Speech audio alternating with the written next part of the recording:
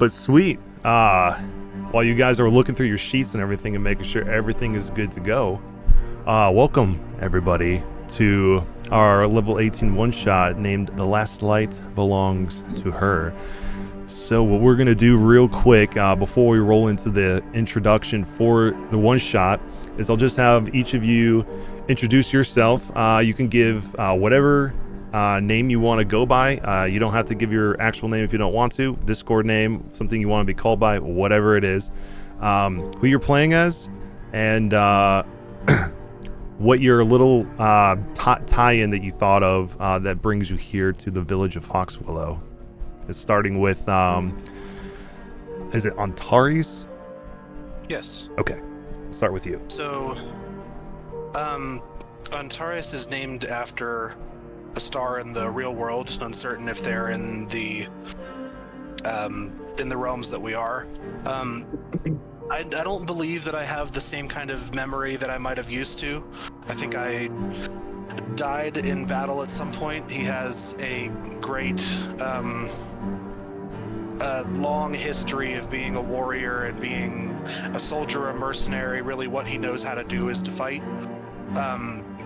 And I think he's suffered a lot of loss. And the most recently, I would say maybe within the past year, Mayari, the cleric, resurrected me for reasons I'm not certain of, perhaps.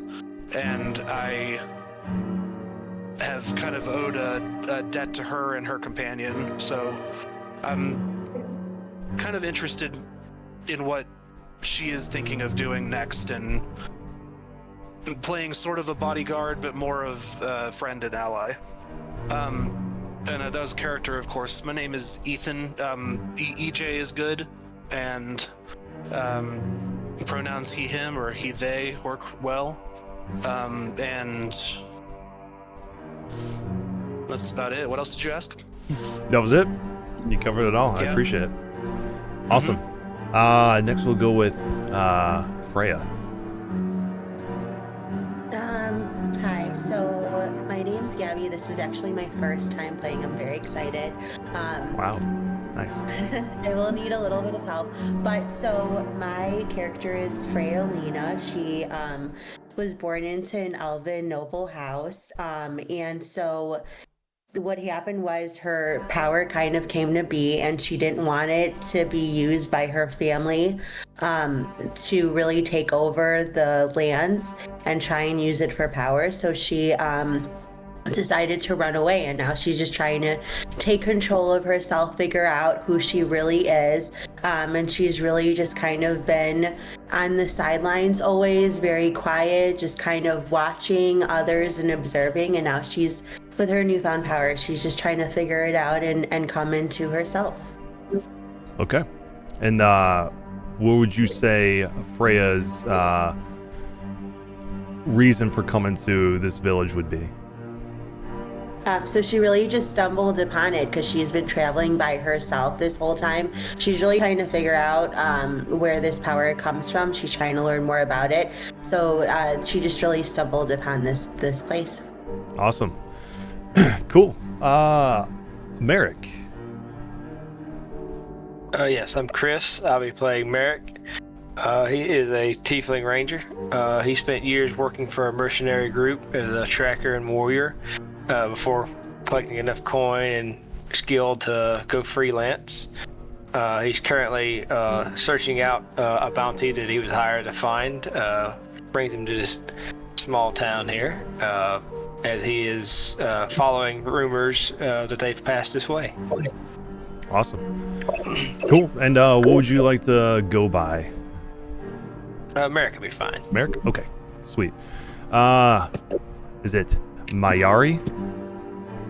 Yeah.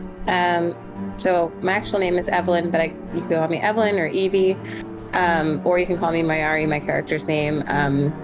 And her backstory is that she lived in a small village that was basically set afire by some marauders, and a traveling priest of a sun god shielded her with this like divine light, which was cemented this like moment for her. And she lost her best friend in that village or in that fire, and basically most of the people that mattered to her. So she's pretty much been solo, but she follows that sun god Aminator's like belief system. So she feels called to go where there are shadows and darkness, which feels really aligned to this story, to basically spread light and protect the vulnerable in the way that she was protected that day. So she has no specific like destination or anything, but she just searches for who needs help, like, and yeah. That's it. Awesome. And you and Antares know each other, right? Yes. So coincidentally, I had saved a lion, a full lion, in my travels that I saw being tortured for sport, and that's Ash. And so Ash follows me around. And then I probably came upon Antares along the way and was like, "You look like my other friend. I want to help you too." Yeah. It's a serendipitous thing. I think, stars relate to light clerics. You're worshiping the life-giving things of the world, and resolute against the shadows, I think, makes a lot of sense. So for me, it's less about the destination and more about a way that can help. Yeah, I mean, we've known each other, I suppose. Awesome. Glad to hear Can that. I ask a question? Yeah, go ahead. This is only my third D&D game ever in my life. Do people typically announce their alignment, or is that something you kind of like figure out along the way? So that's completely up to you. You can announce your alignment if you want, or if you want it to be narratively revealed, you can do that as well. Usually what people tend to do is whatever alignment they pick to kind of play their character's idea that they have, how they interact with the world in their head based off of their alignment. That's usually how it goes. Okay. All right. I'll keep it to myself, although mine's pretty. It might be a little bit obvious, but we'll find out. And of course, Pax. Cool. I'm Josh. I want to play Pax. Pax is a sorcerer that used to live in a small village in the deeper woods. And he was living there with his partner, and they used to do like this outdoor exploring and adventures, gathering like materials and everything. But at some point they encountered this beast and kind of like kill his partner. So he went on a spiral and like trying to understand why and all this grief and everything. So he kind of tapped into the warlock of it, like trying to get the soul of his partner back and try to get, the power to be with his partner again. So yeah, in this kind of like search for this power or whatever, trying to find his partner again, he stumbles upon this village that he found that maybe there's a hint or I don't know, some stuff there that can lead him towards some greater powers so he can recover his true love, right? Right. Okay. Awesome. Glad to have you all here. I'm interested to see how this party dynamic works out for this short time we'll be here together. But we'll go ahead and go into the intro to get you some idea of what we're about to do. So, there is a village nestled deep where the brambles knot themselves too thick, and the sun dares only to set, never to rise again. They call it Foxwillow. The cottages lean like listening ears, and the fields yield only in half light. For the folk here leaned long ago to bow their heads at dusk, and whisper their prayers to something older than God, older than kings. They whisper to her, the Dusk Mother. A shadow in the tree line, a song in the reeds, a figure glimpsed only when the last light dies. They say she cradles the village in her veil, protecting them. So long as they keep rites, so long as they give her what she hungers for. The children of Foxwillow are taught not to fear the dark, because the dark is their mother. But outsiders see only the bones beneath the roots, the eyes that watch from the thicket, and the toll that devotion demands. The Dusk Mother is not merciful. She is not kind. She is eternal, and Foxwillow is hers, body and soul. So, as you all were given your various leads that led you here to Foxwillow, whether that's by happenstance, by rumors you've heard from a man that left the village, only known as Jebediah, or perhaps just sensing the evil that is lurking around this area in this land of Druskenwald. Whatever your reasons may be, you find yourselves on just the outskirts of the village of Foxwillow in an abandoned barn where one of the local authorities that dares not go deeper into the village is standing in there with one old man. And all of you, depending on how it is you decide to arrive here, are all here to hear about what Jebediah has to say.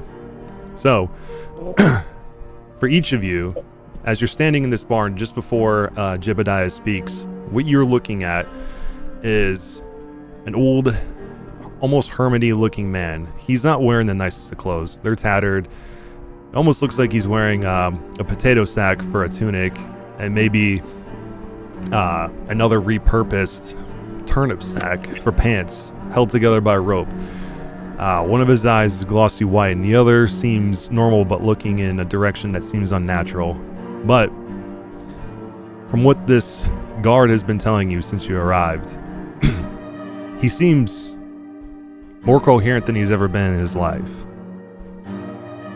And just before you were to speak to him, the guard tells you that he speaks of children going missing and the parents and adults without children also over time disappearing from this village. So with that information in your heads, what do you guys do?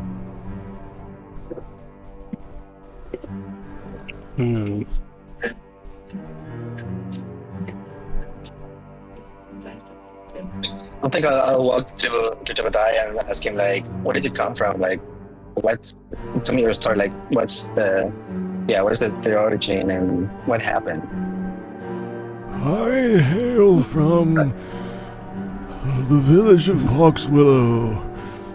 What it used to be called, I guess it's now should be referred as the ghost town.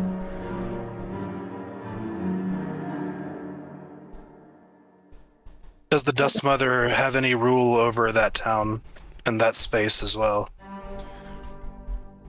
You'll look at you with a little bit more fervor, Antares, and say, "You dare not speak her name. If you speak her name out loud,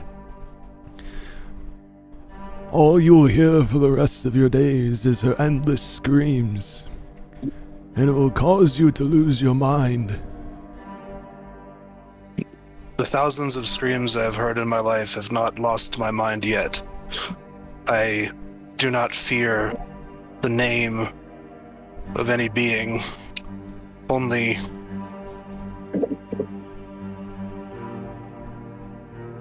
only fear itself.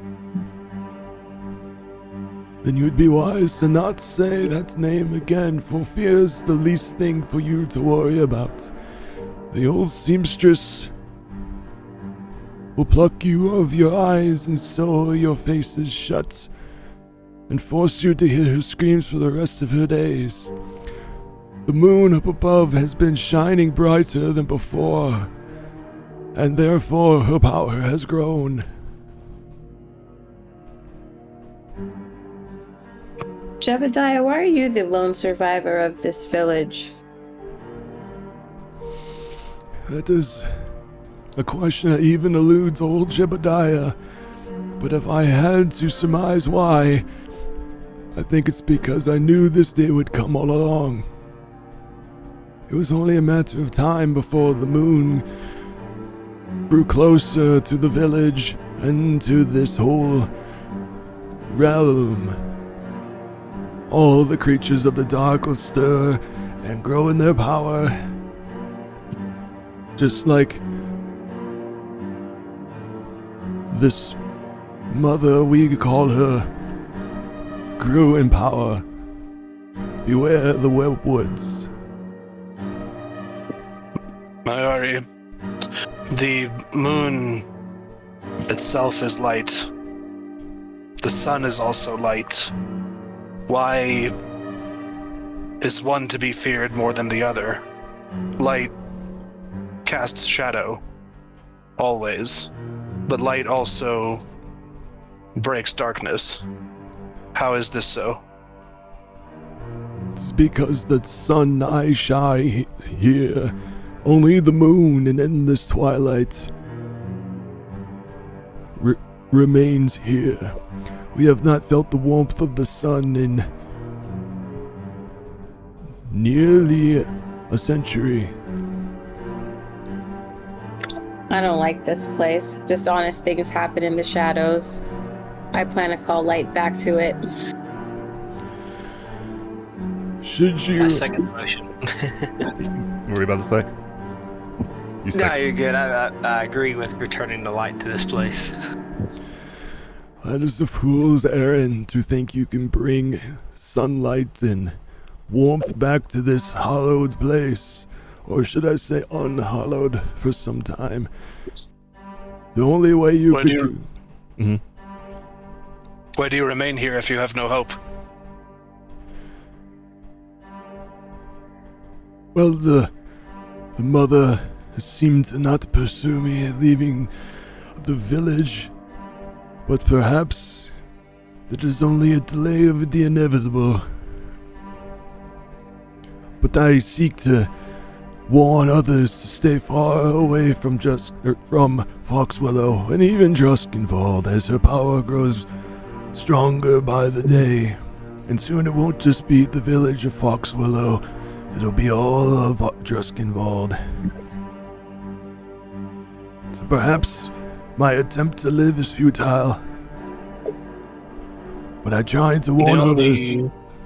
Go ahead. I just try to warn others from venturing to her lair, the webwoods south of the village. That's helpful because I want to go straight to her. Have any of you perished at any point in your life? Why do you ask, sir? Because if you haven't, you won't even see her coming.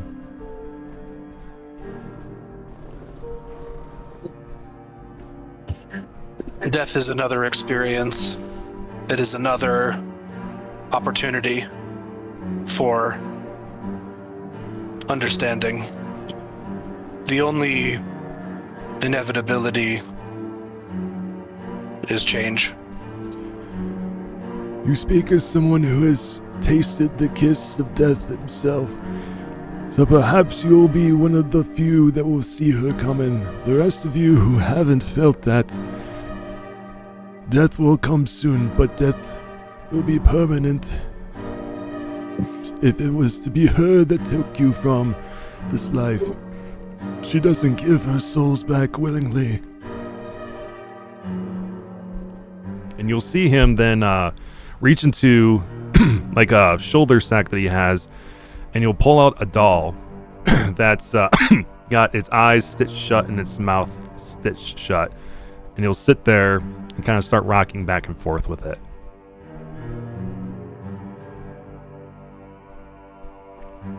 What's the name of that doll?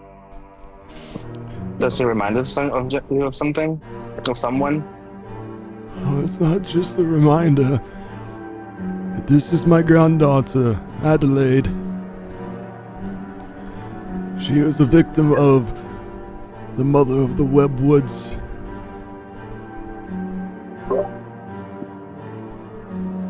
Is her soul stuck inside the doll? More than that, she is the doll.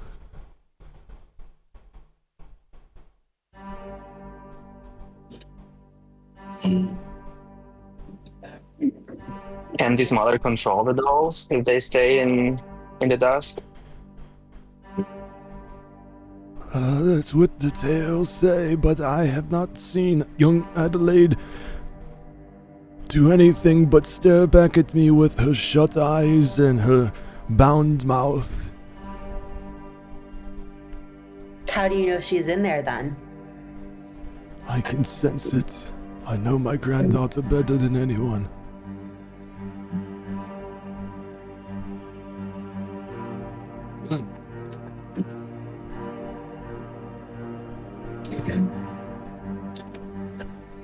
Don't venture close to Foxwillow.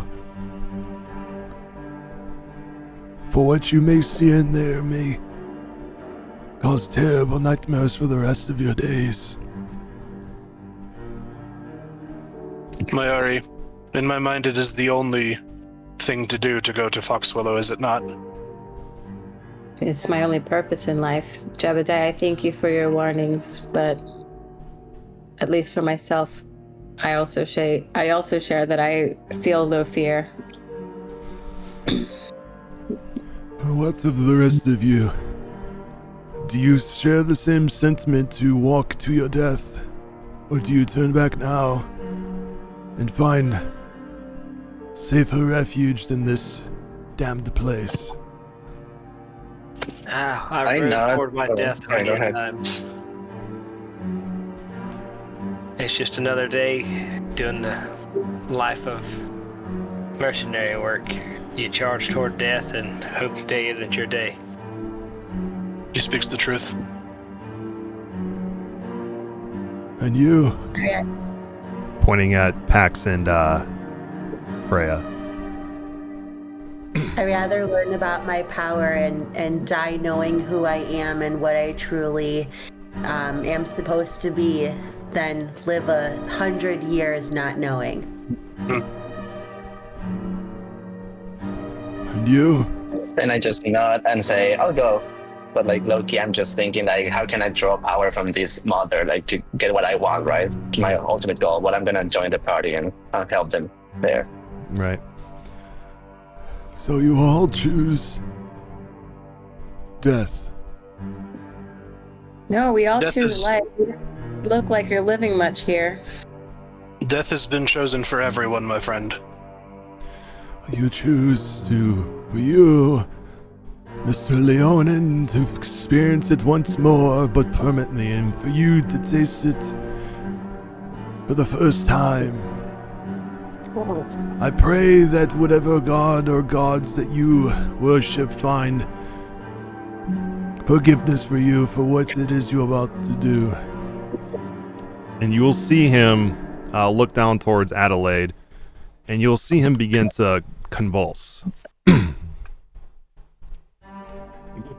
And his one eye that's already white turns milky black, as the other one does as well.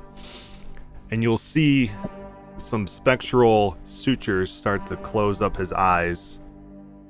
And you can hear it going through skin and bone as it's going through each individual eye, as well as his mouth.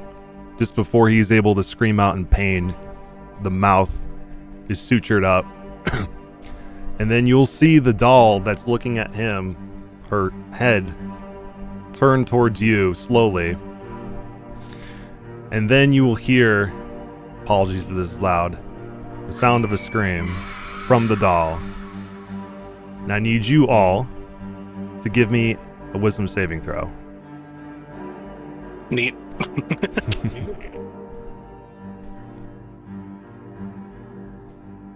How do we do that again here? My God, that's 3.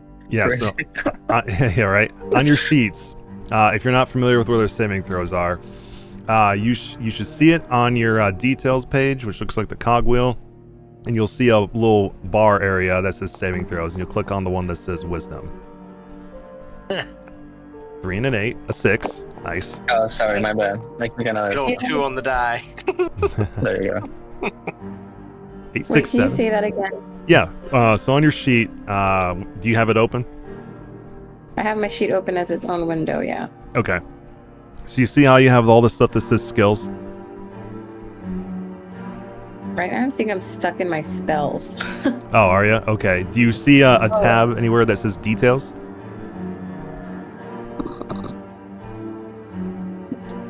Sorry.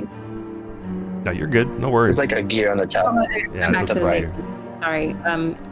Okay, I'm back to the main thing. What am I doing? Just clicking on wisdom. Oh, Yep. there we go. Okay, there you go. So 17. Freya, have you seen yours as well?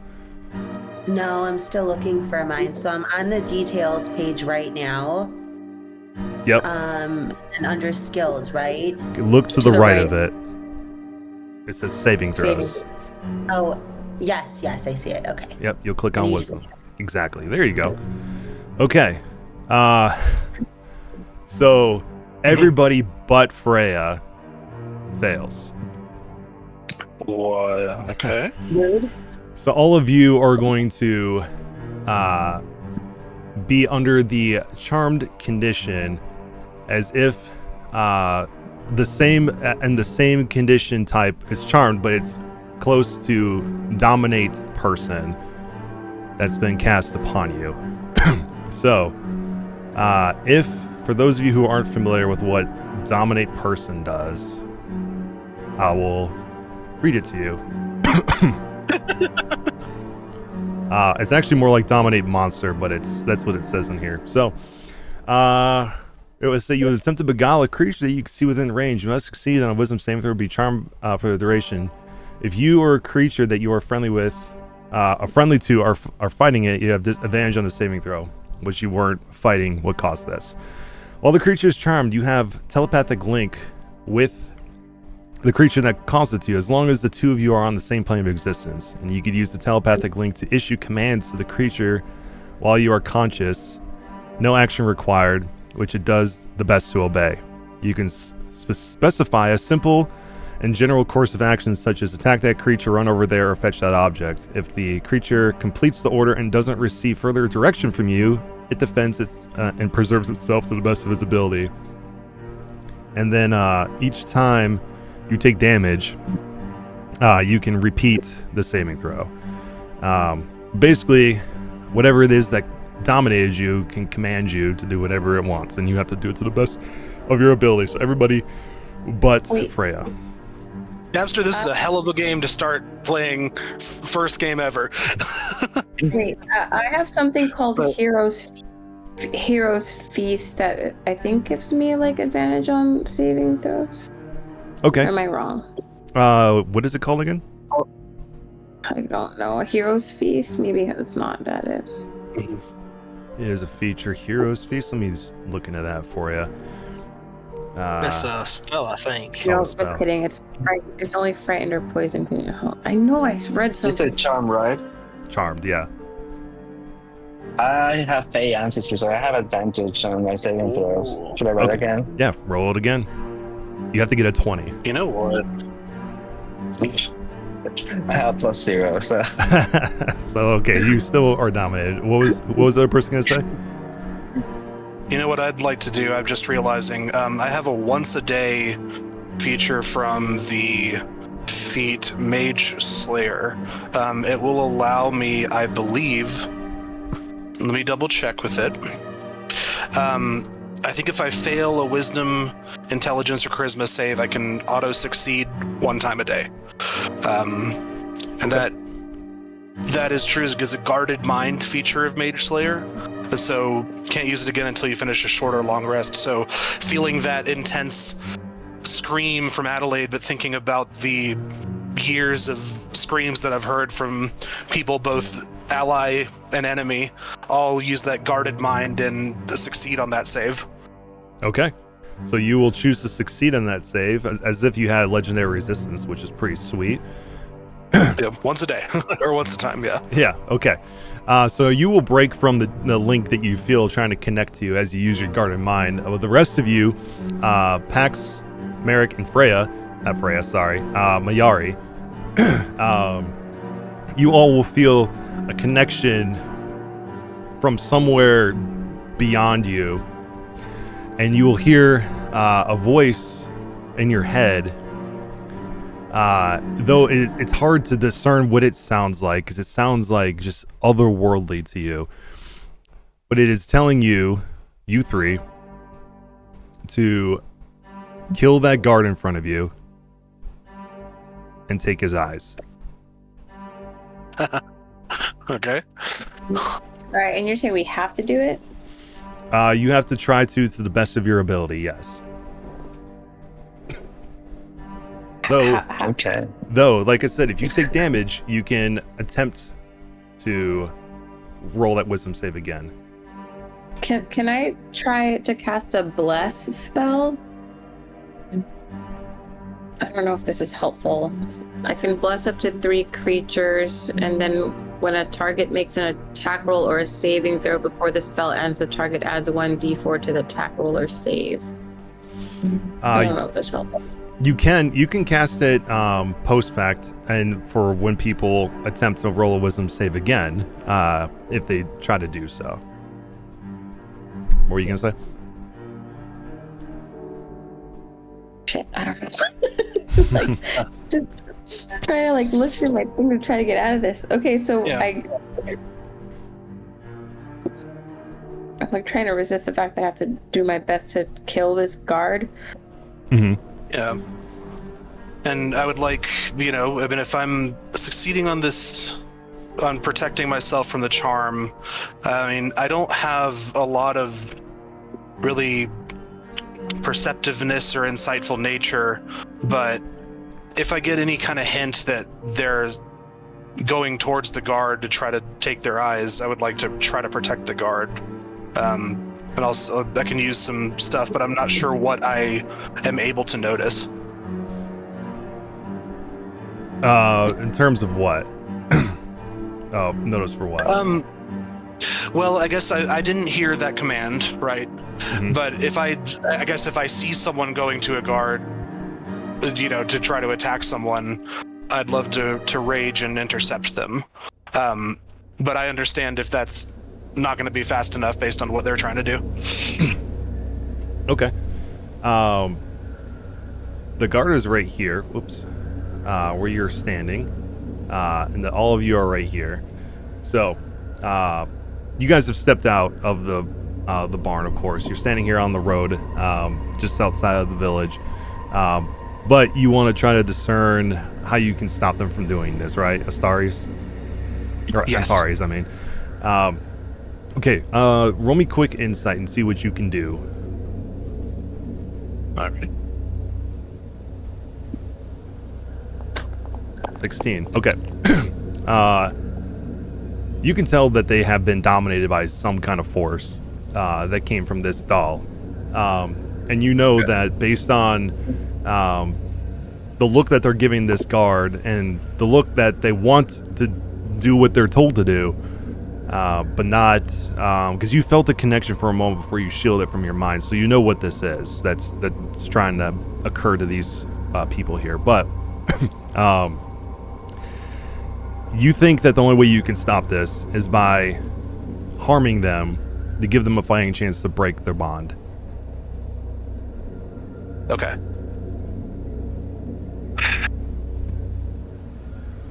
Well, I mean, I'm charmed. Can I attack the guard? I can do much like right now. Yeah. I'm already charmed. Yeah, you can move your token up and go ahead and target the guard. And to do that, put your if you're using a mouse, put it over the guard and then T on your keyboard, and you'll see an icon go over him. It's still loading for me, so. Yeah, Okay. I don't, Okay. I've got a 99% load as well. Okay. Sweet. Yeah. Yep. I don't think mine tells me how far along my load is, but it's a black screen. Yeah, same with me. Is it okay? Yeah, that sometimes happens when trying to load into some of these maps. It'll take a second. I ran into this issue on Friday trying to load into a screen. It took people like 2 minutes to get into it, but it's mostly because the maps I'm using are animated and they take a minute to render in. Okay, basically if I'm charmed, I have no will in this right now, and there's no point in me trying to get around out of this intellectually, and I just need to play this game as though I am charging after this guard, right? Is that? Yeah. I mean, all you know is that something is telling you to kill this guard and rip his eyes out, and you feel compelled to do so. Can I send a message to this guard? You can attempt to. Okay, I'd like to attempt to send a message via my cantrip to this guard. It says, I don't know what's coming over me, but I feel like I'm going to hurt you, and I think you should run. All right, I'm gonna roll a quick check for this guard to see if he can understand what you're trying to tell him. Okay, you rolled pretty good. You'll see him look towards you and look down at Jebediah, who's now, since this all happened from the scream, you now see how his eyes are sutured shut, and he has since taken a rusty knife and slit his throat. So you see blood pouring from his neck along the ground here. And the guard will look at you and say, "Did you do that? Jebediah?" I didn't do it. I don't know what's going on, but I'm about to attack you, and I know it.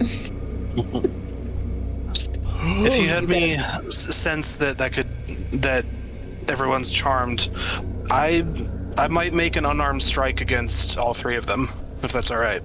Yeah. If you think that's what you would like to do, go ahead. You can certainly try. I think that's what I want to try to do. So fighter at my level, I have 3 available attacks. I'm going to do unarmed strike with the claw, and actually not with the claw because it'll be a little less damage. But I'm going to try to hit the 3 that are charmed. Okay. And just to full brute force, see if I can wake them out of the charm. Okay. Let me make sure I know what I'm doing here. So, Feel like I should. unarmed. I'm gonna go Mayari first. Okay. So, like I said, mouse cursor over their token, T on your keyboard, that will target them. And then you can click on your unarmed strike on your sheet, and it should work.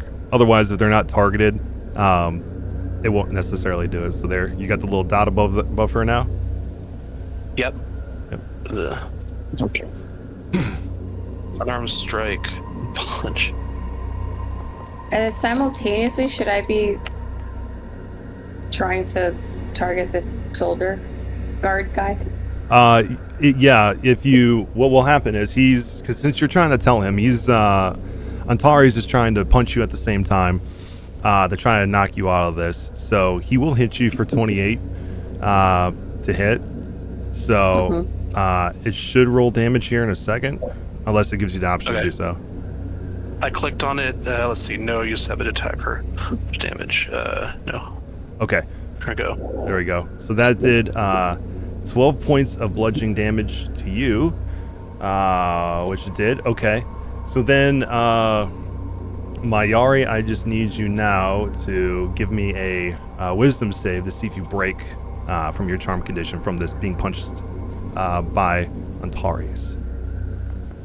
I'm sorry, but wake. So close. No. So close. Even with a +6, dang. All right. So you don't break from your charm unless anyone has something that helps. No. Okay. I'll do my unarmed against the other 2 very briefly. Okay.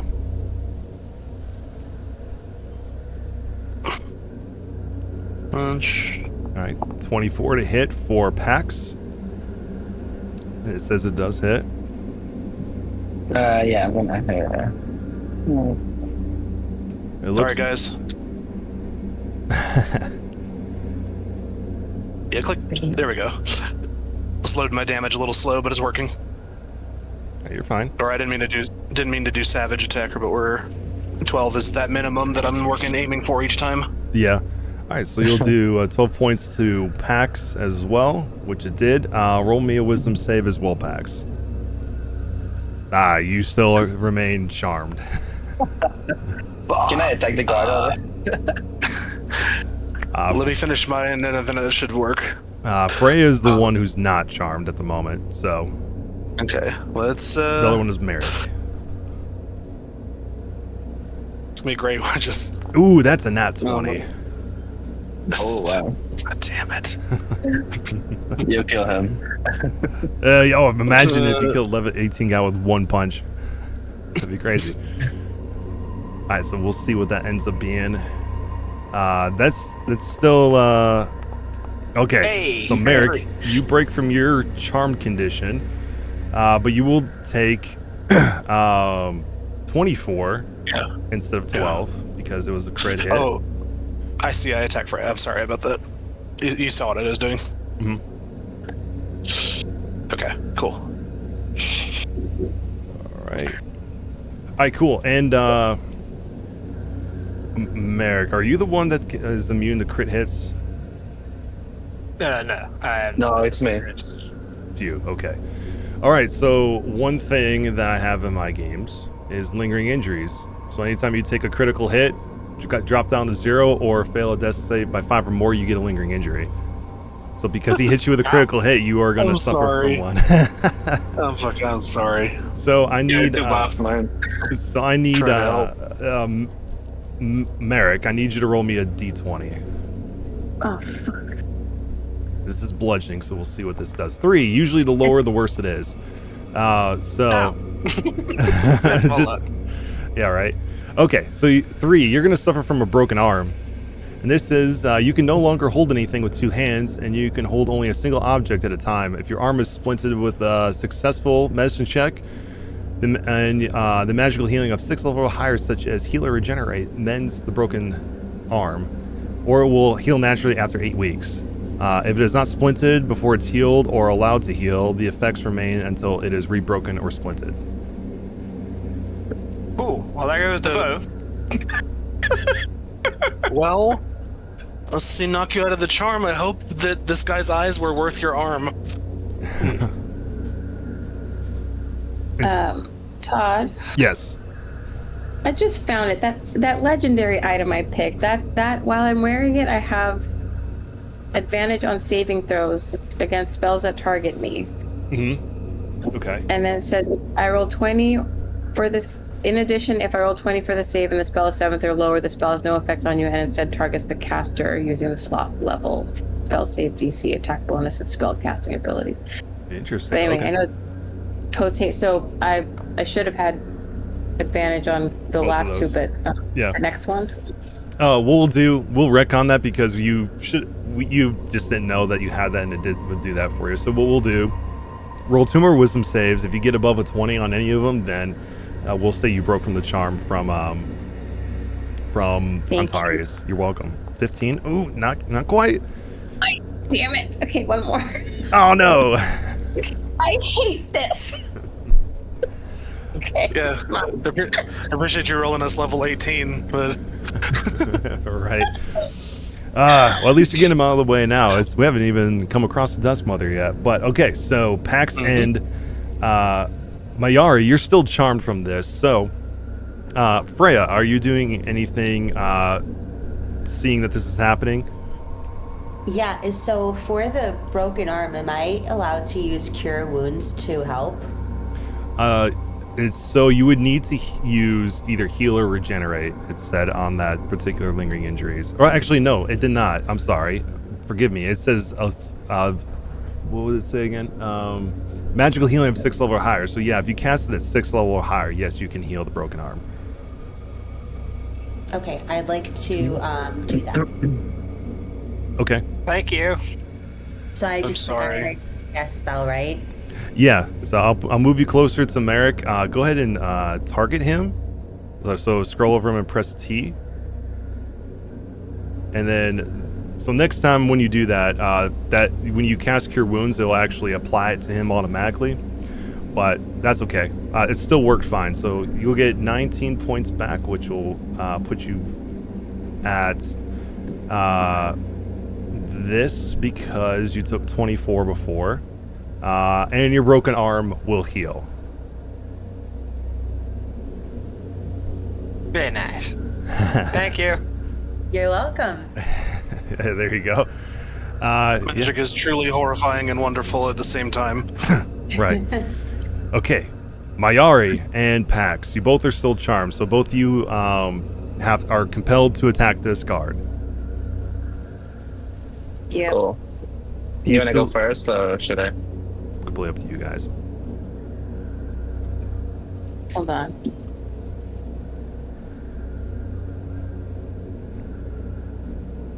So still, what, 2 of us charmed at the moment? Yes. Mayari and Pax. I think I'll need a dispel magic because I have 0 wisdom, so it's gonna be super hard for me to get a net 20. None of my armor has been fixed. I can't throw a dispel magic. Right. Cool. So I'll cast Eldritch Blast. This is an action to discard. 23 will hit that guard. Cool. So I'll run damage. Yeah. It looks like I saw the 7 pop up, but it didn't populate yet in the chat. And you have the 2. How many beams do you have? That's 3 plus. I have 2 because of one of my items. I can cast an action spell, I think. So it's 2 because I'm a sorcerer now. This is a location, so yeah, it's gonna be 3. 3. Okay. So yeah, you'll use all 3 of your beams, and you hit him all 3 times. This one will probably do him in. Why is it still doing this? Okay. As you hit him with your 3 beams and kill that guard. How do you kill this guard, Pax? I didn't know.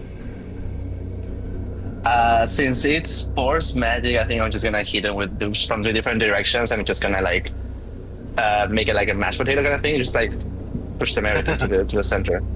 Okay. So as your beams come in from all different directions and hit him from all 3 sides, you'll see him just get crushed under the force of the weight, and you'll see all of his limbs kind of break under the force. And as it all hits him and you see the cacophony of the Eldritch Blast subside, you'll see just a broken man with armor pushed way unnaturally in, where you know that he couldn't have survived this, as he falls down to the ground in a broken heap.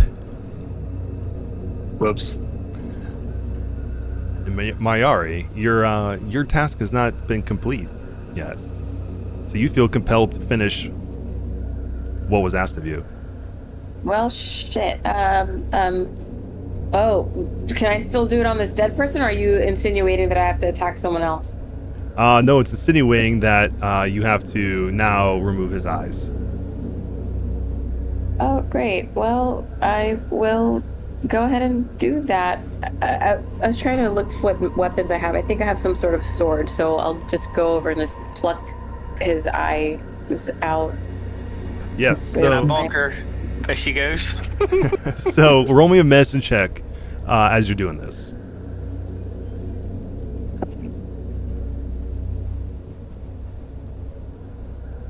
That's a nat 1. Wait. Oh my god. What? So with a nat 1, as you're going in to remove his eyes, you completely butcher it. You completely butcher it. You actually you feel like you're trying to get it in, but the domination over you just makes you just start stabbing him in his eye sockets over and over until there's nothing left. Wow.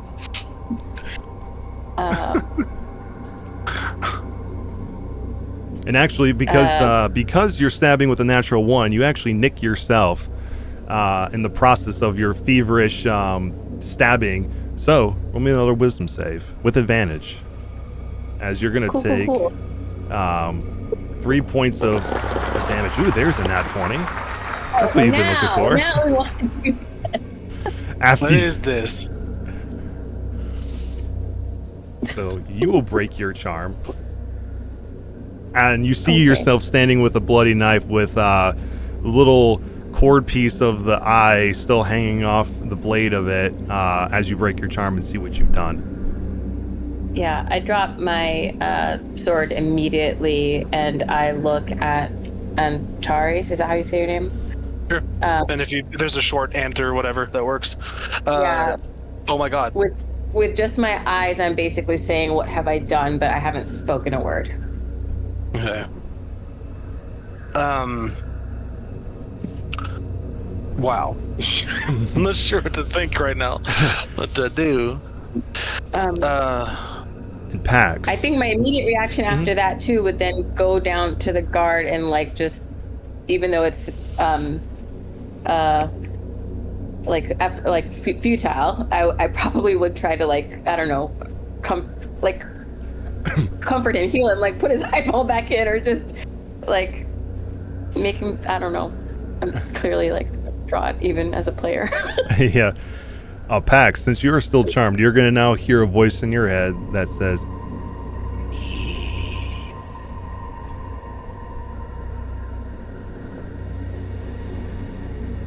I don't know if you can understand what I said, but it said eat. Okay, so then I'll walk over to the corpse. You can move your token, by the way. You should be on pause. You should be able to do all this. I want to dispel magic on him as he goes by. Okay. Put Dispel Magic in, and we'll take a quick read to see if it would help with this. Come on.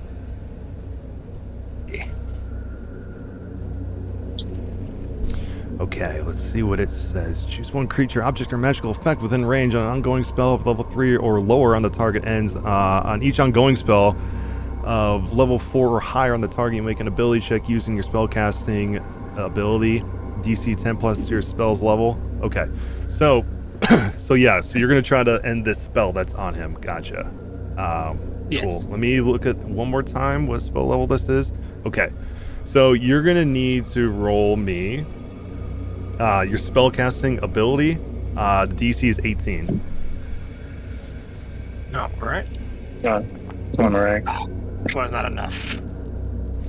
What is your it adds your plus the, I want to make sure that I'm seeing this right. What is your spellcasting modifier? Wisdom is +6. It's +6. That's your spellcasting as well for your Should be, yeah, because it goes off your ability. Yeah. Or you want the bonus to attack roll or DC? Yeah, it says your spellcasting ability, so yeah, it would be +6, not the attack. Okay, gotcha. Your plus for attack is insane, by the way. Yeah. So 15 will not cut it, because you need an 18, because this is an 8th level spell. What? All right. I guess then I think start kneeling and start to picking up some piece of meat that there's there, the leg or something, Okay. and attempt to eat it. Okay. Is anyone gonna do This is anything else? This is a great 2 hours for you, man. Just gonna eat a guy, look at charmed. I think I would like to grapple him, and then maybe I can see if somebody else will be able to shake him out of it without breaking bones. Right. I would love to see if I can get a grapple on Pax. Okay. So move your token over to him, and then what is your strength modifier? That's a +9. Okay. So Pax, I need you to give me a strength saving throw. Go ahead. Okay, and I have advantage on athletics checks. Yeah. So for 2014 rules, it's the competitive stuff, but in 2024, it's just a strength saving throw check against your strength modifier, 10 plus your modifier, so it'll be a 19 to beat. Cool. Okay, Pax, you fail that, 16. so you will become grappled by Antares as you're attempting to go in and eat at this corpse. Shake out of it. Can I cast Revivify to have this corpse alive again? You're gonna revive that guard. You can. I'm gonna kill him again, probably. If you don't uncharm me. I don't know. Yeah, I'd like to. My conscience wouldn't let me not try that. Yeah. Yeah. So you can you can cast Revivify if you want to, and then I will do the applicable thing once you've done it.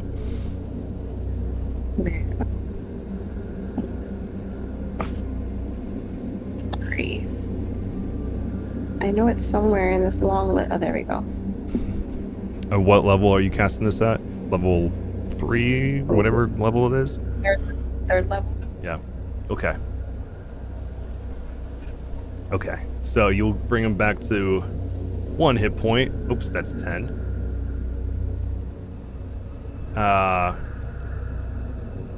And I'll remove the dead condition from him.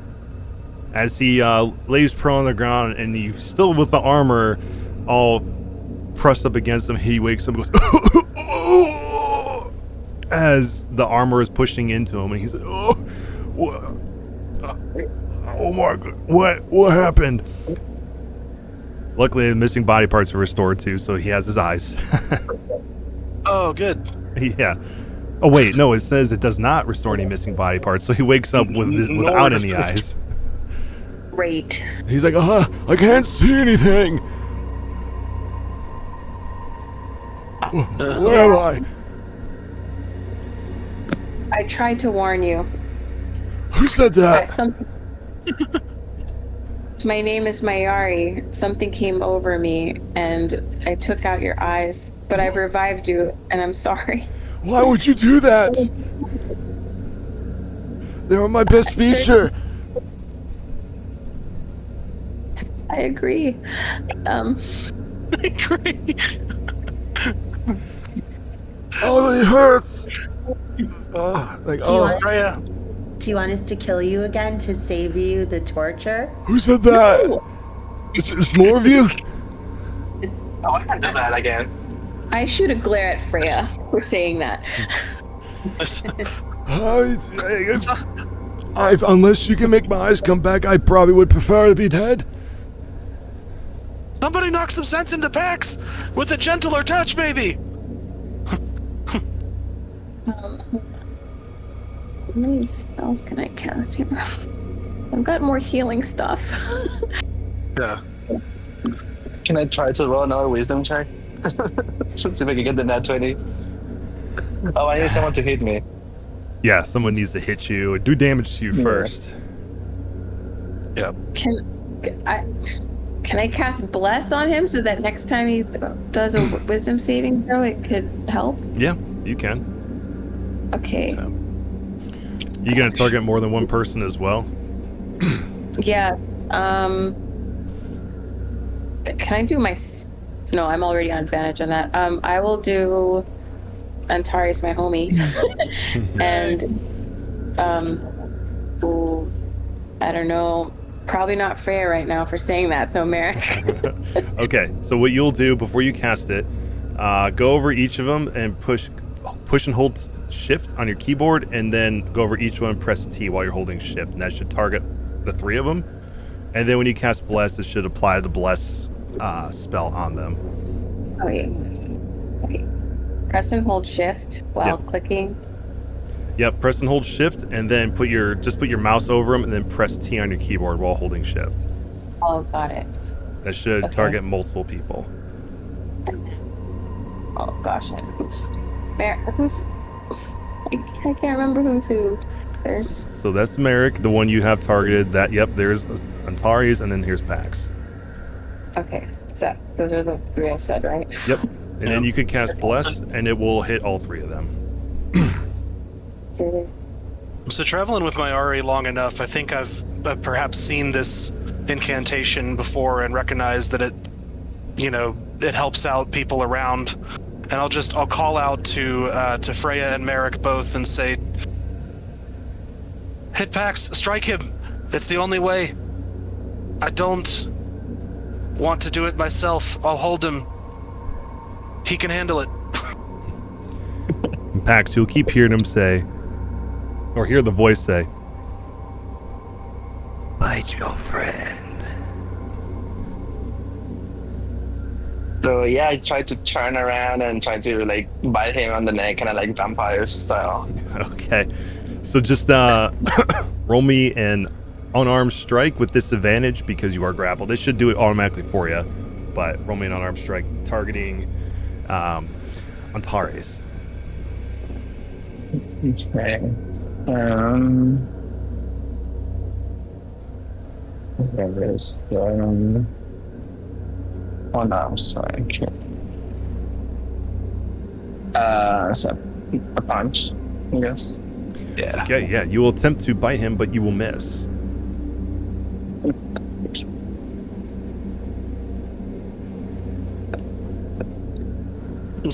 What is everyone else gonna do? Yes, I want to hit me with an arm strike to see if I can. Yeah, wake up from this. I'll hit him if nobody else does. I just wanted to give anyone else opportunity to do what they want to do. I got a idea. I'm gonna try to dispel magic again, but I'm gonna have Maurice fly down and give me the help action, so I get advantage on the check here. Okay. I have a question. If I Yes. were to use perfume of bewitching, would I be able to persuade him to stop eating the person even though he's under a spell? Interesting. Let's see. What is a feature you have?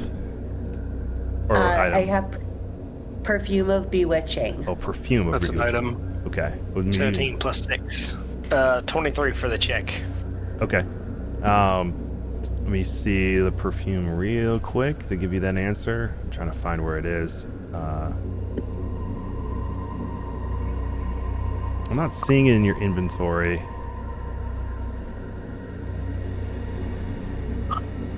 Under consumables? Consumables. I see perfume. Oh. So I don't see the bewitching one though. Let me see if I can find it under items somewhere else. Perfume of bewitching, because it just says perfume on my side. Oh, I see where it is now. So it says you can make a magic action to apply the perfume to yourself, and its effect lasts 1 hour for the duration. You have advantage on all charisma, deception, persuasion checks made to influence a creature within 5 feet of yourself. Okay, so I mean you can apply it to yourself and use it to try to deceive or persuade somebody, but it doesn't say you can cast it out, put it on anybody else. And plus, it's not going to help them with the wisdom, but you could use it to try to help convince them to stop. Yeah, that's what I was trying to do. Okay, Yeah. let me try that. Okay. I also have command, and I can either say drop or halt. Okay. Well, I mean, there's other options, but those are the ones that I think could apply to this. Okay. You can use that if you want. And Merrick, you were rolling a check. Remind me again what that was for. Spell magic, and it got a 23 total for the check. Okay, for what magic again? Sorry. Dispel magic. Dispel to remove magic. Dispel. Oh, I see. Okay. You got a 17? On the die, plus 6. Plus 6. Okay, 23. Okay, so as you cast your dispel magic one more time and you get that 26, Pax, you will feel the connection of your domination be removed from you as you find Antares holding you, getting ready to hit you to knock you out of it, but you feel yourself being pulled out of it, and the connection is gone. Like, let go of me, man. What are you doing? Okay. Just feeling some cracks there. I'll let go and frustrated. Oh, thanks. Yeah, I needed that. I need a Cairo. Merrick, are you still doing okay? Are you still hurt? Slightly hurt, but it's nothing major. Of which I'm going to use tireless and Tireless. Okay. I owe you, my friend. I'm sorry to hurt you so badly. I will make it up to you. And for you, Freya, just since you use that perfume, just remember it does last for an hour, so you can still use it for future reference. But this guard will all sit here and remain and just be like, "Hello? I can't see anything. I feel the blood over my face. This armor feels so tight." oh, boundary crashed.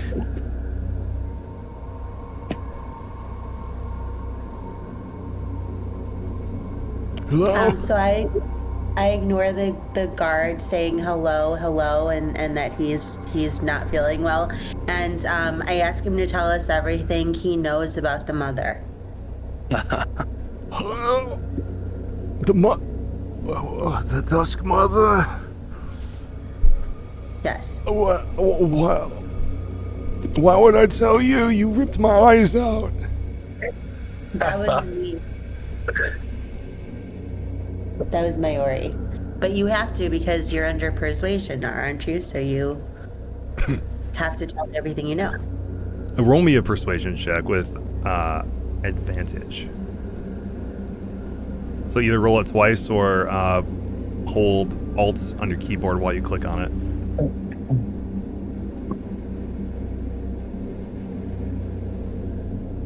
And it should be under your skills like you were seeing for your saving throws earlier. Yes, I'm looking for persuasion. Mm-hmm. Persuasion. I don't see it. So it'll be right under performance. It's the one. Okay. There you go. Ooh, that's really good. Roll it one more time to see if you get a nat 20. One more higher. Okay, so we'll go with 24 with your advantage. He will. There's no way he's going to beat that. So he's going to kind of look around with these hollow black sockets in his eyes and say, "Oh, the Dusk Mother, she's been stealing the children in the town, and all the adults are all held up in the church. Dad, she will kill you all."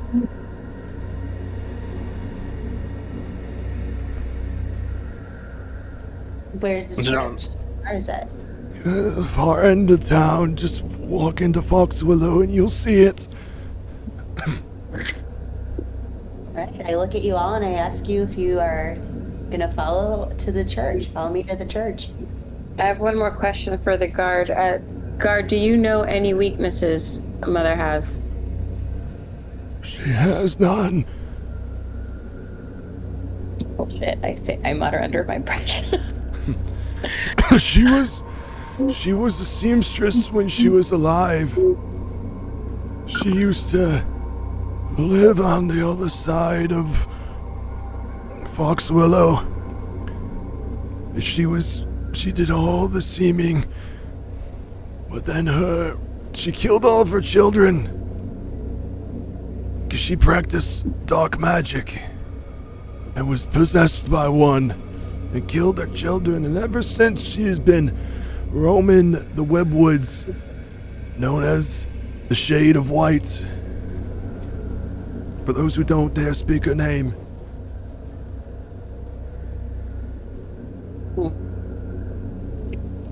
And it's her I do not like this charming business. Oh, if you think that's bad, she does far worse.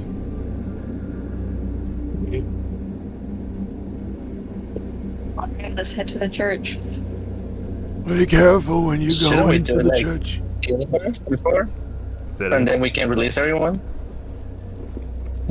Should we go and get the mother and then just free everyone after that? Let's do it. Sorry, I didn't hear that. I mean, instead of going to the church first, I would say let's go to her, kill her, and then free everyone. Oh, sorry. I thought she was at the church. I misheard. Yes, Yeah, let's go to her.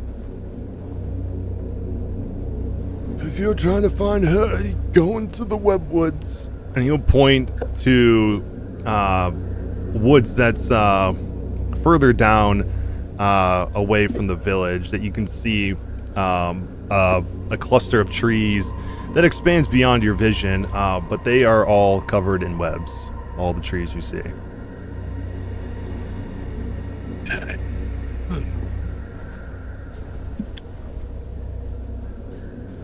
Fairly accurate name. They were very inventive when they named that forest. Well, no, I like it. It's quick and straight to the point. But be Not that careful. there's some just shenanigans. Be careful when you venture that woods. Everything that lives there is under her command. What kind of creatures could we expect? Oh, it depends on where you stumble, but you could see some Corval demons or some Ketgrin, Alpengrendels, Draken Hobbs, perhaps even a Hypnovolphin if you're unlucky.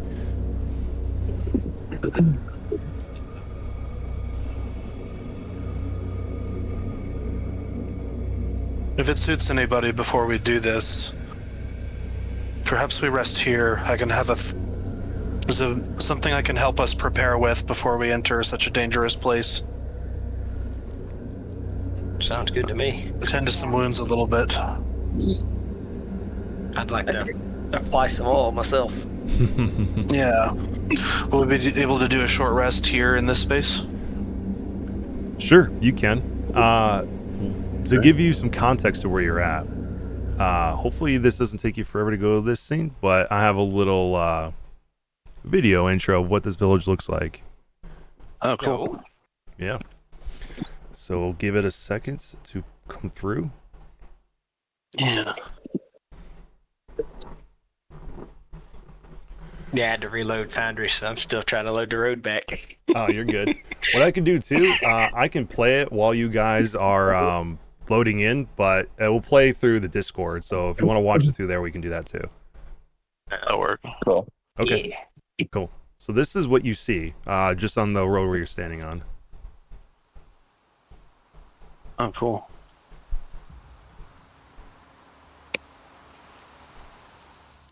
Hmm. The old creek still went dry.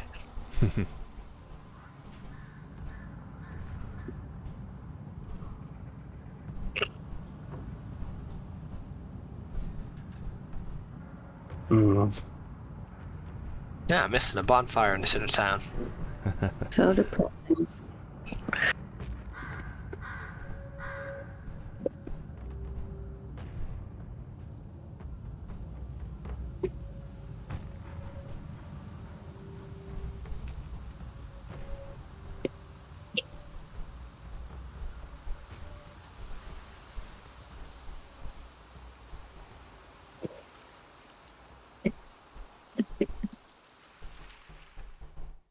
All right. Oops. That is it. All right. I'll take you back to.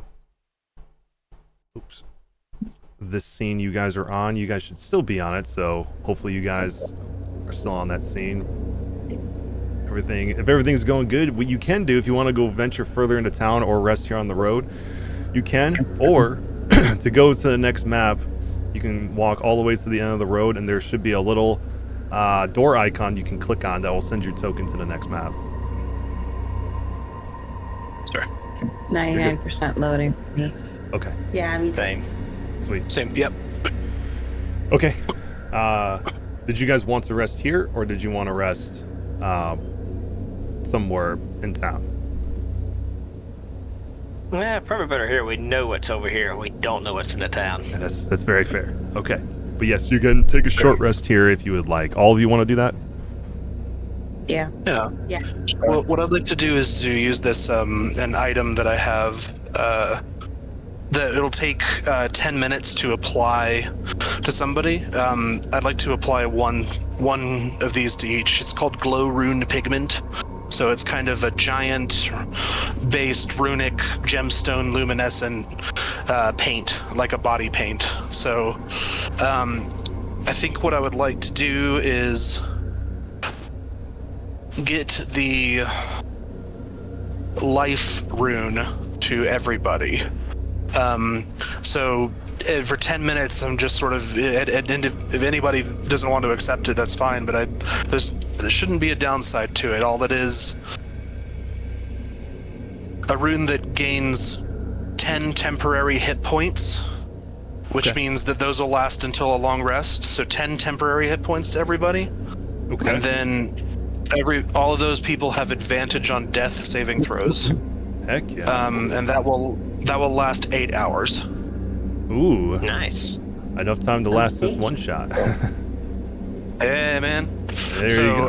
There's a lot of different runes that Antares has learned as sort of studying under giants, and is sort of he's sort of muttering ritualistic terms in the giant language, practicing a little bit of magic based on what Mayari is what he's learned from Mayari, but as there is unique different runes for everything, but the life rune I feel like is particularly poignant.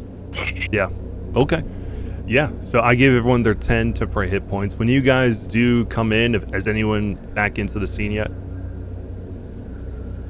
Not yet. Not yet. Not yet. Okay. No. Nope. No. Okay. And All of you do a quick refresh on your stuff. It should zip it quicker. Once you do, there will be a chat box that pops up for each of you to do your short rest. It'll give you the option to do however many hit die you want to use.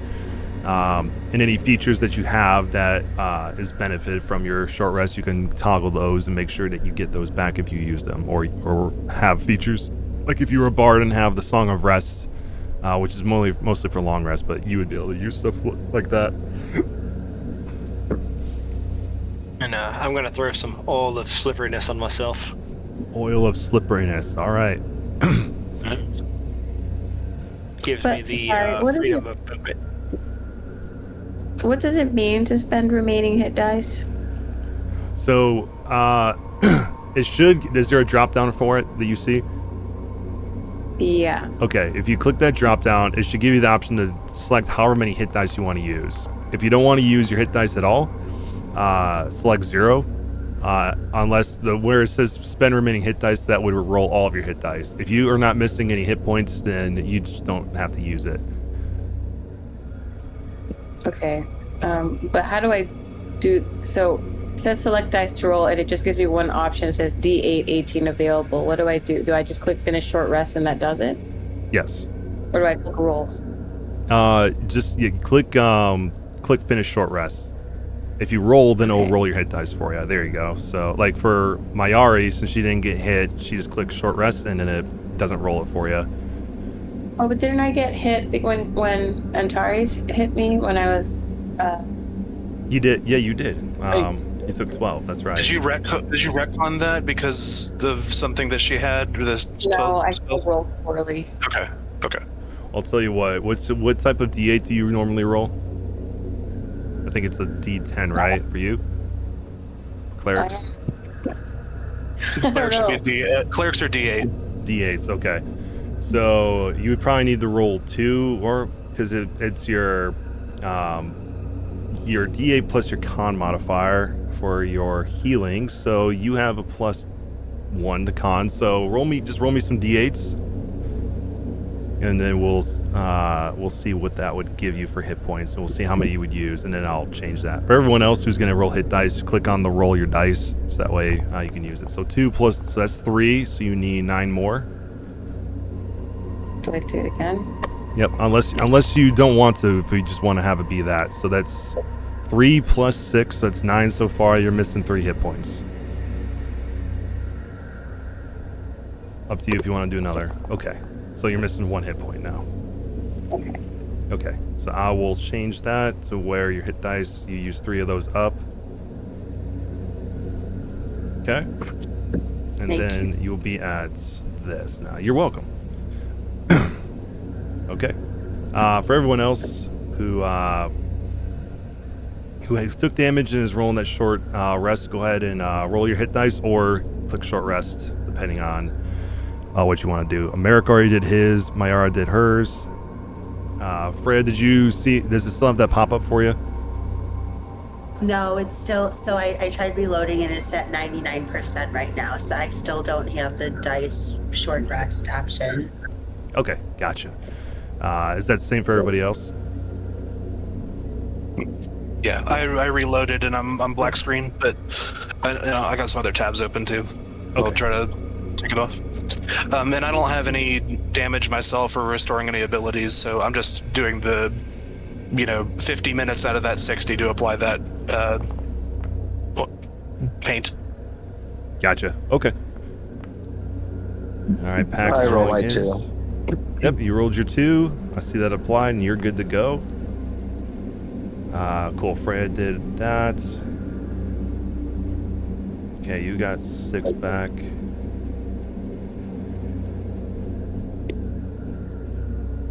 So you still are missing 6 more if you want to roll another one.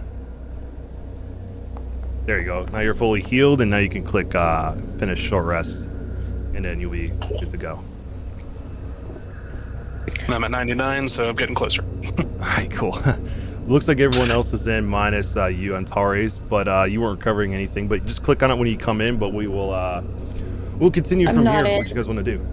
You're not in? I refreshed and my screen is totally black now. Oh no. Okay. Oh, let's see.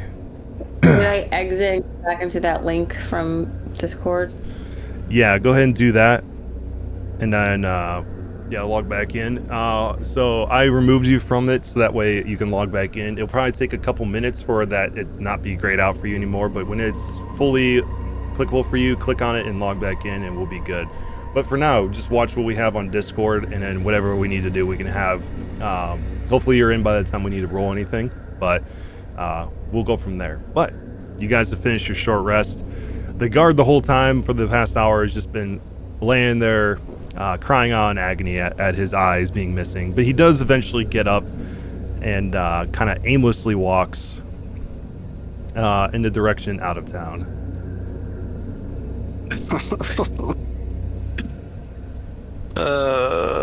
Yeah, I'm not sure if there's much I can do for him. Probably yeah. not. Can I reverse pickpocket him and stick a few coins in his pocket without him knowing? There you go. Sure, roll me sleight of hand. Let me see. Yeah, I'm still on 99%. Crap. Let's see. I can roll for you if you want me to. Yeah, that'd be fine. I've got a pretty good sleight of hand. Yeah, 27, and you rolled an 11. That's crazy. But yeah, so you easily. How many coins did you want to slip into his pocket? We'll slide him 5. 5. Okay. Yeah, you'll slide 5 coins into his pocket, and he won't even notice it because it's just how 27 on your sleight of hand to get in there. He just walk around being like, "Oh, mother, where are you?" A dragon chess check. You playing dragon chess with him? Oh my god. And I was gonna kill him just to spare his agony. All right. But fine. Give Let's not him do the that. king. All right. So for you guys, I think we should go like to the mother's lair, right? Let's see what's going on. Yeah, I go right too. Okay. Yeah. So what you will have to do, I will take you, or I'll show you this overview map, and we'll just look at that to kind of see where you guys are coming from. So see it in the Discord. There we go. Okay. So you guys are coming from the road over here, and you would be walking past the farm. So this is the east side's over here by this this barn, or this little hamlet building over here. The church is actually to the south, like I said, or I said to the north, but it's over here to the south. I had my cardinal directions messed up, so you'll have to walk past the church and past the graveyard to enter into the webwoods over here. Cool. How long will it take us to cross the town? I have an item. It's called Dust of Invisibility or something like that. Let me check. Oh. So I have to roll 2d4s, and we have that amount of time. Like with invisibility, where's my consumables? You can definitely use it if you're trying to walk through town without being noticed. Well, that was my idea. I don't know if everyone agrees. I could do a pass without trace. I think it lasts a little longer than the invisibility. Ooh. Okay, whatever you Stack them, do both. Sure. Everything. Throw the whole book. All right. Yeah, you could definitely do both. Or save one for when Pass Without a Trace ends, and then just get ready to throw the dust on everybody. Yeah. Sure, let's do that then. All right, so let's see. You still trying to get in, Merrick? I think I can roll, because I got my sheet pulled up. I'm still on 99%, so I can't see the map, but I think I can activate my stuff. Okay, yeah. Go ahead and click on see Pass here. Without Trace, and we'll see.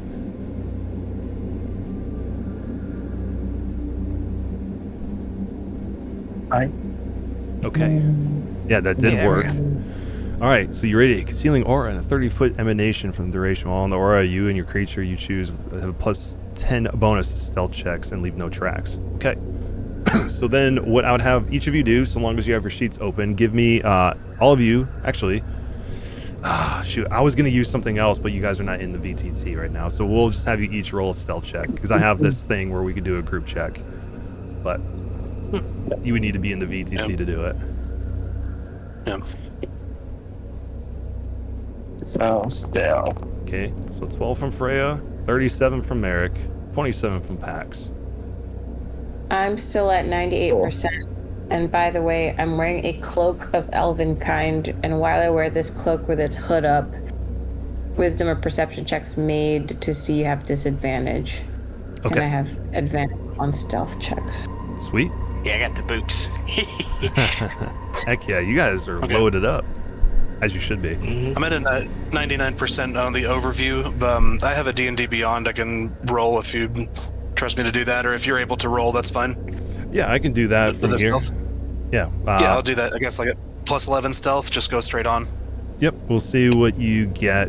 So it's 16 plus 10, so you got 26. So far, you as a group have passed. So we have just need a roll from Mayari. Do you have your sheet open, or do you need me to? Or you probably don't because you closed out. So I can roll your I'm at stealth. 8% loading. Okay. For now, I'll roll your But I have- stealth. You said advantage, right? Yeah. Or is it interpreted the opposite way where you have like disadvantage or something? I don't believe so. While you wear this, wisdom checks made to see, perception checks made to see you have disadvantage. Yeah, so those who are trying to see you have disadvantage because you have the elven kind cloak. But I rolled your stealth. You got a 20. Okay. So. Nice. Thank you. Yeah, you're welcome. It was actually your first roll anyway, so even if it wasn't with advantage, you still would have got that. But plus 10, it's 30. So the only person who wouldn't have technically not passed is Freya, but because it was a group check, you all will pass this. So, Yay. so Nice. we'll take you all, and I will move you along the map here. Move you guys a little bit closer so you're within that 30-foot area. And I'll move you through the map so you guys can kind of see what it is. So hopefully this doesn't mess you guys up too much. But, so that would take you to the village center. Well, you guys are now here.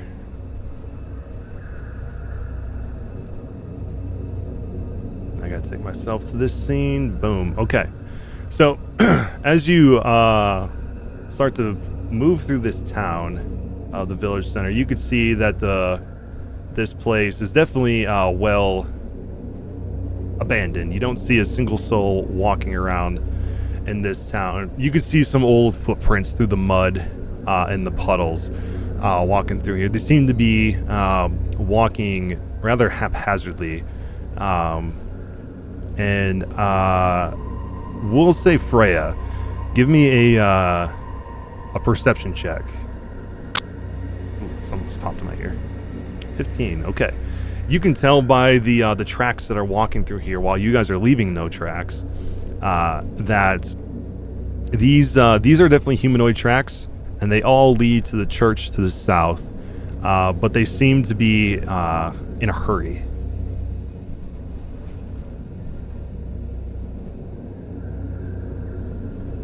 Mm-hmm.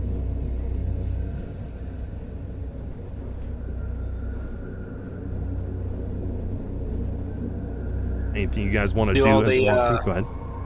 Can I do Don't like a track check on like I don't know for- first? Oh, sorry. Go ahead. I was going to ask if all the tracks appear to be human, or if they were fleeing something.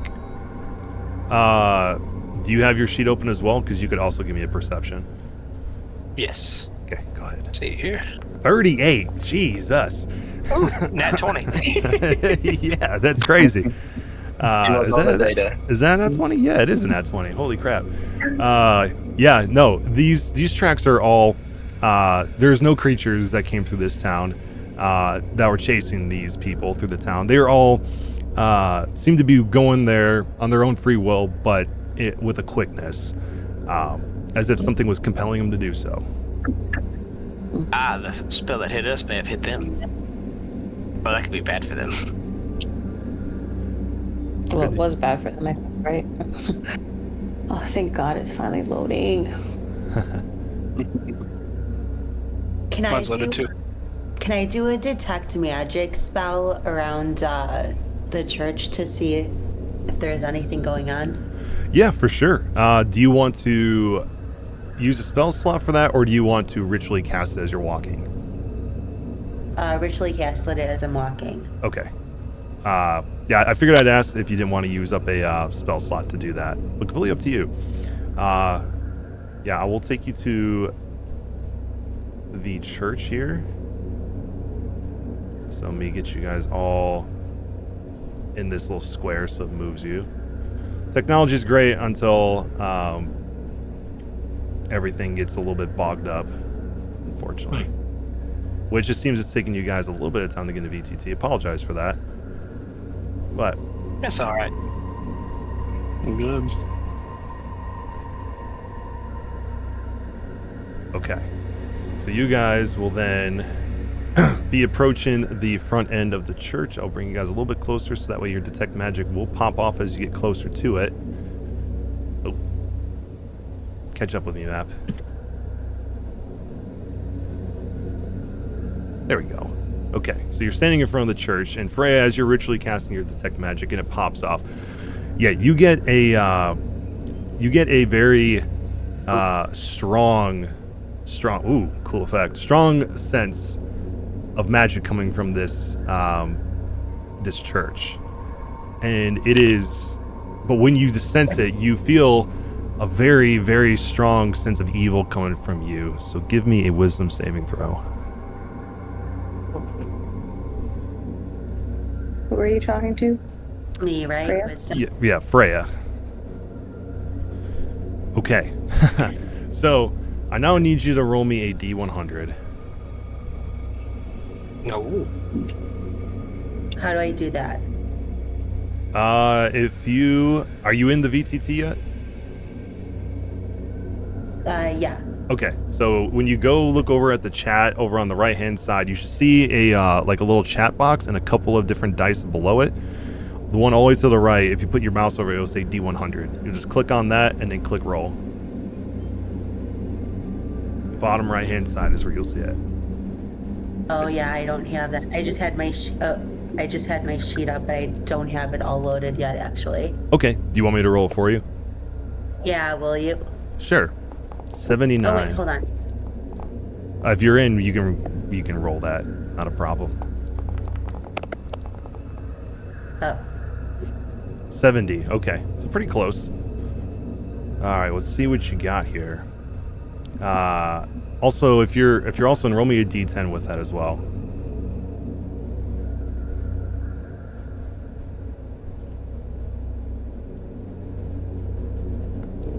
Okay, so for the next 3 hours, you're going to be suffering from vivid hallucinations that are coming from this church, and you'll have disadvantage on all of your ability checks as you suffer from some short-term madness. As you detect your magic, you will see for a moment through the front of the church, the front wall will become transparent to you and only to you.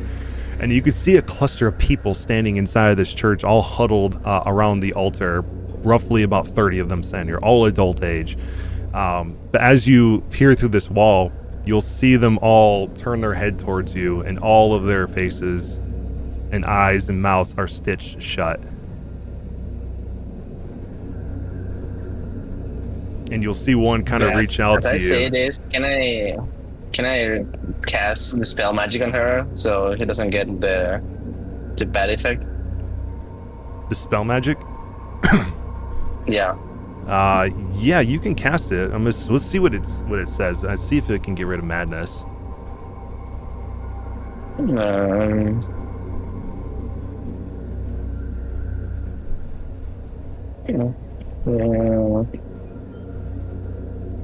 Did I? I've been to a that's- psych ward. Psych ward's inherently magical. Madness is a magically affected condition. It's true. Should Maybe I not play on D&D. just cast spell on the character sheet? Yep. Okay. Cool. Okay. Oh yeah. Fair. There we go. Dispel magic. Okay. Ongoing spell. Okay, so this technically wasn't a spell. Okay. But what we'll say is, Freya, you get a one-time roll for your wisdom saving throw to see if you can break your madness from your dispel magic. If you fail it, you'll maintain your madness. Just that way, that spell comes to you. So go ahead and roll me another wisdom save. Can I give her the help action? Try to help snap her out of it? Slap her in the face a few times. Yeah, for sure. Okay, 12. One more time. 18. You needed a 20. So you will maintain your madness as you just see these people staring at you. The rest of you don't see any of this, but you can see her pointing towards the church. Pointing and I'm screaming and I'm yelling. Can I investigate? Oh, God. Investigate who exactly? We'll just investigate the church since she's yelling and screaming at and pointing at it. Okay. Yeah, you can look. Do you want to go in the church to investigate or just from the outside? Just from the outside. Okay. Yeah. Yeah. Go ahead and roll me investigation then. I'll stay next to her wherever she walks. Thanks. I think I lost my... Oh, I forgot that I X'd out of this. I need to open my character sheet again.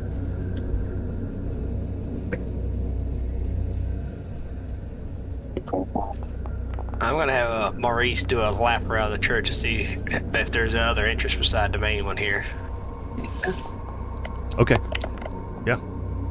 You can take a lap around. 14. To you, this looks like a typical church. Nothing seems out of the ordinary about it. And Merrick, you wanted to take a lap around and see what you can see? Yeah, check, see how many entrances there are. You know, in case these guys turn hostile from the, command effect like we faced. Right. Yeah. You roll me investigation as well.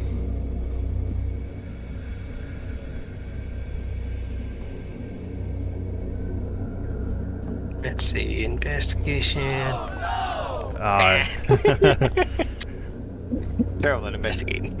As you're walking around and you're trying to find entrances and windows and things like that, you get overcome with this intense stench of just body odor and like smell of defecation coming from this church as you walk around the back, as if whoever's in here has been in here for a long time and they have not showered, they have done their business all in the church. And it is just so strong that it wafts you and it prevents you from being able to really tell. And you kind of back away and head back towards the group as the smell is too strong for you to continue to walk around.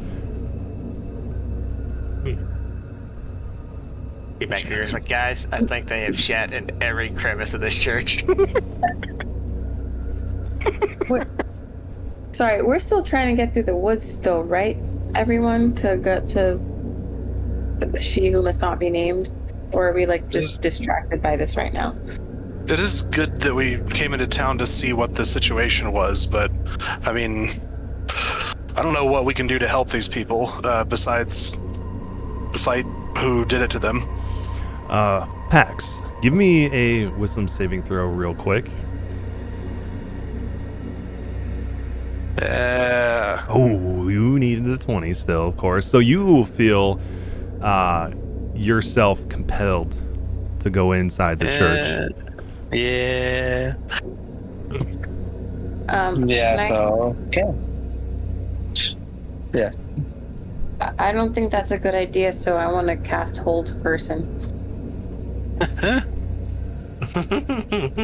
Okay. What kind? I believe that's a wisdom save for your Hold Person, right? Mm-hmm. Yeah. Okay, roll me another wisdom save, Pax. And what's your spell save DC? It is 14. So you gotta beat a 14. Wisdom saving throw, you said, right? Correct. So you pass. from your hold person as Mayara, you try to cast this hold person on him, but you see him break from it as Pax continues to head towards the church. Can I send Ash to get in front of him? And Sure. kind of just And I like tell them, I'm just like, hey, I'm just gonna try to dispel magic on these people. To ask them questions, so I can interrogate them. Yeah. Your lion Ash and me might meet at the same time trying to intercept. But looks like he's doing his own thing so far. And from going with my persuasion. With your persuasion, yeah. Well, you took a short rest, so your perfume of bewitching would have gone away because it only lasts an hour. You can try to convince him with just a normal persuasion. I'll do that. Don't go. You're gonna get yourself killed. I'm charming again, right? Yes, you are. Do I roll persuasion? Yep. 22.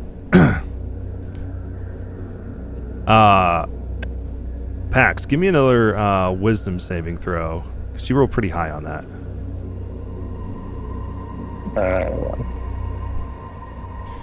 Okay, 12. You don't break from the charm, and you can hear in your head someone say to you, "Go inside and remove the sutures." Is like the door open of the church? It's like, it's shut. It is not. So, because you failed your wisdom saving throw, even though you rolled really high in your persuasion, you don't convince him to stop because the charm effect on him is still present and he is compelled to go inside.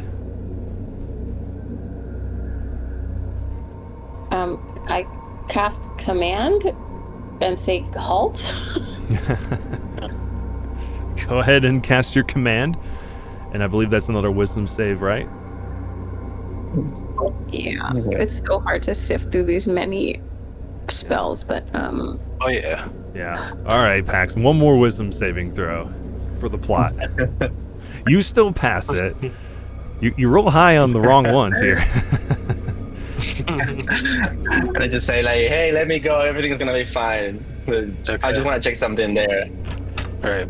I will not grapple him, but I will try to follow behind him as fast as possible. I'll get my own little token up there.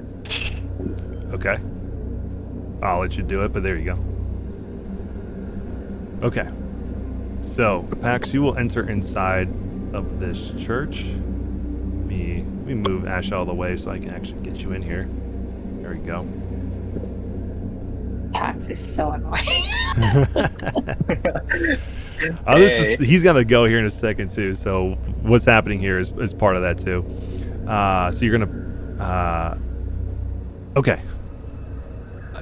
maybe.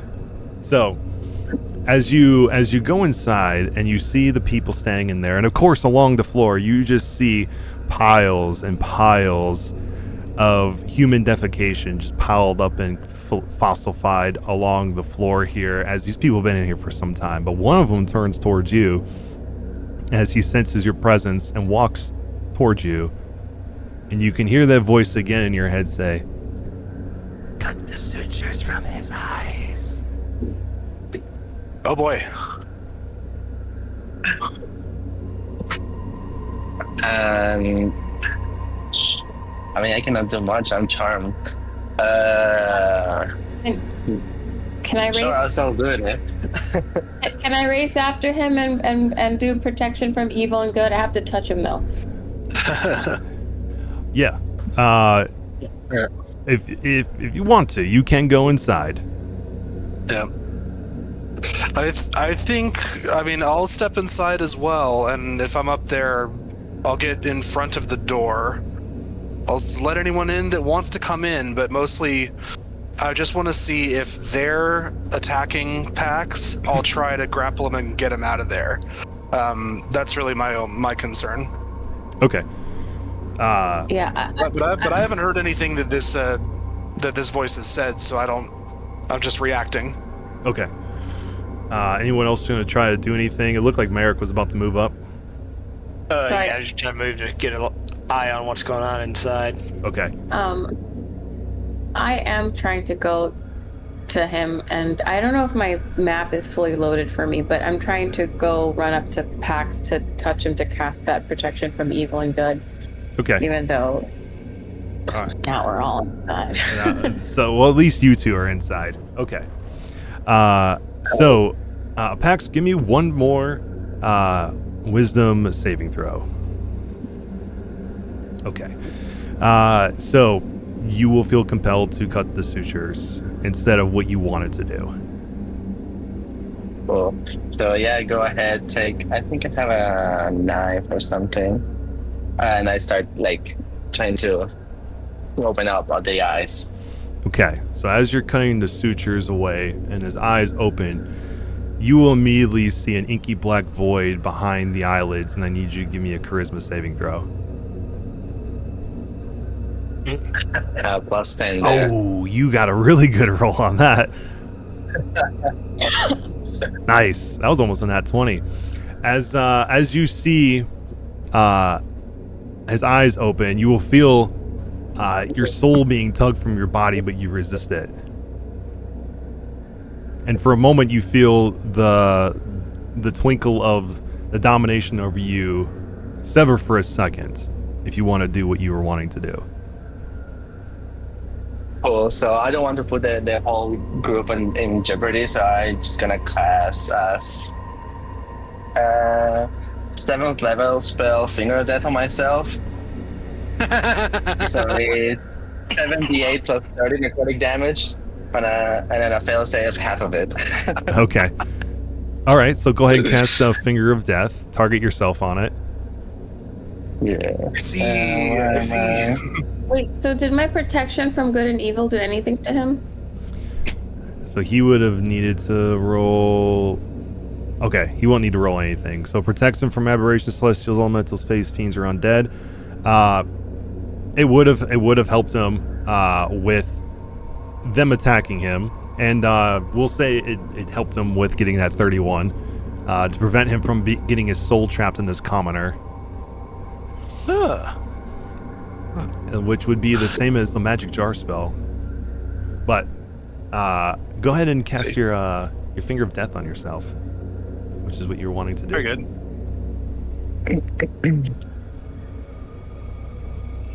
So I guess I cast it.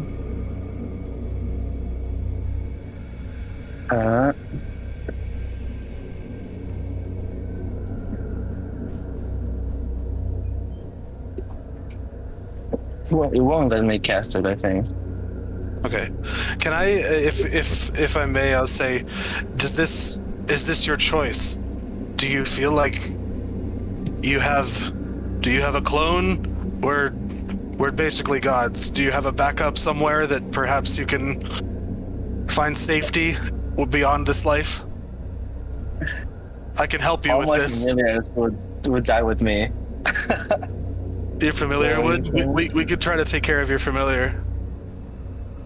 I can bring the blade to you if you would like. Oh, there it is. Oh, So you obviously need to roll that con save. What type of damage did you want it to be? I am necrotic, I think. So it's more up to Tim. Okay. Because it's talking about your elemental affinity as well. So you have acid, cold, fire, lightning, or poison to add to it. Yeah. So the one that doesn't save me, I think I have acid and cold, right? Yeah. So you can do acid, cold, fire, lightning, or poison. Lightning and then. Okay. All right. So that is going to do. You failed your con save, so you're going to take the full 57 points of damage from that. Which it already took it out, so you still have 99 left. It didn't kill you right away. do you wish to end your life here? Yes, please end this suffering. I cannot gonna be able to meet my partner. Anyway. The gods be with you. Aminator be with you. Thank you for your time with us. We will be safe. I will attack him with my bloodshed blade, and I want to see if I can hit this ridiculous combo that would be much better on a boss monster, but I feel like we're going to attack our friend for the sake of it, because gaming. Right. Wait, can I interject and just banish him? Because I can't bear it. Oh. That makes sense. That's nice. Does he have a home plane? Does he have a place where he's going to go? Because he might pop back in a minute and get sucked into these people. Yeah, GM, can you help? Yeah, did you want to cast banishment on him? To be clear, is this because he has to leave? Yeah. Yeah. Yeah, I need to. Yeah, okay, I want to banish him. I don't want this man to die. Okay. All right. Yeah. Let's see. What level did We're you all want getting to a cast little- that? All getting a little bit of madness here. Yeah. Right. Sorry, I can't find it. I know that I have it. Gosh, quit trying to kill him and just banish him. Yeah. Right. I think it's a 5th level. Not worse though. Yeah, Got it. banishment should be 4, but It is. it's like if you don't have like a home plane, like you're a person from the fire plane, then he might come back. But I don't know that. I think I cast it. Get him. All right. So I cast it. It looked like he technically passed the save, but we'll say he failed it just for the sake of he has to get going. Yeah. Pass. Life transference. Oh, you gave him some life back? Or did you mean to click that? But so you will. Oh, I may have done that. Oh, interesting. Well, if that used the life transference by accident, I apologize. But you cast banishment on him, and where do you have a place other than here? Or are you from somewhere else or from another plane of existence? No, I'm from here, just like a regular woods down there, down the hill. Okay, so what it does say is one creature you can see within must make a charisma save or be transported to a harmless demi-plane for the duration. While there, the target has incapacitated. While the spell ends, the target reappears in a space to the left or in the nearest unoccupied space if the space is occupied. If the target is an aberration, a celestial, element, or fey or fiend, the target doesn't return if the spell lasts for a minute. The target is instead transported to a random location on the plane by my choice associated with the creature type. So you are a... What is your species again? You're humanoid. You're half elf. Okay, so you are part Yeah, fey. half-elf, yeah. So you're part fey. So you will bamf out. Dream realm. You will bamf out of everyone's view and go to. Fairy bar where he meets his new love. Yeah. All right, he will go someplace and not return here because he is part fey. Love it. Oh. Right. Well, thank you all. Have a good one. Yeah, thank you. Yeah. Appreciate you It's playing. been real, man. Thank you. Good playing with you. We'll see you again sometime. Yeah, Yeah. for sure. All right, cool. What we'll do now, we'll go ahead and take a quick 10-minute break, so that way Yep. we can get everything squared away here, and then let me go ahead and push this break time up. Just go ahead and click on leave to let me know that you are gone, and then once you're back, just click on I'm back, and then we'll be good to go. Sound good? Okay. All right. Yeah. Yeah. Thank you. Sorry, 10 minutes? Yep, 10 minutes. Go Which go place- use the bathroom, get refreshments, and we'll see you all at, we'll call it 30 after the hour. And then how much playtime will we have after left? We will play, so we've already been playing for technically an hour and a half. How much time do you guys have? I got I'm good time. with I whatever. got plenty. Everybody's got plenty of time? Yeah. Okay. Yeah. Yeah, we can keep going until we get to the end. It shouldn't take longer than another hour and a half to 2. Yeah, it's fun to role play and to get into characters, especially like I was like, I'm a level 18 character, like I have a history, but what is it? Yeah, right. So yeah, it's fun to do it. So I appreciate your rolling with it. Yeah, absolutely. Not a problem at all. But all right, we'll see you guys in 10 minutes and we'll continue on. Thanks. Okay. Yeah, no All problem. right.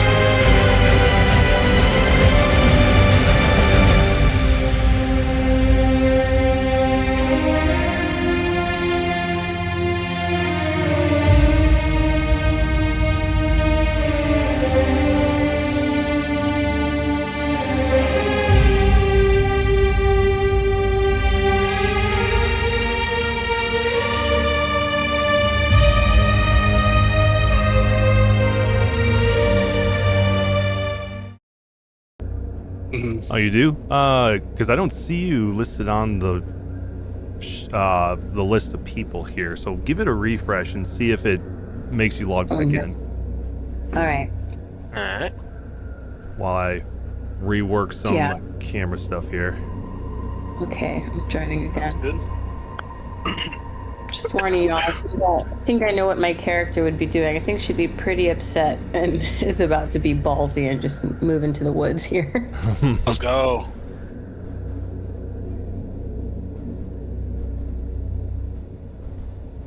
Yeah, the journey of a cleric is to try to be really good in a world full of scary things and sad things. And keep the faith, brother. How do you do that? Yeah. Very true. I think after harming a guard that didn't need to be harmed and standing in this darkness when I'm all about light, I've had it. Yeah. We can assume that we've moved out of the church and closed that door, right? Like, I know we'll get there. But, you know. Yeah. I think I'm. Go ahead. Yeah, if you want to be out of the church, I can move you guys back out. Sure, thank you. No, I thought narratively anyway is what we were. Let's not stay in this room. Yes. Oh, that makes sense. But I think I'm attending to Merrick a little bit and feeling like, so I feel really guilty, and I'm motioning towards my sword arm, which is entirely metal. Like I am furry overall, but I have this prosthetic arm, and I'm saying, if it suits you and it feels better, I can lend you my arm. No, it's all right. She fixed me up before. It was just painful in the moment. All right. I would say I don't know my own strength, but I do. I felt compelled to hopefully save that man's life. But That's understandable. I mean, we were possessed, so I can't fault you. I mean, being blind doesn't immediately make for a bad life, but I think the trauma of it will probably live with him forever. Everyone's got a little trauma. That's a good point. But hey, Lord. now he'll love women not for how they look, but how they are on the inside. Absolutely. All right, I will move Freya from the map too until she comes back, and if she does come back, we'll throw her back in here. But for now, it is for the three of you. And it looks like Merrick is in, and Evie. Yeah. Yep. Loading now. It's at 99%. As it seems to be quite often. What? While we do that, and you guys are loading back in, for whatever reason they did that. Yeah, man, that was a lot quicker. That's good. Maybe there's less people in it. Maybe that's why. But all right. So you somehow banished. You meant to banish just Pax there, who was attempting to kill himself, Mayari, but somehow your person casting detect magic got warped into the same banishment hole as Pax. So the three of you stand in the church, but you found your way back out as you realize that this place is a bad place. So what do you do now? I forget the directions the guy gave us. What was it, south through the woods, I think, to find the lady? He did, yeah. Just on the other side of this church. If you head down this road, which if you're in the VTT, you'll see it, but it is in this direction for those looking on the Discord, and down that road. Okay. Before we go, I'm going to take an immovable rod out, stick it in front of the door, and turn it on. So, you guys stay in this church. That's a great idea. That's a great use of that. You guys stay right where you're at. Yeah, absolutely. Yeah. I think the only secrets that we're going to find here are, as you say, more trauma. Yeah. Yep. I missed that. What did you do? You put the immovable I used an rod. immovable rod. Oh, okay. I have some cantrips that are not showing up in, it's on my D&D, D&D and Beyond sheet, but not in the Foundry. You grabbed some ones from like Magic Initiate, right? That you got from other classes. I wonder if they show up the same way. Which ones are you missing? Well, so I have bright sparks, which it like illuminates myself, and I get that for being a cleric, but I don't not showing up in. Yeah, basically, I'm determinedly trying to just get to the woods and add some light because I'm kind of irritated, and I don't care if it brings Mother to us, but I just want to. Yeah. Right. Yeah, I'll re-import you to see if those cantrips pop in, because maybe for some reason when they kicked you all out, maybe it did some weirdness. I'm thinking personally it might be that they're not like core rules are from some of the major books, because I think I saw that D&D Beyond itself has some access to stuff that's, I don't know, maybe not Wizards of the Coast directly, or it's third party. Like, you know, I think whatever they include is usually balanced enough, but it might not transfer because they're from a third party or something like that. Well, I re-imported you and they're all in here now. I see the sprite spark, so that shouldn't be the reason, but usually whatever's on your sheet is what it'll pull into the Foundry. So double check your sheet and see if it's all in there now. Yeah, I see it now. Good. I'm talking completely out of my ass. Sorry. You're good. No worries. Are you still trying to load in, EJ? I should be good. I'm in Foundry. I'm good. Okay. Did you try refreshing it the first time? Because I still don't see your name here. Oh, I see. You need me to refresh it. Let me do that. Yeah, I will do that. Because it might be showing the screen, but it may not actually have you in here. Yeah, that's my bad. I didn't realize you were referring to me as well. Yeah, no, you're good. Yeah, anybody who's seeing it. So I will... Yeah, there you go. Sorry. Put you down there. All good. And I'm on black screen, but I imagine it'll go faster this time too. Yeah, it should. You don't have to worry about clicking on this because it'll take you to the graveyard, but we'll go ahead and I'll transition you guys to another scene as you guys head into the Webwoods. And I'm illuminated. Yeah. Yep. And I've still got pass without trace, so we should be stealthily moving. Yeah. Sounds good. All right.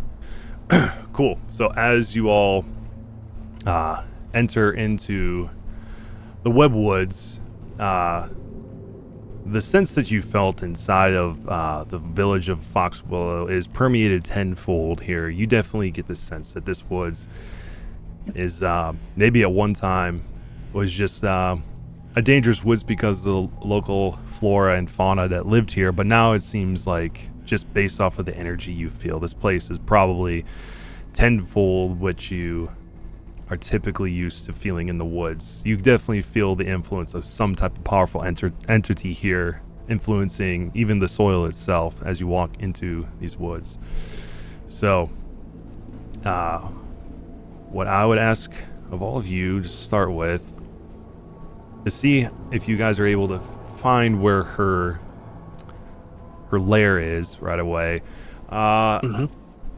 We'll start with a survival check from each one of you. Okay. I'm still black, so feel free to roll that if you'd like, DM. Thank you. Yeah, no problem. Sorry, a survival check. Survival check, indeed. But do I have advantage? No, I don't have advantage on this thing. Do I? So, I don't believe so. I didn't say you did, but Merrick got a 23, Mayari 10, Ranger. And Ranger. There you go. And then 14 for Antares. So, Merrick, as you guys are walking through the woods, you notice through the webs that are encasing the canvas above you in these woods, you can see these arachnids, thousands of them walking through it, tiny ones, all seem to be skittering in a pattern based on your survival check, and they all seem to be heading in one direction. deeper into the woods. All right. Oh boy. As we start making our way, I do also have a scroll of mapping that I'd like to activate. Okay. With mapping. Let's see. So I it says, posted it there. by using an So action 1 mile radius. Yeah. By using an action to read the scroll, you cause the arcane script on the page to vanish and become an inked map of the surrounding area. The map shows the area in a 1 mile radius centered on the point where you read the scroll. It indicates both structures and topography. By touching the map, a small light appears at your location to indicate where you are. Using a series of natural gestures when touching the page, you can cause the map to change its scale or display a portion of the area. The scroll isn't destroyed when you read it, but you can't use it again or to create a different map. So you create. So how does it look to you? Is it kind of like a little magical layout on the ground itself that points things out, or is it kind of floating above your head? I hold the scroll out almost like I'm holding a large book, and it projects a magical kind of display just of the terrain ahead of me. And so you can see us standing here with the trees with it zoomed in, and you can zoom out and you can see further through the forest as the following topography and if there's any structures nearby. Yeah. Okay. So yeah, within a 1 mile radius, as you're looking through, you see several structures in here, though. You don't see any that would indicate a lair necessarily, like a building, but you see a lot of conglomeration of areas where you're at, the webs are all above you, but the further you go to the forest, the webs get thicker to where you will have to traverse through the webs to get further. But you don't see anything that would indicate to you like any cave systems or any buildings or anything like that would indicate anything but these webs getting thicker through. Though, you think maybe if you were to travel further in, maybe it'll pop up, because it doesn't say how long this lasts, right? It does not, no. Okay, so in theory, it'll just keep lasting until you, basically you get rid of it. So you can just use this little magical map to guide you through until you find something that pings up on your map. But you can obviously see, I should say the only structures you see is from the village, from the direction you came in. But further into the woods, you just see the webs get thicker and thicker, almost to the point where they seem structural to you. Interesting. And I have 60 foot of sea invisibility, so if we run into anything that has that, just as a heads up. Okay. Can't hide from my eyes. I'll track it out. Yep, we will see. We will see. Okay, so now that you can see that further in the woods just gets thicker, what do you guys decide to do as you're standing here at this point in the forest?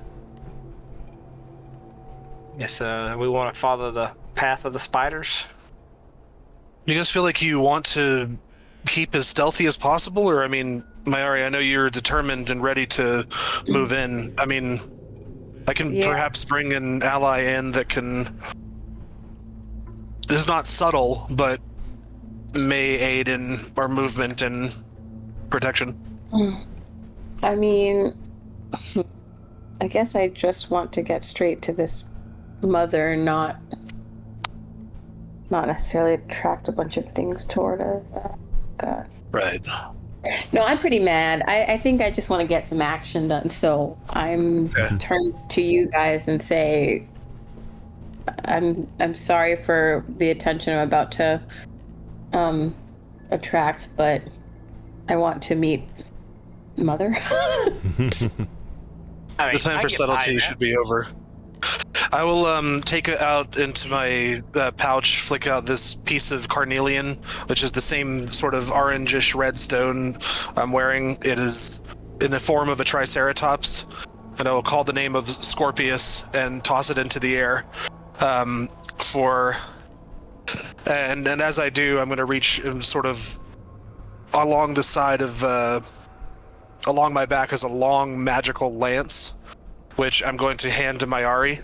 I believe you're martially weapon proficient. This does not take attunement, So you are welcome to use this one-handed while you're, if you wish to, riding the Triceratops. Sure.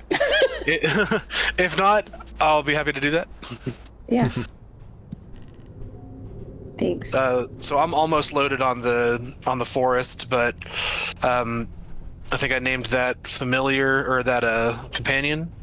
So I'll activate that magic item. Prehistoric figurine of wondrous power. You know, I feel like if you're determined, riding a gemstone Triceratops is, like I said, not stealthy, but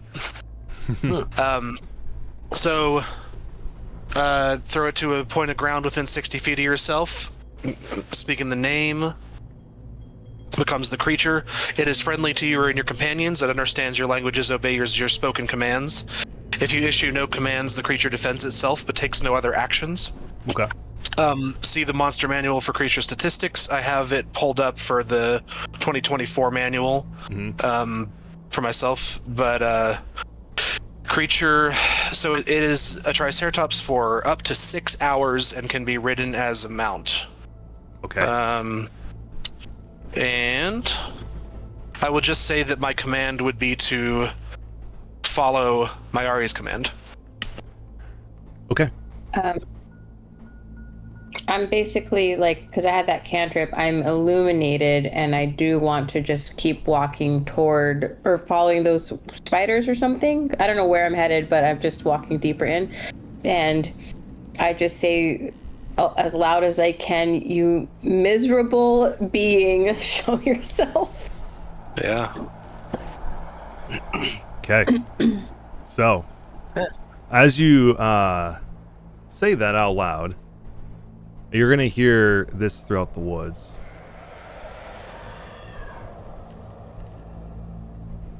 Oh. Did that actually... A whisper? Yeah, it was a little quiet, but I heard it. Let me see if I can make it slightly... Oh, yeah, because it was way down. Okay. Try one more time. How about this? There you go. Yeah. Okay.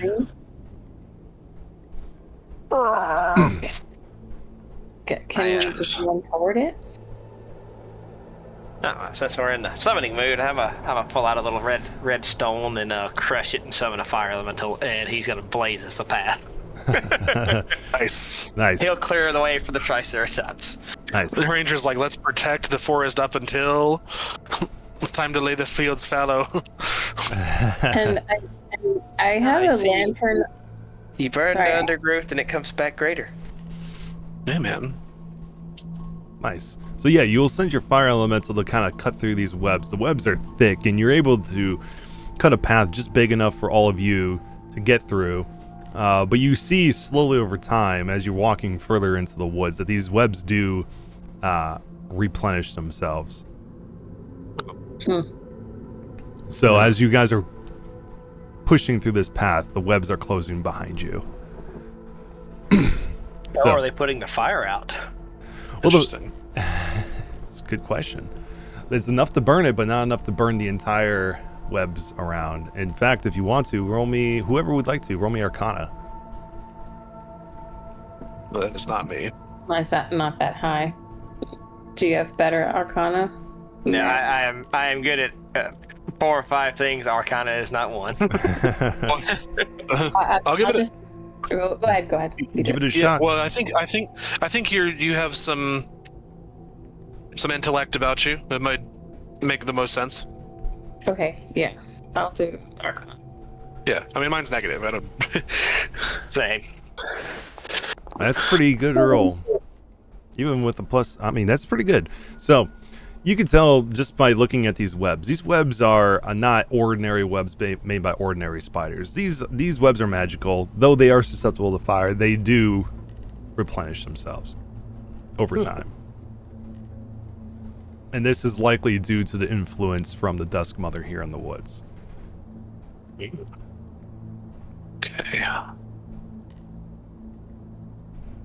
Todd, can you confirm, are my spell slots like taken up? Have I really used that many, or like I just want to double check that was right and not like a. I don't recall using all of these, but there's like it seems to show. Yeah, if they're those little banners, if they're filled in, that means you have not used them. If it's empty, you used it. Oh, confusing. I thought it was like empty to start and that I've like, kind of filled it in. Got it. Yeah, no. Yeah. If they're empty, that means you've used them up. Okay, that makes sense. Great. Okay, so we're just still traveling deeper in, right? And yeah, you're following these patterns of the spiders through the webs as you're burning their webs around you. Now, once you've traveled about a mile into the woods, does your map detect movement or is just the topography? Just topography and structures. It didn't pick up any creatures. Gotcha. I am carrying a lantern though. I'm holding this rod that Antares gave me. Is that right? Yes, I believe so. How about could I have a lantern hanging off of one of the Triceratops' horns? There you go. Yeah, you can. Delightful. Because I would like my hands free, but I have one that I think reveals like any. Sorry, I'm toggling between so many things. Hold on. It is called the Lantern of Revealing. While lit, this hooded lantern burns for 6 hours, shedding bright light in a 30-foot radius for additional and dim light for an additional 30 feet. Invisible creatures and objects that are visible as long as they're in the lantern's bright light. I don't know if that's helpful, but I don't really want to sneak up. Yeah, that could. So it's right next to the Triceratops. You can see the invisible, and then Merrick can see any invisible that's far away. Yeah, or within 60 feet, I guess. Right. Yeah. For the land, and then you can see any creatures that are invisible around you. You can occasionally see. Hold on. I just think I just got a message from the Josh who is here. I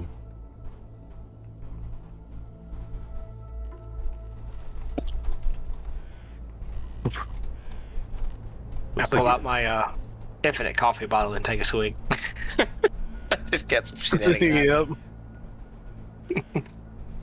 Looks like Josh might come back. Looks like he finished what he did. Okay. Yeah, but he's still finger of death. Yeah, it's true. He still took the damage from his finger of death, but he'll bounce back. He will come back in this moment. But while he is on his way back in, what we'll do is what I need from each of you. Are you on the VTT, by the way? Looks like you are. Yes. Yeah. Okay. So this is what I'm going to ask of you. For the three of you here. All right, we can do this now since you're in. Did it pop up for you guys? Yes. Okay. Need you to give me a perception check. No. All right. Dang, 34 is ridiculous. Well, I mean, my passive's a 28. Yeah, that's crazy. Just like casual observations at 28. Yep. Yeah. Ain't nobody sneaking up on me. Yeah, right. I can hear that spider breathing. Hold on.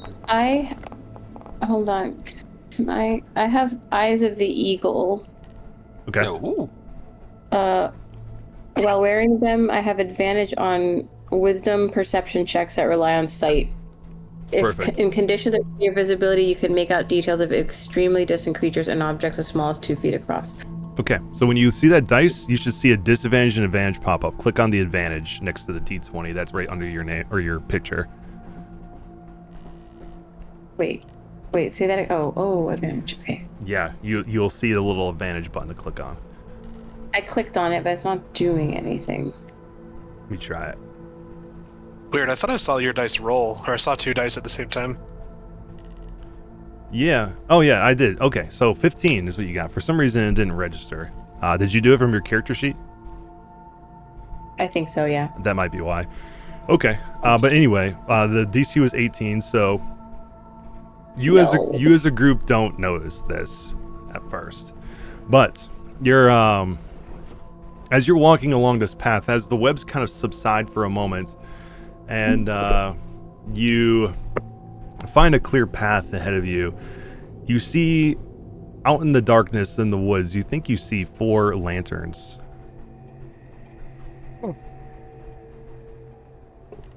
Alright. Sorry, say that we don't see this as a group, or we do? You do. Oh, we do. You see the lanterns, but you don't see what the lanterns, who's holding them. Okay. I'm gonna prepare a couple of javelins in my hand just in case. Sure. So, what do you guys do as you see these lanterns just kind of hanging in the woods? They are moving a little bit, as if someone is holding them. As we've said, the time for stealth is over. We just approach directly and call her name. Welcome back. But He's My guy. he's back. Just start moving a fire elemental that way. Start lighting it up. Yeah. We are in the woods now, by the way. So once you get in, I'll throw your token down right now. But yeah, you'll be here with them as you bamf back, just as this is happening. So let me know when you're in. But so what would you guys say you were doing? Did you see this? I think we just approach directly. I mean, maybe we can call out. Would you guys mind if I called out to them? I And don't if mind. they're- Yeah. If they're dangerous, then we'll maybe let them come to us rather than. I don't think we're ambushing them, or maybe if they're friendly. What I'll do is I'll rely on the giant field sort of runic training. I will use my one spell of thaumaturgy in order to have my voice boom 3 times as loud. Okay. Just a cantrip. But then I would also like to use my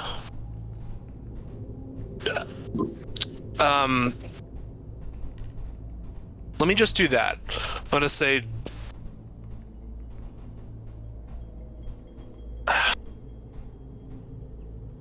are you friend or foe?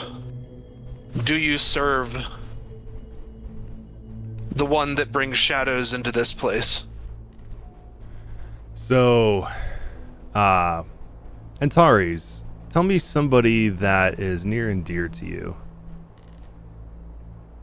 So, I mean, I think in the most recent years, Mayari and her and Ash have been the closest friends that I've had.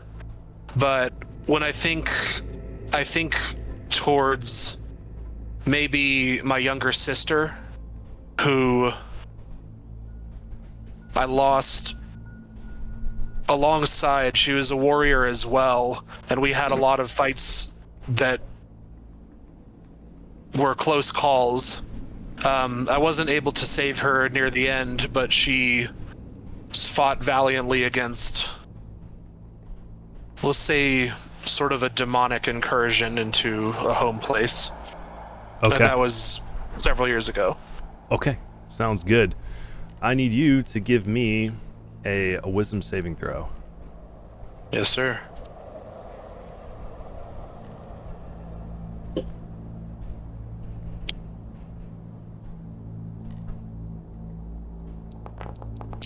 Ten. So as you reach out and ask, are you friend or foe, you're going to hear a voice come from one of the lanterns and say, Antares, is that you?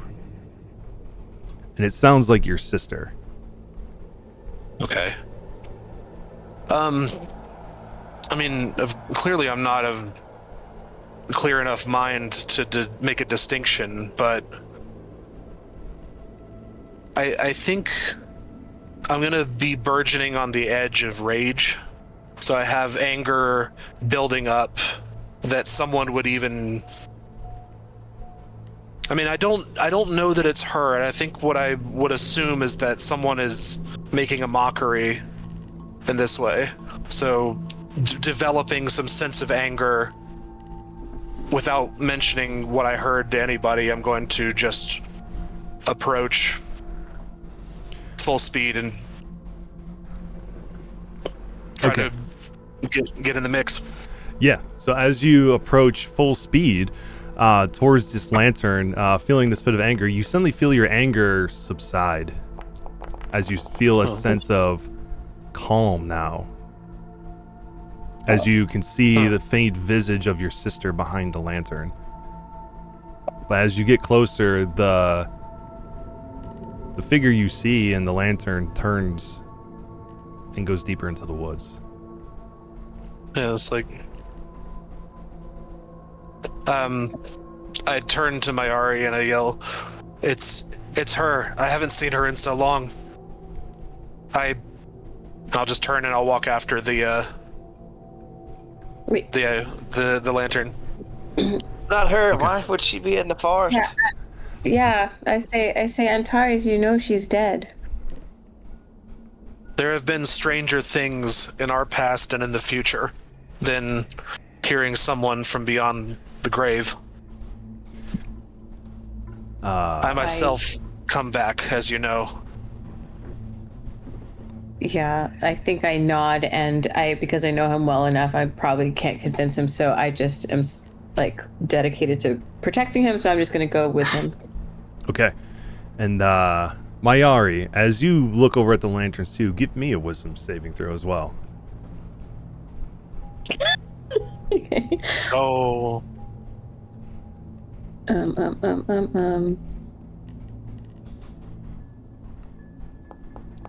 Okay. Merrick, do the same thing. All right. Will you allow me to cast Bless Ace as soon as you'll let me to my companions? Yes, absolutely. Okay, so I'll put you guys here. You will notice that as you are walking towards Antares, walking towards this lantern, you'll see the other set of lanterns will go follow the set that went deeper in, but you'll notice both of you, Merrick and Mayari, when you look at the lanterns, you see them go out for a second and then turn back on as if they blinked. Can I fire an arrow at the lanterns, at each one? Try to knock them out. Yeah, you can. Go ahead and roll me your an attack for that, and then we'll switch over to the map that we're going to be on. Whoa. That's a lot of damage. Which one was it supposed to be? And so we'll pick the piercing and then whatever damage type you want it to be. You got lightning, we'll do blizzard. cold as their lanterns, and that's the first one, and then we'll do the second attack. Okay, so that'll be a total of 20 then. And you were doing 2 attacks, so we'll do both of those do hit. So the first one will be a total of 20, 12 piercing and 8 cold, and the other one will be another 20, 12 cold this time and 8 piercing. So a total of 40. Okay. And as you shoot these 2 shots at both of these eyes, you'll see them both hit true. And the lights will go out for a second, but then you'll see them light back up, and you'll see the arrow sticking out of it, and then you'll see the same blinking thing as it blinks down and snaps the arrows from it, and then you'll hear a low growl from the woods. And just as How far is it? we go ahead and activate this scene for you guys, so you can see from where America's standing. 15 feet away from where you are, it is about 30 feet. And then Antares, as you get closer to this lantern, you'll see it stop for a moment. And you get closer, and you will see your sister standing there holding a lantern. And she'll look at you and say, Antares, I haven't seen you in so long. It's been years, my child. How How have you been here the whole time? Have I missed you? Have I neglected to follow you? Much like you, I was brought back from death. Give me a hug. It's been so long since I've seen you. Don't missed you. do it. So I mean, I'm not a very intelligent individual, and I think this has struck in me emotionally more than anything has in a long time. So unless I make another save, I'm gonna just do that. You will make another wisdom save. Okay. He has advantage. I cast bless, right? I got that D4 because of bless. Yes. And Maurice will give you the help action. The help action. Shit. Can we do that? Yeah. Maybe the owl is like trying to get my attention. Mm-hmm. He's distracting you by just checking you in the back of the head. Just pat, pat, pat, pat, pat. What do you want? Yeah, right. So I was on the I'm on 99% on the thing, so Yeah, no problem. If feel free to roll advantage in D4. I have a +0 to wisdom save. Yep, I'll go ahead and do that for you. Wisdom save. Thank you, DM. You got a 22. Okay. Okay. So as you reach out to give your sister a hug, you will see her image sort of fade out from you. And as you're reaching out for a hug, you're going to be met with a large gaping mouth with moonlight coming out of the mouth as you're being about to go inside of this creature's mouth. As what you see, even though none of you are on the map, you can see it right here. Oh yeah. What you, let me pull this here as well so I can actually show you the image, because they put the image in the biography and I forget that they make it complicated for me to share it, and it's a much better art. I wish they made this a token art. Mine's still loading. Am I allowed to cast a cantrip on that mouth? Yeah, you can before we'll do initiative, but let me share this image with you really quick. There we go. Now I can share this. This is what you'll see, and it'll show up in the Discord. Oh yeah, that's much better. Gnarly. Much better. I see it. It's a scraggly motherfucker. Yeah. This is a hypno-wolfen. Hypno-wolfen. Very cool. Sure is. And we will roll initiative as soon as you guys are in here. And I can cast the cantrip on that? You can. What cantrip are you gonna cast? I'm casting Holy Word, and I mutter Judicium.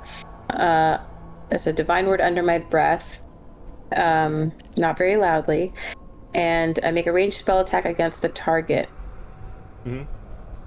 And on a hit, the target. So at higher levels, this damage increases by 1d8. So at the 17th level, and we're above that, 4d8 damage if I hit it. Yeah. Okay. Yeah, if you have your character sheet still open, go ahead and roll that. And then I'll apply it to the one that you were targeting, the one that's closest to Antares. Yeah. Can I get a token for the fire elemental? Oh, Yeah, you sure I have can. to. I think I have. I clicked it, but then I said I have to target, and right now it's loading still for me. Okay. Do you want me to roll it for you then until we're all loaded in? Some of you are starting to get in here. I guess Yeah, so. Because, it won't let me target it. Okay. Let's see. Okay. Looking for you. It would be 48 radiant damage Ooh, nice. if it hits. And it's called Holy Word? Holy Word, yeah. Okay. Because I didn't trust that thing. For good Me reason. neither. 14 is going to miss. Do you have anything that you would that would help with making that hit? Let me see in my inventory. Yeah.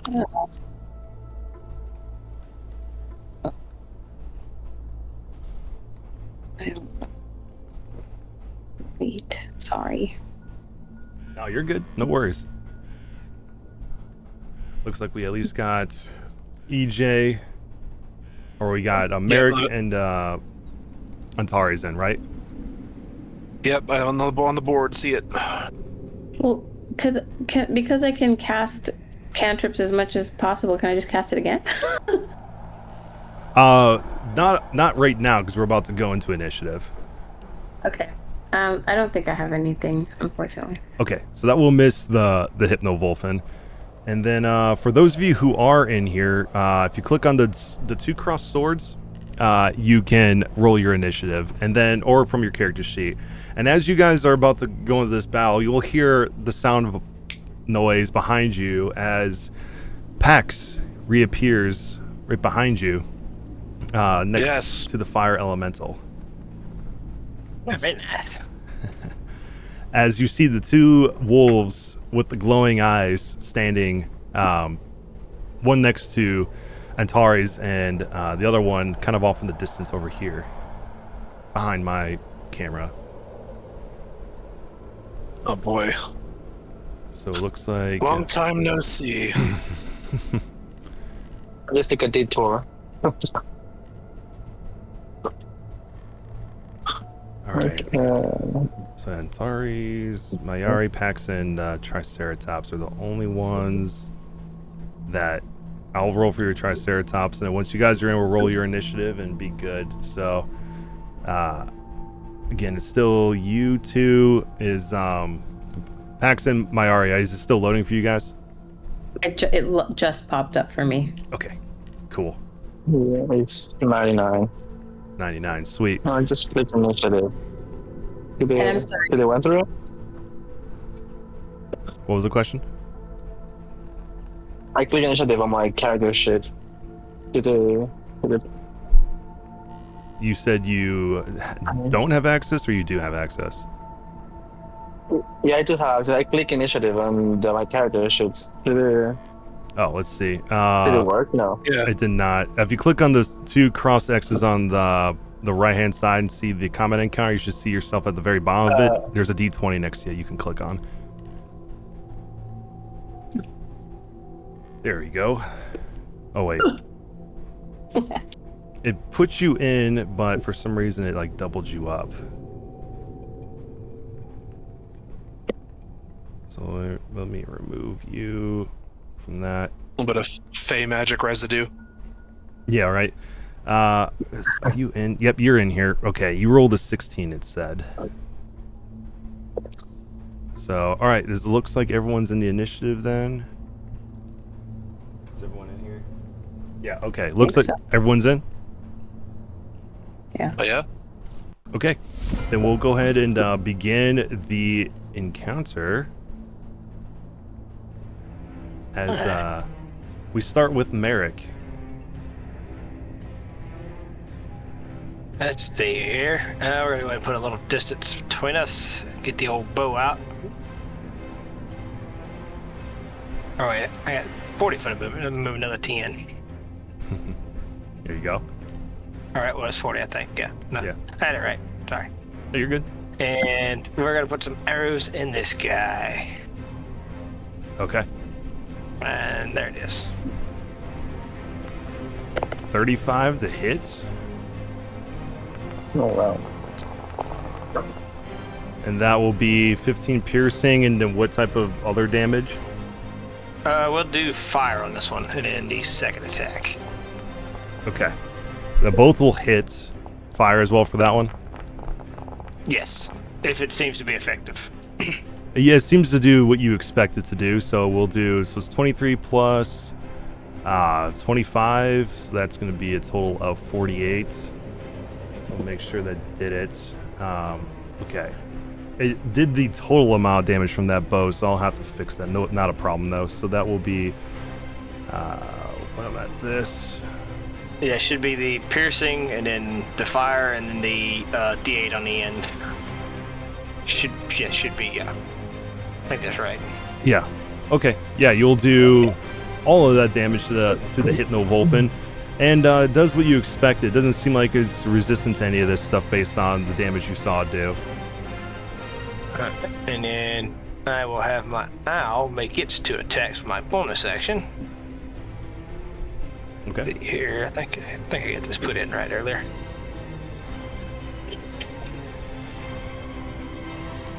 Or maybe not. There's not one to roll. I do it manually. You're trying to do it from the owl? Yeah, I tried to set it up, but I guess I messed something up with the media attack because he gets 2 attacks with the same bonus as my spell casting. Right. Okay. Let's see. With the talons, right? Yeah, but so it should be a D20 plus 17 and then D8 plus 9, I think. Or hold on, let me look. Nope. So it was plus 18, you said? Plus 17. Plus 17. Okay. That did not go through from the owl. Try it again. There we go. That's saying that's okay. So the first one, 33 does hit, which does 9 damage to it. Okay, that applied. Cool. All right, and then your second attack. Yep. See if I can do. No, come on. Yeah. I am filing it up. Come on, open up. There we go. There we 22 will also hit for another 9. Okay, total of 18 damage to Hypnovolphin from your owl. And then it will fly back and not provoke with flyby. Right.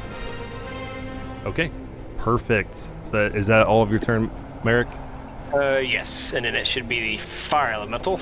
I don't have control. Yeah, you can tell me what you want me to do because I forgot to give you control of him. But yeah, that's fine. It's gonna move into its space to start with to set it on fire and then attack it twice. So it should do the D10 from setting it on fire and then smack it twice. Okay. So go ahead and roll me a D10 then.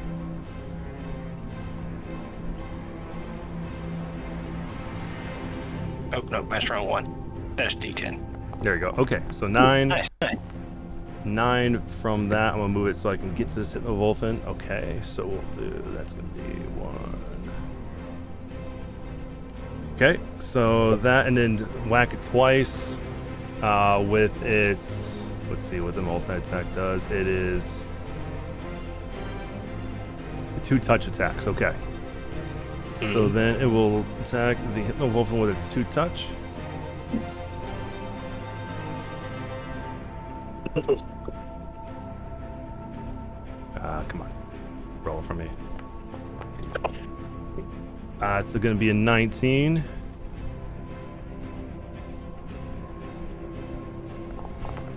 Or it says 18, I guess. Which is going to do 17 points of fire damage. I think. Yeah, 17 fire and then 1 more.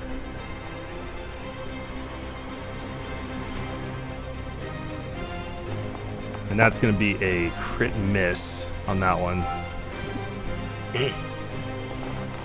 Which is unfortunate. That's going to be so many prompts. Okay. Oh boy, nice days. All right, so that will be the Elemental's turn. We'll then go to the Hypnovolphin that you shot earlier with your 2 bow attacks. So this one is going to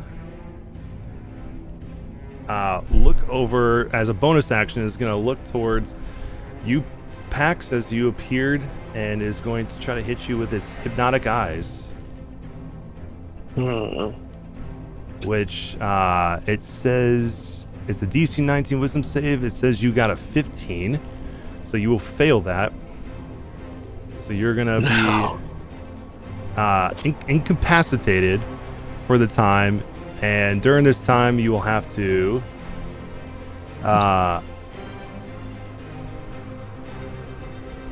So, you not only are you incapacitated, but you're also charmed, and you must move as close to the Hypnovulfin as possible by the safest route.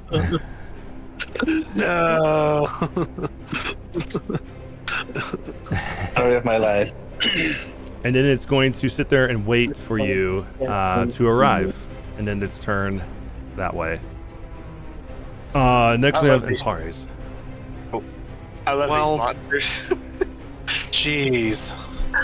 Okay, so feeling the rage both come over me in the last couple of minutes, subside at the vision of my sister, really truly being convinced and yet being fooled once again, taken for a fool and underestimated once more, I will sort of pull the cloak off of the sides of my shoulders and sort of scratch across my chest and feel the pain and the anger, let it overtake me and overcome me. I will go into rage. So it is a barbarian rage, but it is also Path of the Giant rage. So I'm curious as to see if it'll do this. Sure. Item use. That's weird. So I am in a rage, and it is clear that he is overcome with howling frustration. But I also have this Path of the Barbarian, Path of the Giant thing. If I'm smaller than large size, I become large size. So not only is he raging, but he enlarges himself up to, on a square board, what would be 4 squares. So he is, I don't know if I can do this with myself, but he is, his token should be essentially taking up 4 of those spaces, 2 by 2. Yeah. As he's now like 12 feet tall. Yeah, let me do this real quick. I can't. Well, yeah, so I just tried to update your token here to make it bigger, and then it didn't change it actually on the map, but you will be considered a large size larger, but I'd have to pull your token off and put a new one on. Okay. Sounds good. And I might do some weird size trick for the final battle. Maybe it'd be cool, but I think for now that we're doing just fine. I'm going to do... What am I going to do? I'm just pissed. I'm just going to straight take the bloodshed blade. Again, to take a couple of sword strikes against him. Let me make sure I can get that pulled up properly. Okay. What I can do too, here, I'm going to take this token off. Go ahead and keep doing what you're doing. Oh, cool. Thank you. There you go. Sweet. Thank you. Yeah, not a problem. That's everything I ever wanted. Great. So let me make sure. I'm going into my inventory to do this bloodshed, right? Yeah, I Consume believe item so. meat. Yeah, I believe so.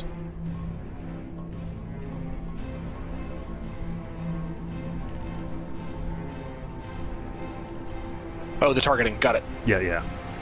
Learning how to do it. Not a problem.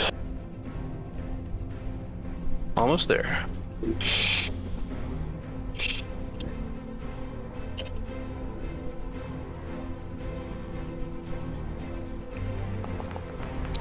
Okay, 20 does hit. Okay. Let me double check here. I got a little option. I will roll the damage.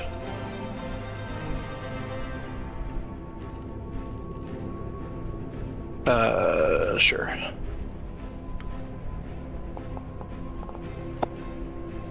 With 22 points of damage. This is slashing. Was that supposed to add something else with your bloodshed? I'm trying to see what it says. It does. So it does add my Constitution modifier as well. Yeah. So what I should get is the D8 from the sword, which I got. The 9 from strength, which I got. 2 from rage. Yep. And then I'm not sure where the other 2 plus 2 are from. So in my mind, it should be a D8 plus 5 plus 9 plus 2. A D8 plus 9 plus 5 plus 2. Okay, so it looks like it's missing 1, but it would be a 23 to hit then. Or 23 damage, I should say. Yes. Okay. So that did 22. I'll take one more off. Good to know, good to know. At least it was almost completely right, but good. Cool. So you do 23 points of slashing damage to this Hypno-Wolfen. Do you have any... Was that a bonus action, or do you have any bonus actions to use? I used my bonus action to turn into rage. I used one attack for longsword. I have 2 other attacks, and I'll do those super fast. Yeah. But it looks pretty robust and sturdy, or did he get hurt violently from that, or? He looked like he took the damage as expected. If you actually put your mouse over the Hypno-Wolfen, it'll tell you what his health is right now. It'll say injured at the top. Okay. It's funny, the top of it's a little off the screen for me, so I can't quite see. But that is just fine. The point being, I'm an attacking win. Yeah. I will move him down on the next turn, so that way you can see that. 29 will hit, so that should be 18. Yep. Okay. And do your other attack. Uno mas. 23 to hit for another 24. 24 damage. Okay. So at that large, just immense size, raging, lion roaring, red glowing sword and the glowing rune on the shield. The sword itself has a giant rune embedded into the heel, or into the hilt that has the blood symbol on top of a carnelian. And that is my turn. Hell yeah. Awesome. Did some pretty good damage. He is now badly injured. All right. Ash's turn. What can I do with this lion? So it Just roll can bite, claw, and pounce. It also has pack tactics if it's within 5 feet of an ally, which will give it advantage on its attack. Oh, okay. Which one is the one that's more badly hurt? The one that the one up here. Can it? What is it? What were the options? Pounce, attack, whatever. Bite, claw, and pounce. Yeah, I want him to bite. Okay. You do have control of him if you want to move him up there. What do I do? How do I do that? Oh, just here? Yep. Let me move the... There we go. I think he was standing on top of you. That's why it was not moving at first. But yeah, you're within range now, so you can target the Hypno-Wolfen and do whatever bite attack you want. Just double click on the line, it'll pull up its character sheet. Oh, double click on it. Yep. Oh, got it. Bite. What do I do? I just click bite. Let's target. Yep, target it like you normally would. There you go. And then you can do your bite attack on the Hypno-Wolfen. Which you got it up there. Okay, 19 does hit, which does 11 points of piercing damage to it. Very nice, and it does not have multi-attack. And it does say as an action, so you did an attack. It does say as an action, if you moved at least 20 feet, you can do the pounce, which would require a strength saving throw from it, which you moved, how far did you move? 15 feet, so almost far enough. Okay. But it doesn't have multi-attack, so that would be everything on its turn. Okay. Okay. That is its turn. Pax, you have to move as close as you can to the Hypno-Wolfen, since you are incapacitated and charmed. But at the end of your turn, you can attempt a wisdom saving throw to break from your hypnosis. Is this like a concentration spell? For the wolf? No. Yeah. No, it's not. Okay. So I'm gonna walk towards them. Yep. Why is it not letting me?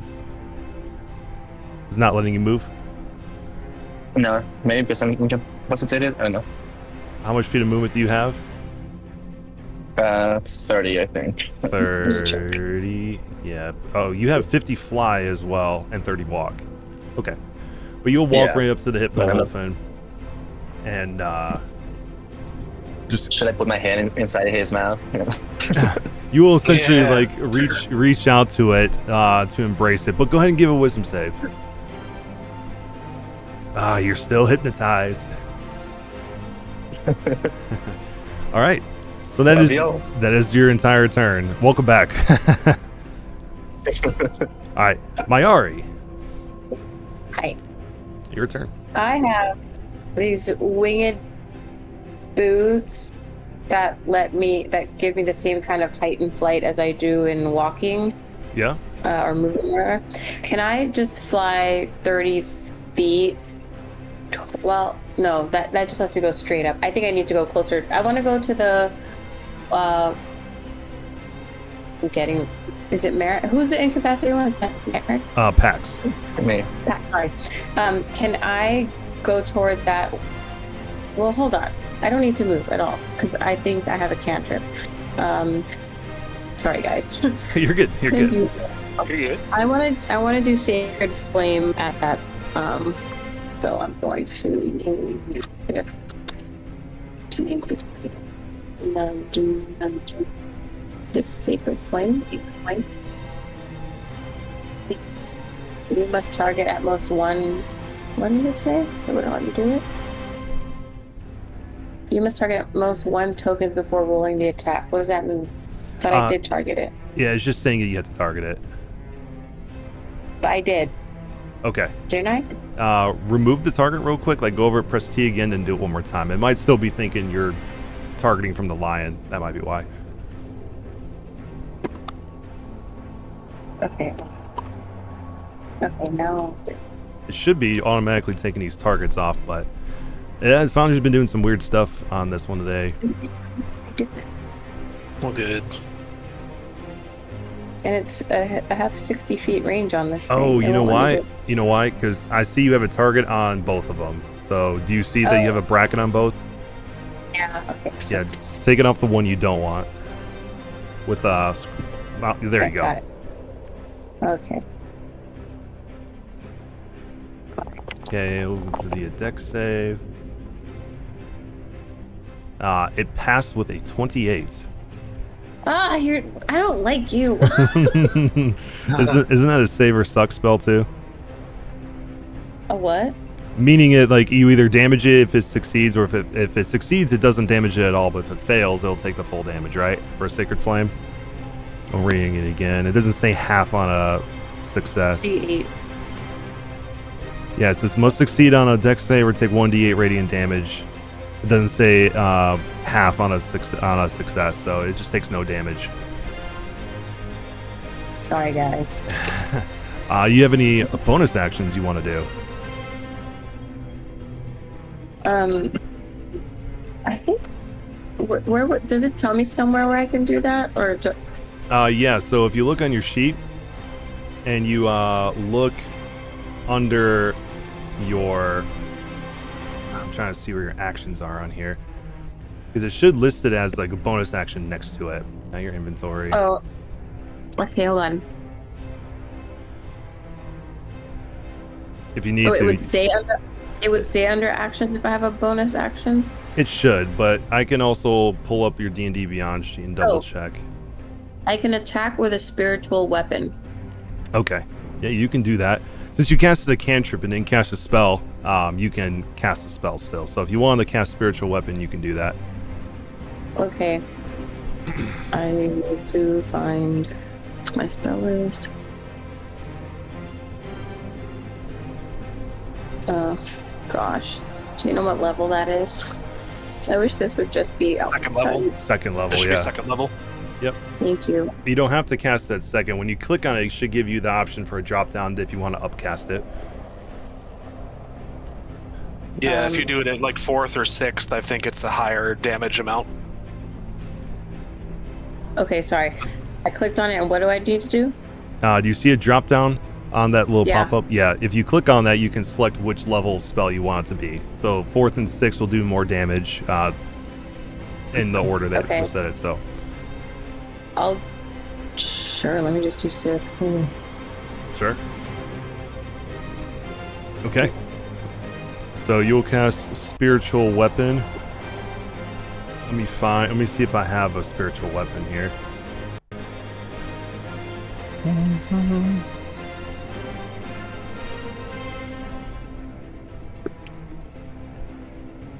What do you want it to look like? A dagger that is just radiant. Perfect. And you want it to be right next to the Hypnovolfin by Pax? Yeah. Okay, there you go. Ooh. You can't really see it on the Discord, but it is right here. Oh, never mind. It's right here. Okay. Sword. And then, Oh, that's cool.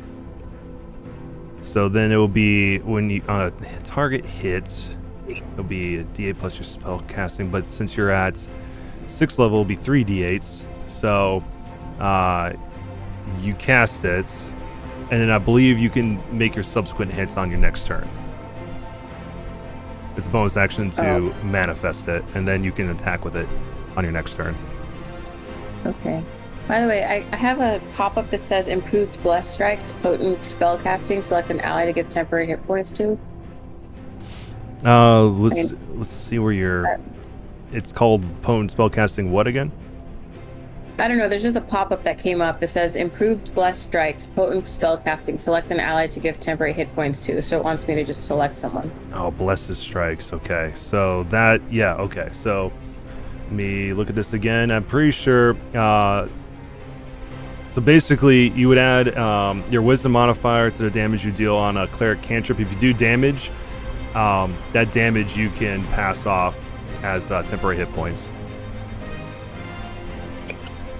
Okay.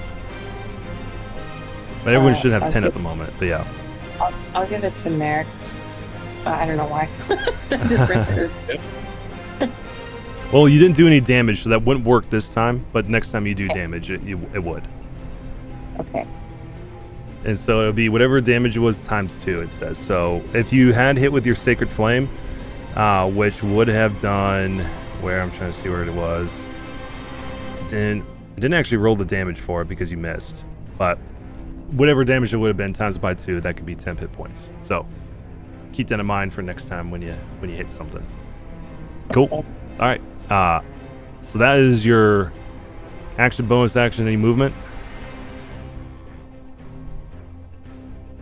You can stay there. I'll just move 30 feet up with my winged boots. Okay. I'll give you a fly speed, and then I'll put you 30 feet up. So you see the plus 30. Now you're 30 feet up in the air. Okay. And I changed your speed to fly speed, so that way it'll take into account what your fly speed is. But cool. All right. So that is your turn. Your Triceratops is up next. Yes. So, and recently I mentioned to sort of follow Mayari's command, but I imagine it's been a little bit long enough. We're a little way through the forest, and I think just the immense yelling barbarian will command it. I want to see if I can safely. Can he? Is there any way that this giant gemstone dinosaur can go through between the space of Mayari and the lion and not harm any of them? Yeah, he can walk right underneath Mayari because she's 30 feet up in the air. So we'll do it like that. Then you can move him wherever you want to go. Let's see. No, I would. Great. So I'm gonna move him up to. What does he got for speed? 50 feet. All right, cool. So I'm gonna bonus action trampling charge. So if it moves at least 20 feet straight towards a creature, and then hits it. Oh, let's say hits it with a gore attack on the same turn. The target must succeed on a save. Okay, so I will do the gore first. Okay. Sounds good. Gore. Where is it? I see the. Did you double click on a sheet? Because the gore is the first one under actions. MIDI attack. Yeah.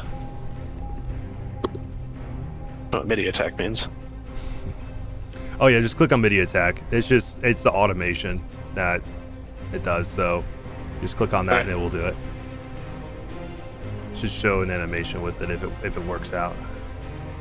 Okay. I don't see anything. So I'm making sure I'm targeted. Yep, you MIDI are. attack.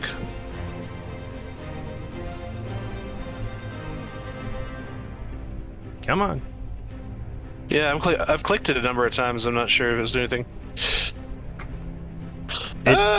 It's not going through yet, but let's see. It's going to be roll d20 plus 9 to move this along, and then we'll see if it pops through. I'll fix whatever damage it does to it if it does an immense amount.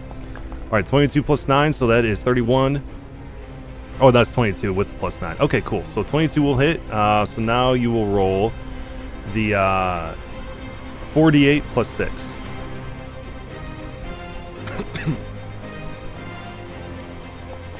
Okay, so that'll be 18 points of piercing. So put it right here. Yeah.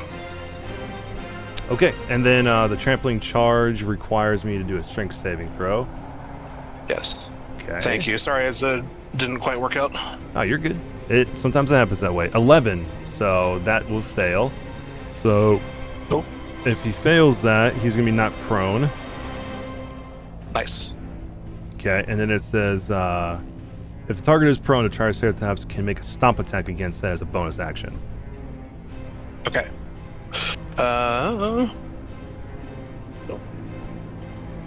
Shit. There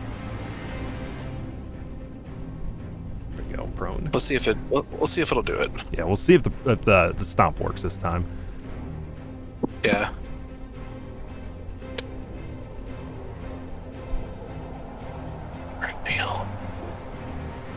Configure. That one works. So that came through? Yep. Okay. Okay. So that will be 19 to do damage, but go ahead and roll a d20 and add a 9 because it didn't roll the damage for some reason. Yeah. Or the actually the damage. Okay, I think I see just a silly problem I was having. So 15 to hit on the attack. and that will miss. Okay. Well, wait, actually, roll. It should be with advantage because it's prone. So. Got it. So just roll another. Same roll. Yeah. Oh, I think it rolled the same thing. I clicked attack again. Okay. Or standard roll. Oh yeah, it's popping up. 25 will hit. There we go. All right. My apologies. I'm new to the system, but I think I figured it out. Yeah, no problem. It's all good. Okay. So then that would be. And then go ahead. We'll do that damage I rolled a minute ago for that. Yeah, 19. Or for the 19. Yep. Perfect. So that will be. Bring it there. Cool. Quick math. Okay. So that is the Triceratops' turn. Summons. Sorry. I appreciate it. Yeah, not a problem. All right, the Hypnovolphin that was getting butchered before. Archie's turn, taking 4 fire. Yeah, 4 fire. Okay. Or fire. Hell yeah. Not much, I'll take it. All right, this Hypnovolphin is going to provoke an opportunity attack from the elemental and move down. So I'll target this Hypnovolphin with the elemental with a touch attack. We'll see if it works.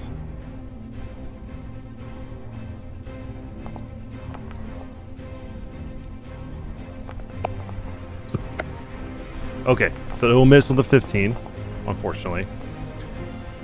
Okay, so then the Hypnovolphin is going to look at you, Leonin, or not Leonin, you are a Leonin, Antares. That's fine. Human. Is going to target you with its hypnotic eyes. Start with. That'll do it. And it will just.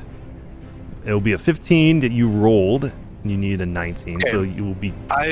Go ahead. If I may, I will use an Indomitable. Yes. Let me pull that up. That will mean that I can do a re-roll and add my fighter level. Yeah. Okay. Spend 1 use this ability. Use this ability. Okay. All right. So if I'm reading that correctly, it's re-roll with a bonus equal to fighter level. My fighter level is 15, so I'll add 15 to whatever this roll is. Yeah. So roll me a d20. We'll add a 15. Nice. You just need a 4. Oh, you just barely got it. Oh, good lord. All right, so no, you're fine. You're fine. So you won't be charmed or incapacitated because you'll just get the saving throw. But that was its bonus action, so it still has its multi attack. So it's going to take 1 bite, 1 claw attack at you, starting with the bite. Okay. The cloak of displacement will be a disadvantage for the attack. Okay. So we'll keep that because 24 does miss. Mm-hmm. No point in rerolling. So then the next one for the claw, I'll make sure to do a disadvantage. Okay. Oh, with disadvantage is still a 29 to hit. 29. I will use covered in tattoos. This large creature. I will use one of my spell rot tattoos as a reaction to cast the first level spell shield, meaning my AC will be 30 until the start of my turn. Okay, nice. So where you would have taken the damage, I'll give that back to you. So that way you're back at full health as you resist that and beat the 29. And you would have passed your strength save, so you don't go prone either you wouldn't have gone prone anyway. So, okay, that will be... Got a few of those shields, but I'll delete one of them. All good, no right. worries. All right, back to Merrick. We got a badly injured one, and the one that's hard to see is injured up at the top right here by Pax. See if we can't go ahead and finish off the injured one. Put a few arrows in him. Yeah. Let's see here. 4. That's a natural 20. Oh, very nice. Okay, so that would have been... It's not actually 100. It was 20. So it would have been your 2d8, so that's 16 plus the 20 that you rolled. So that's 36 plus... Yeah, 36 plus... were you doing fire or anything else? Fire. Fire. Keep it fire since it's working. Okay. And then the last 2d8 as well. Or 1d8 plus a maxed one. Yeah. So, and then, and that would have doubled that fire damage. So, yeah, you would have killed that Hypnovolphin with that hit. So, describe to me how you kill this Hypnovolphin with this first hit of your bow of 4. Well, let's send it right through the eye socket. It sinks all the way to this. Just the edge of the feather sticking out of the eye socket. It sinks it deep. All right, yeah. As you send your arrow through the eye, and you'll see the lights flicker out like lantern lights, and then the light inside of its mouth turn out, or essentially extinguish out as it falls dead at Antari's feet. Just the party stabbing eyeballs today. Yeah, I guess so.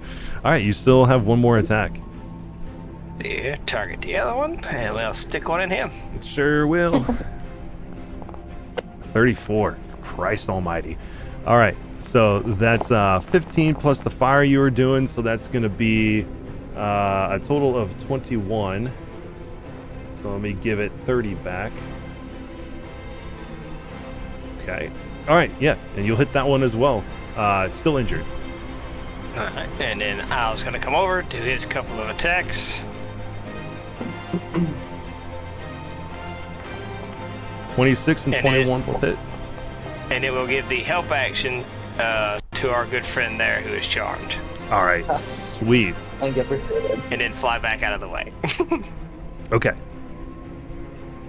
And the Hypnovolphin will not make an opportunity attack on him. So. Yeah. Okay. He just got fly by, so he's Cadillacing. Right. Okay. Fire Elemental. You didn't want to move, by the way, right? You want to stay there? Yeah, I'm fine where I'm at. I'm out of reach for him. I got 100 or 300 foot of range, whatever it is for a longbow. Right. But yeah, I can snipe from across the map. Yeah, Fire Elemental is going to go give the wolf a nice hug. So, move in his face and then punch him twice. All right. Go ahead and roll that d10 then. All right, 5. We'll do that. Okay, and then touch. First one. Yes. Roll. 23 to hit for a total of 20 fire damage. Heck yeah. Very nice. Second one. 21 to hit for another 17 points of fire damage, total of 37, making it badly injured, and it's gonna stay in its space, end its turn there, which will then put the Sentinel Wolfen back up on its turn. It is surrounded by a fire elemental in its spot, so go ahead and roll that extra damage since it starts to turn in that space. Nope. Let's see here. Click back over. All right, another 5. Another 5. Heck yeah, just dwindling away at this guy. All right, he is standing next to Pax. He is still going to do what he is intending to do. So he is going to first bite at Pax. He has this advantage on attacks. I have the cloak of displacement, I think. Yep, it automatically did it for it, but it's still going to hit with a 15. And we'll do the rolls here, which will be 28 points of damage, 17 piercing, 11 psychic. As it bites you. And it's... Let me double check something, because it's saying something about being grappled. If the target is a medium or smaller creature, it is grappled. So you are now also grappled by it. And restrained. Ooh. Something else? And let me make sure. I gotta check something real quick. Grappled means they're kind of like intertwined or something, or like they're both in each other. Yeah, like he's holding on to the packs around his waist right now. Okay, so now it says, because it made a bite attack and it grappled you, now it is going to use its feature of swallow. So, and it says actually says I have to make another bite attack to do that. So it will try to make another bite attack. If it hits you, you will be swallowed, and then there'll be more subsequent. Shield on that? Do what? Can I cast shield on that? It's a reaction.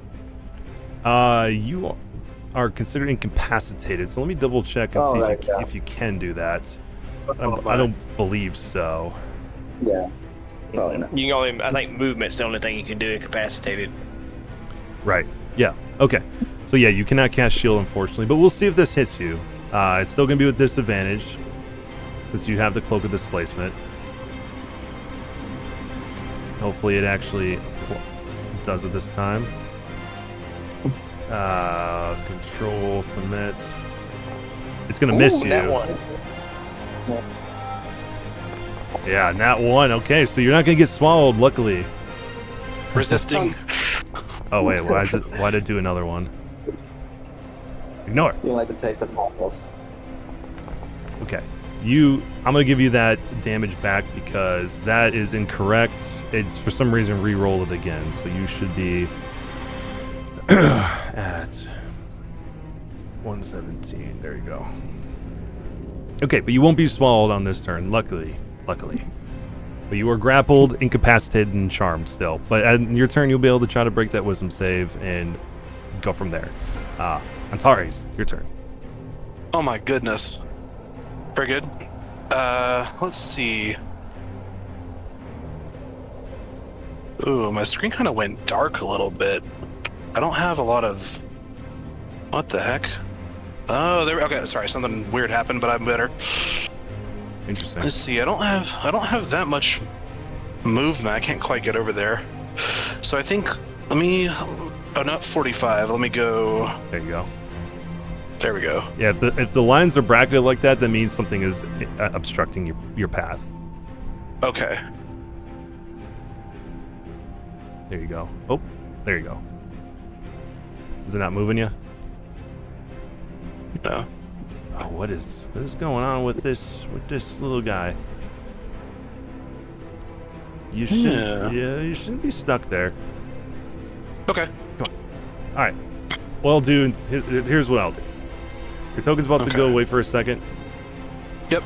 Fair enough. It is not. I've got 35 total feet of movement, and I'm just getting near to the Triceratops. What I want to try to do is aim some javelins at the wolf. Yeah. Okay. So you want to be like right here? Yeah. Okay. Well, you're back on the board. We go back to your turn. There you go. Now it's your turn. Thank you very much. You're welcome. We'll do. So I'm going to use these javelins, and I stocked up with 3 javelins of lightning, and I'd like to use and activate all 3 of them. Okay, sweet. If possible. Yeah, absolutely. So let's see. Please use up your resources. Yeah, dude. Well, this is just a one fun combo.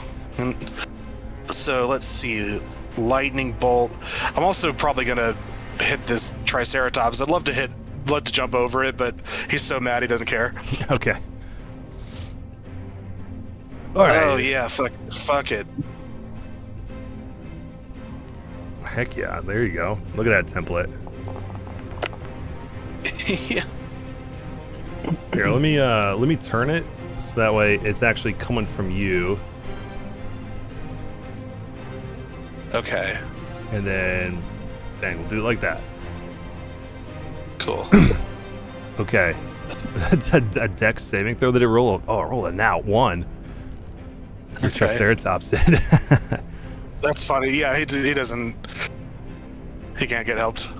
Okay, so it is just there's no saving throw associated with it, right? Oh, there is. No, so it's a 5-foot line between me and the target. The target and each other creature in the line makes that save, taking 4d6 lightning on fail. And have as much on a success. So How much on a success? So Hypnovolphin pass. We'll do the elemental as well. Which got 17, which is DC 13, so it passed as well. So the D6 you roll is 15. Okay, so the Triceratops took the 15. Ooh, fancy language. And so the fire elemental is going to take half of that. We always round up, so that's going to be 8.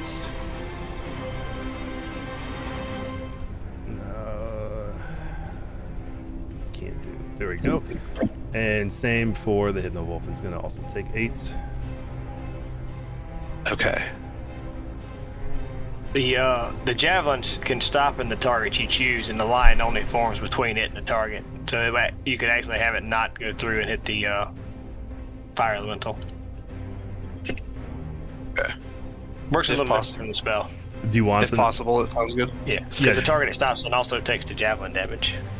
Yeah, so everything in between. So, yeah, I guess if that's possible, then, I'll hit the Triceratops, but just do that. Yeah, for sure. Um, And then your javelin damage, which did it apply? It didn't apply that.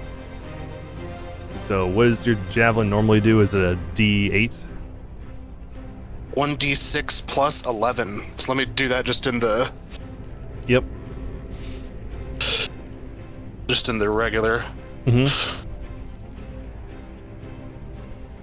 Oh, Whoops. Slash roll. why am I in ignorant? Okay, there we go. 13. All right, well, add another 13 to that. So that's going to put this out of this. And this guy, 13. So it's going to be this right here. Cool. Okay. Badly injured now. All right, and you're going to do that 3 more times? 2 more, and we'll do it as fast as possible. Yep. Okay. Here we go. Javelin Lightning makes the save. Triceratops does not make the save. Mm-hmm. The Hypnovolphin passes that one with the 22. Okay, so he will take, I guess, half of 13, which is rounded down to 6 damage from the line. Yeah, And then, we'll round it up Wait. for him. So that'll be Okay. here. Go ahead and do your other one, and then we'll do the piercing after. okay, well, I there got you that go. piercing, and then we'll do the... So 12 from the piercing. And then... Yes, Javelin of Lightning.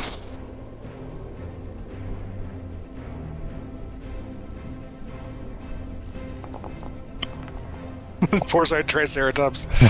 It's just getting whacked. Okay. I then we'll do- got pretty mad. right. Okay, we'll do one more dex save from the Hypno-Wolfen, which also passes with 24. Now, he's very dexterous, but so he'll take half of... Half of 15. Half of 15. Okay, And then so plus 13. 8 plus 13. Okay, so that's 21. So just like stomping over towards that and seeing the Triceratops, I know, my sister was somebody real, somebody that had feelings, and this is a construct. This Triceratops is merely an object to me at this point, and I just callously throw at this wolf just lightning bolt after lightning bolt. Nice. And I'll end it with a roar, and that'll be my turn. Thank you. Yeah, not a problem. All right, it's Ash's turn. Oh, right. That's me. It's you. Okay. So, just making sure that I'm targeted on this guy. Yep. Excuse me. Bite, claw. How much distance can you move? It needs to move 20 to do the pounce. Okay. So to go to the Hypno-Wolfen, it'll be 35, so you would be able to do that. Okay. I feel like I'm still learning this thing. Okay. Yeah, you're good. No worries. We're learning. Yeah. Count. Did I? Is he targeted or not? I don't know if I've done that. No. Now he is. Okay. Go do the thing. Did it do the thing? It did do the thing. Okay. So it passed your pounce attack with a strength saving throw. Why won't you let me do any damage? I can't let you do that. Okay, so it won't be knocked Tell me prone, about it. but you can still make your bite or claw attack. Oh, it can reach. Yeah, I'll do a claw, Okay. I guess. And that will be a miss. No, Thanks, guys. Good night. it's okay. My goodness. Well, it tried. It tried its best. It tried to knock it over and scratch at it, but Hypno-Wolfen was just too quick. Okay, so that'll be Ash's turn. Pax, give me, you're incapacitated. You already moved as much as you can, so, and you're grappled, so give me a wisdom saving throw. At least the lion has like an opportunity. Pax is. You're right. Ooh, you need an... One? I say that? Say what again? Say that again, sorry. Do you have like a helping action? Didn't say. Yes. I think Merrick. Yes, right? the Merrick was helping you with something. Yeah, so go ahead and roll that again. The owl was helping. You needed a 19. Yep. Maurice. Okay. I'm not sure how this works. I have a heroic inspiration. Is there a way that I can give that to him to reroll? Yeah. Let me do that. Of inspiration. I don't think it's worth wasting it now because it's almost done. It's almost dead. The wolf, to be honest. Yeah. So why don't you go here and I'm gonna be back when he's done. He's gone. I think. Okay. So just, All right. I'll take your word for it. I appreciate it. It's true. It's Yeah. got to go Cool. through Mayara, the Triceratops, Merrick, and the Fire Elemental again before it gets a turn. The Merrick hits We'll like make a truck. sure that you're getting stuff done the next round. But yeah, we'll save it for then. Yeah, absolutely. Okay. All right. It's getting close, but yeah, Pax, you don't pass your wisdom save, so you then go up to the wolf and you open its mouth to assist it next time to let you inside because you think you're going to take a sweet embrace to somebody that's near and dear to you. But all right, that is your turn. Sorry, you're not getting much of a turn in this combat, but Mayara is your turn. Can I ask you a question? Do I have to that healing? No, sorry. What's it called? That's floaty sword thing. Yes, the spiritual weapon. Spiritual weapon. That's what it was. Do I have to do something with that right now, or that's my bonus action That's later? that is your bonus action. You could do that first if you would like. Sure. What do I do? All right, so target you untarget and retarget the wolf, and then click on spiritual weapon, and then there should be a prompt to not consume a spell slot, so that way you're not just killing your spell slots. and then it should do a damage to it, hopefully. If not, we'll do some manual rolls, but go ahead and click it and make sure to click don't consume a spell slot. It should be an option. You know what? I just in case I won't do it first. But I want to do this guiding bolt. Yeah. Onto that thing. Yeah. Absolutely. I guess I'll do 4th level. I don't know. Shit. 25 does hit. Okay. Oh. She finally hits the wolf, and you did the exact amount of damage it needed to kill it. So, Mayara, how do you kill this wolfen? Yes. Oh, okay. I just yell die because I'm so amped. And what was it? It was a guiding bolt. Yes. So I think I want the bolt to just go straight through its neck, and then light emanates out, and it gets decapitated.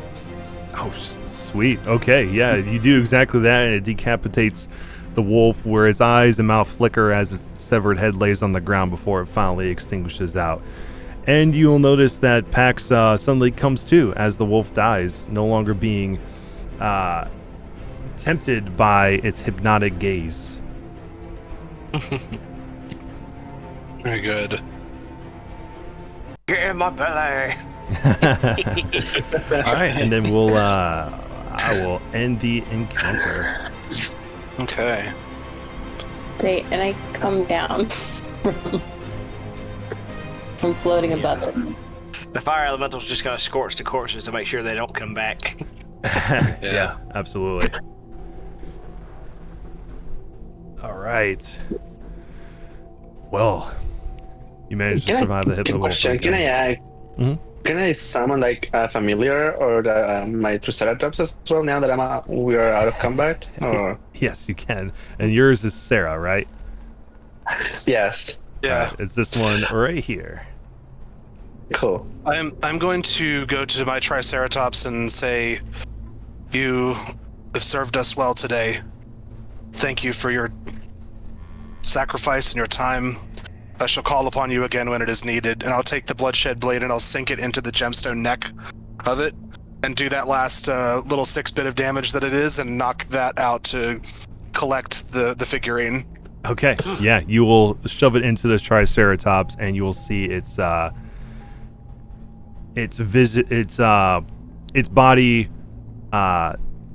deincorporate down into a figurine onto the forest floor. Yeah. If it does suffer at all, then maybe it's not suffering as much right now. Right. Absolutely. Pax, if you'd like, I have a healing potion I'd like to give you and pull you back up a little bit.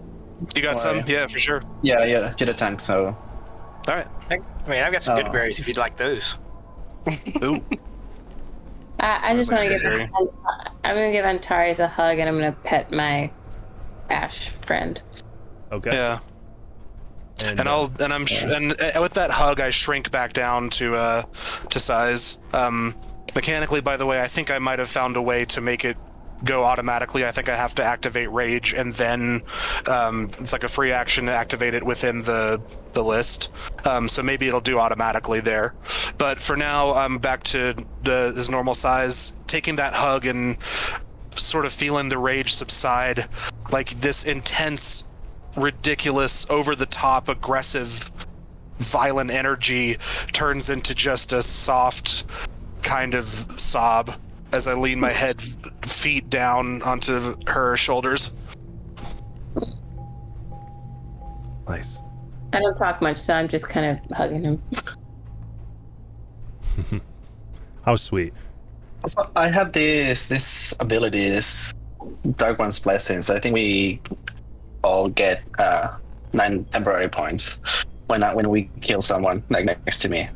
Oh, nice. Or is it just me when I kill someone? Okay. No, someone else does as an enemy. Yeah, within 10 feet of you. You're welcome to a handful of berries if you'd like to heal some. Sure, why not? I'll take them. Yeah, they're gonna each do 4 or 5. I got to double check how this thing works because I got the sickle that bumps them. It's 40. I had it right to start with. Yeah. So each berry's worth 4 hit points, and there's 10 of them. There's 10 of them. Okay, and there's 4 of you, so you can split it up basically.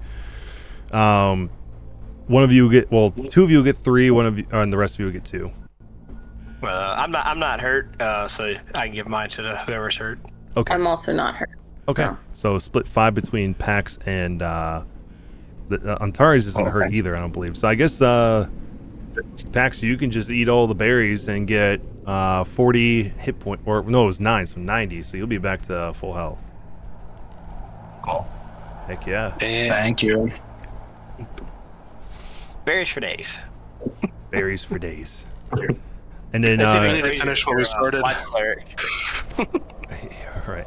Okay. So you guys and you get a Dark One's blessing, so everyone who didn't have hit points should have 9. The rest of you, since you didn't get damage, well, Mayar, you don't have any in yours, so let me give you 9. And then I believe Merrick, you should have your 10 hit points in there as well. Yeah, you do. Okay. Okay, so what do you guys do after finishing the battle with the Hypnovolphins? Just look for the spiders, see which way they're headed again. Keep tracking them. Yeah. Roll me another survival then, Merrick. Survival. Let's see here. Oh, too easy. Yeah, you can see the ettercaps, not the ettercaps, the spiders continue to head further into the forest in the direction you were headed before. And when you look at your map, you do see one ping about a mile into the woods. Does it show the actual shape of the building and everything too? Let me pull it up again and see here. Bang, and then where is the item? Scroll of mapping. Okay, let's see what it says. By touching the map, a small light appears at the location to indicate where you are, using a series of gestures, blah, blah, blah, blah.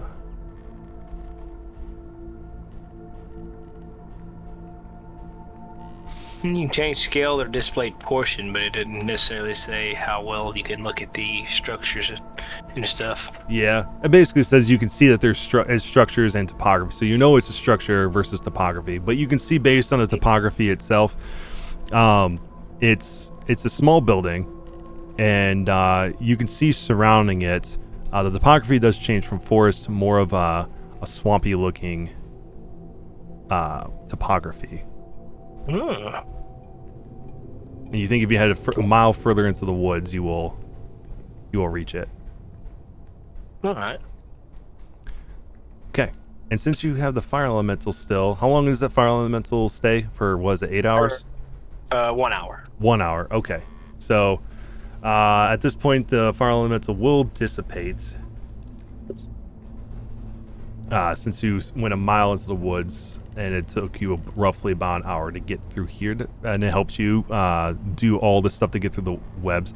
You will see the webs do thicken again once you get closer to the swampy area, but for now, you should be fine without him. But it will take a little bit of some extra time to get through those webs.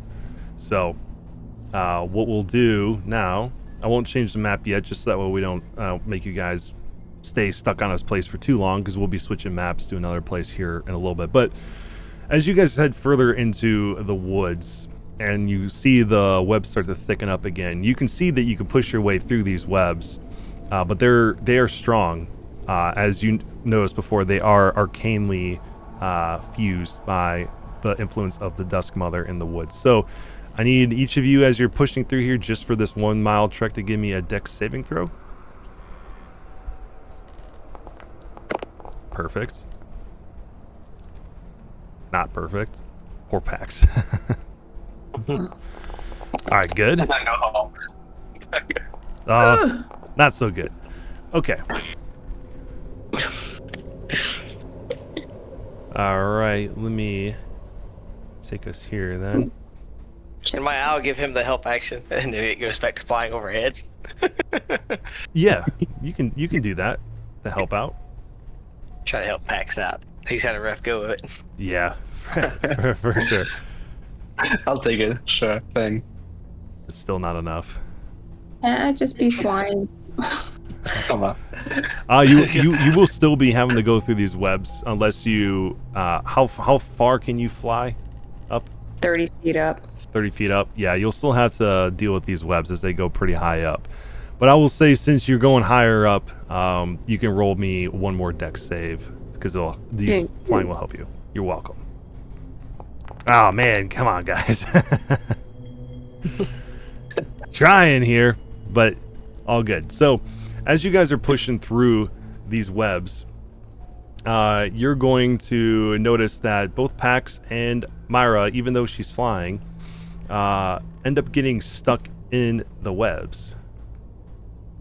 Okay. And will become restrained. And then as these two become restrained with Mayara 30 feet up in the air, not a very good situation for her, for sure.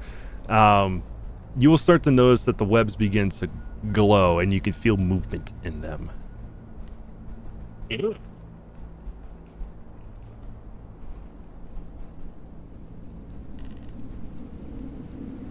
Oh boy. I feel like what's moving along is beast-like creatures. Let's see. Are they beast-like creatures that you can sense? Yes, they are. All right, I got a plan. Okay, what do you guys Maybe do right now. for the moment as the rest of you are down by Pax, but Mayara is 30 feet up in the webs?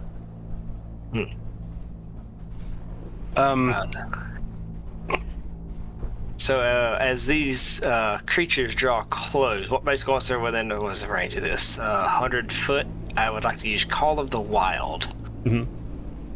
See here. And basically it's I unleash a primal howl to beast in 100 foot emanation. And they gotta make a wisdom save or be charmed.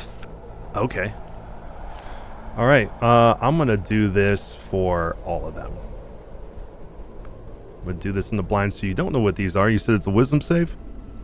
Yes. And what is your DC? 25. Okay. I shouldn't have even rolled. There was no possible way they were gonna do it. Okay. So what you'll see, as I'll bring them closer before I reveal them, as they all come close, but they all come closer to you, Merrick, as you see 8 ettercaps appear in the webs. Ooh. And I don't really have an image for these, so I'll just show you what the top down looks like. But these are what they look like. Ugh. But yeah, the command is to defend and escort us through the forest. Okay.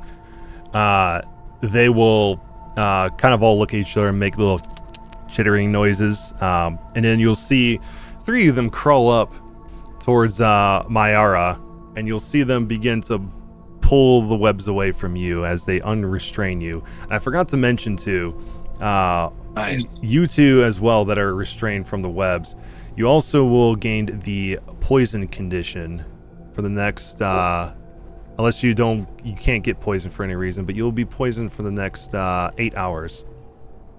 Oh my god. And Yeah, I cannot.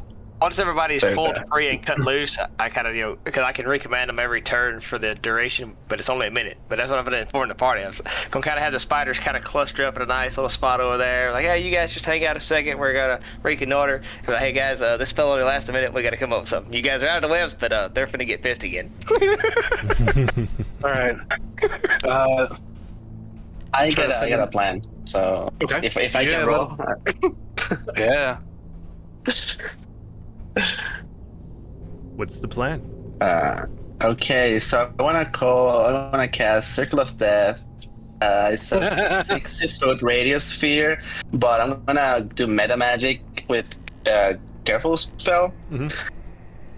So Oh, you're I awesome. don't hit my party members. You're awesome.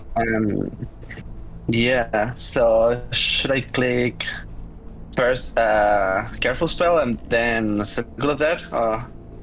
Yeah. Should I just What I'll do too, just in case it doesn't work, because sometimes careful Yeah. spell gets wonky, I'm just gonna move everybody out of the way so it doesn't incidentally hit you with this. okay? Just Yeah, that's fine. just for the purposes sorry. of no, you're good. You're good. I'll move you back over here. So you can go ahead and cast you cast careful spell. We'll see if it works, and then go ahead and cast your circle of death. It should give you a template to drop down so it catches all these ettercaps. And they should makes stay sense. charmed for the duration as long as I don't attack them. So I'm gonna just let you guys kill the hell out of them. You got a few rounds. I think it's 1 minute Okay. duration. Yeah. So they have to do a Constitution saving throw. Otherwise, A 60-foot place radius. measure template. Let me see if I can put that. Yeah. See if it'll let you do it. It says fail to play measure template. It said the same thing for me. Okay, so what we'll do is go ahead and roll your 8d8 for that, because for some reason the template's not working, and then I'll just roll one con save for all of them. You got a Can I 12. run it in the chat, right? Roll 88. Yeah, just click on the d8s on the dice tray, just click it 8 times. It should say 8d8, then click roll. And they'll take the Okay. full damage of this. Oh, I realized I'm blind D8. roll, so let me see if I can reveal that. I cannot. But they rolled 12. Be nice.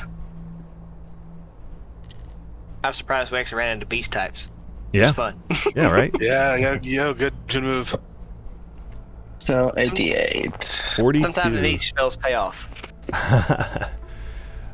You know, it's not spread out between them all, right? It's all, each of them takes 42. Yeah. Yes. Okay, I gotta check each hit points here. Oh, they're all the same. You know what's funny? Their hit points are 41. Yeah. So you just completely Finally. suffuse them with Let's necrotic go. damage and completely bamf them all out of existence. Call the beasts over to me, and he can necrotically destroy them. Yeah, right? Hell yeah, that's awesome.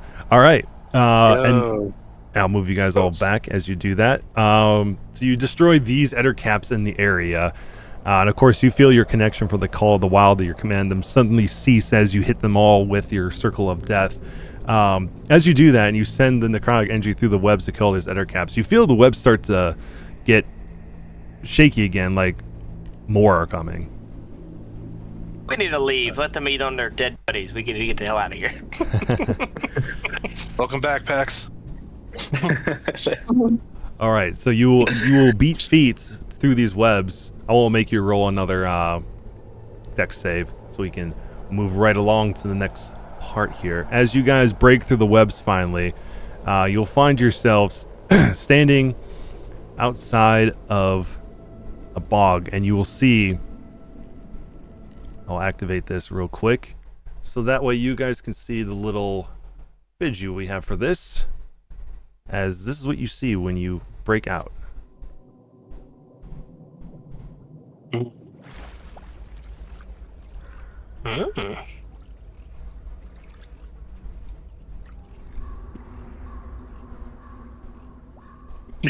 You made a sound that sounded like Yoda.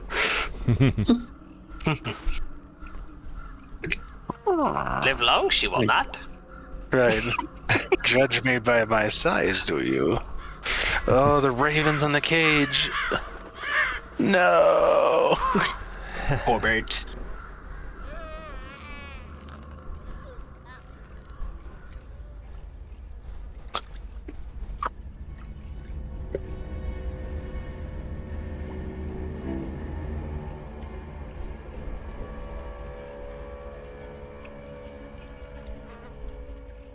Is there no music with this?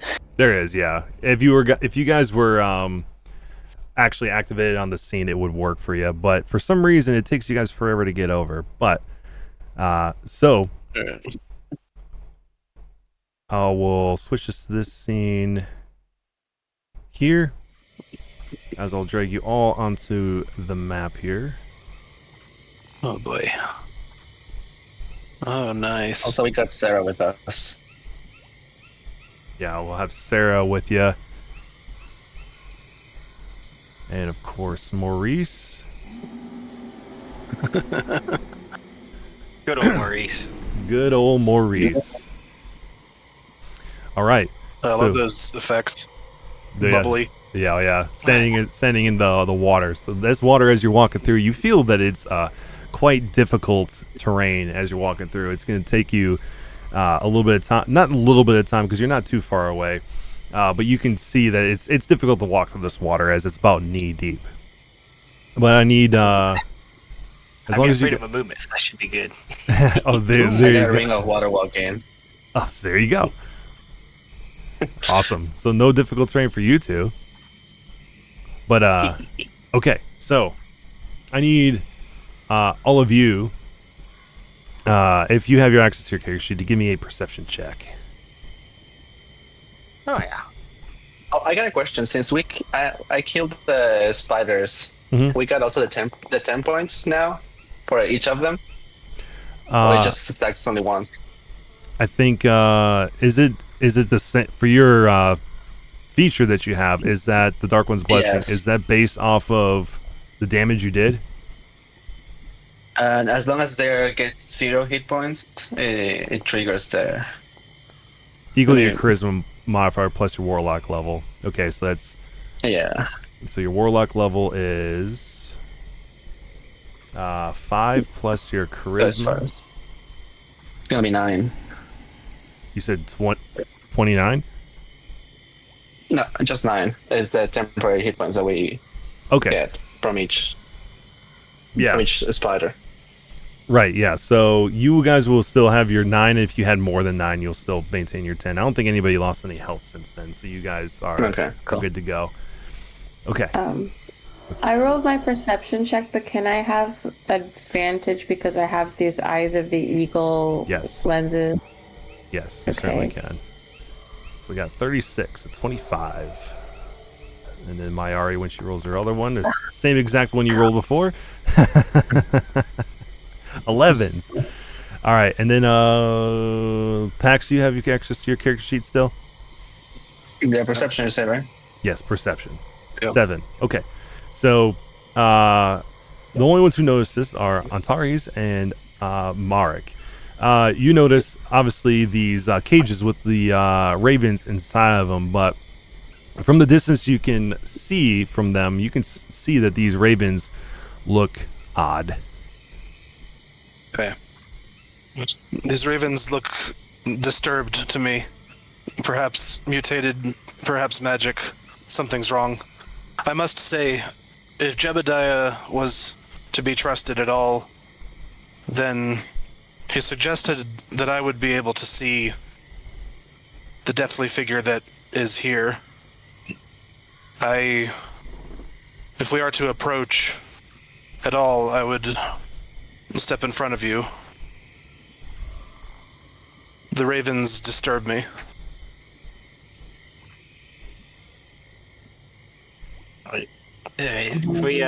We think the lady's in this house. Do we just want to blast the house from out here?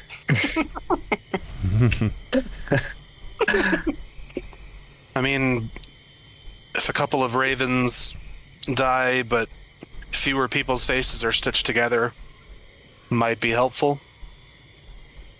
I was certain that she's there, like inside the house. Boy. You will then, as you guys are discussing this, you'll hear another scream come from the interior of this house. I need you all to give me a wisdom saving throw. No. Not again, please. Okay. Please, Pax. Much better. Much better. Much better. Much better than 18, but you need a 20. Of course. Of course. I'm gonna do it. Pax needed an 18 or needed a 20. You need a 20. Can I Take my inspiration. Mayari also got Is a it 12. a spell? Say it again. Is it a spell that she's casting? It is, yes. So can I do counter spell? Let me see what counterspell says. Do you have to see the source of where the spell's coming from? See the source? Like a 60 foot range. Yeah. Oh, okay. Can I cast see invisibility, or is it too late? You can cast it, yeah. But Okay. in reaction to her scream, I'd like to cast Wrath of Nature on the shack in the 60-foot area around it. Okay. Alright. Alright, so I would, and before that, I would like to give my heroic inspiration to Pax. Pax, please roll one more time, dude. I need to get a nat 20, so I don't know. Do You it. do have to get I'm a gonna nat 20. I'm gonna get inspiration back. There's something I get for inspiration. At least try it. nope. All right, worth a shot. I gotta roll myself. You said wisdom, right? Yes. Oh, you as well. All right. And let me do my last indomitable. You know what? Let's not do it yet, just in case. That's what I rolled. I rolled a 9. Okay. So you will become charmed, of course. Find the charmed condition. There you go. All right, and then you were going to cast and see invisibility. You do that, but you don't see anything, Mayari. Great. And then put charmed on you, and then on Pax, also charmed, and then your Wrath of Nature. Tell me what that does.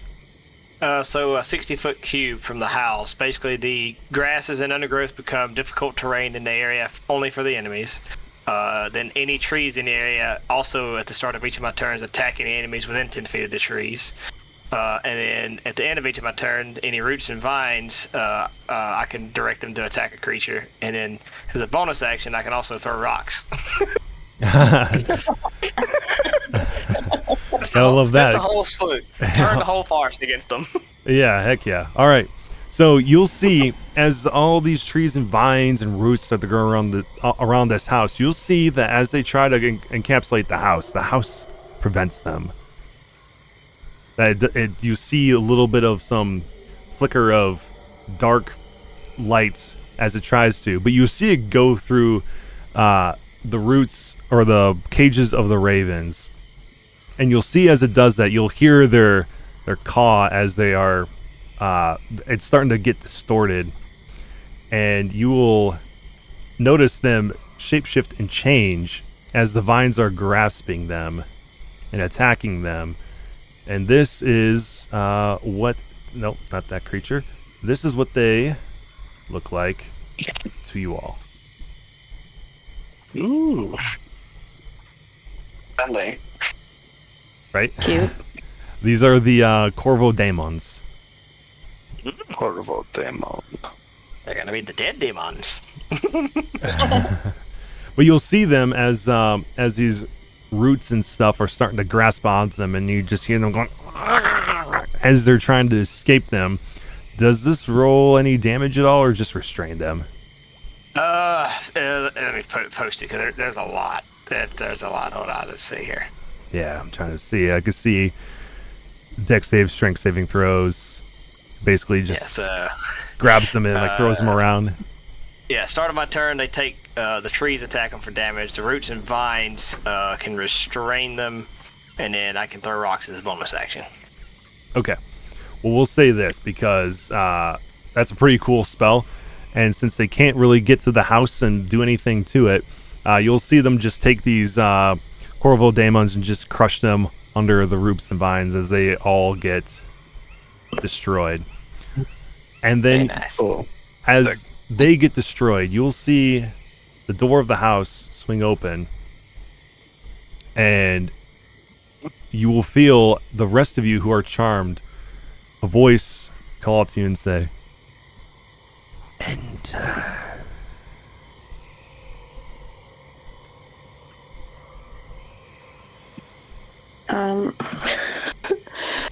I just say I already did enter the church.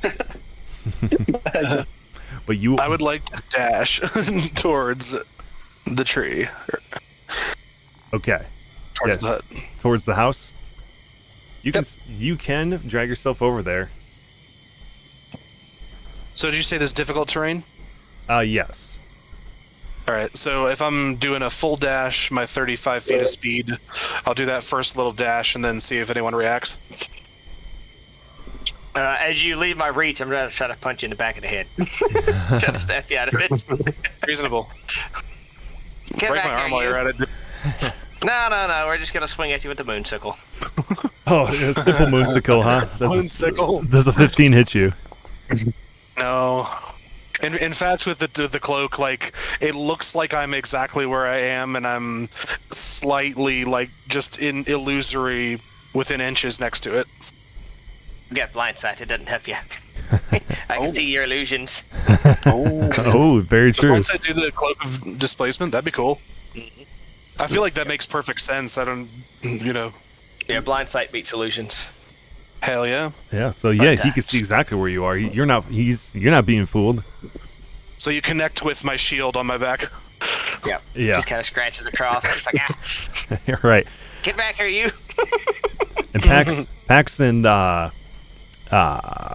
Mayari, you are also compelled to enter. Yeah. Can I cast spells while I'm charmed or no? You should be able to. Let me double check. You're in this really interesting roleplay scenario where you're like, I kind of compelled to do something against my will, but I kind of want to have some will. Yeah. So it's cool to be like super clever if you can find something like that. Like, can I do dispel magic on myself? It says a charmed creature can't attack the charmer or target the charmer with harmful abilities or magical effects, and the charmer has advantage on ability checks to interact socially with the creature. So basically, you can't attack it. It doesn't say you can't do anything for yourself. Okay, can I try dispelling magic on myself? You can, but in order for that to happen, because it is trying to tell you to do something and you feel compelled to do it, I need you to give me a wisdom saving throw to be able to do that. Okay. Break from the charm and be able to right. cast the spell magic. Maurice will try to help. He's trying to distract her again. She's backing up. And then thank God. Roll one more time since you got helped. Yeah, but also I have that legendary ring, that item that's supposed to give me advantage too, right? Yeah, you do.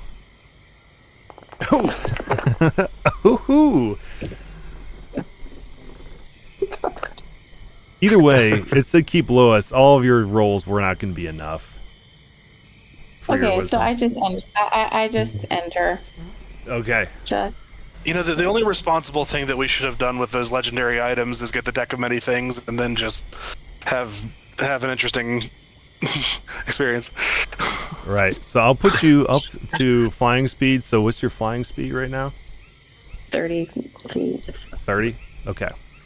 So it's the same as my walk.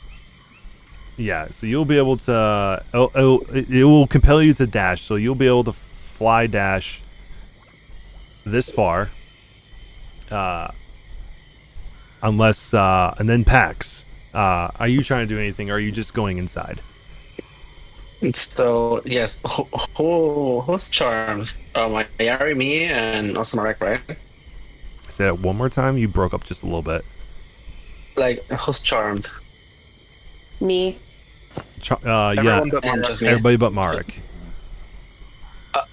Okay, so I'm gonna start walking and wanna cast Dash's Hideous Laughter on Antares.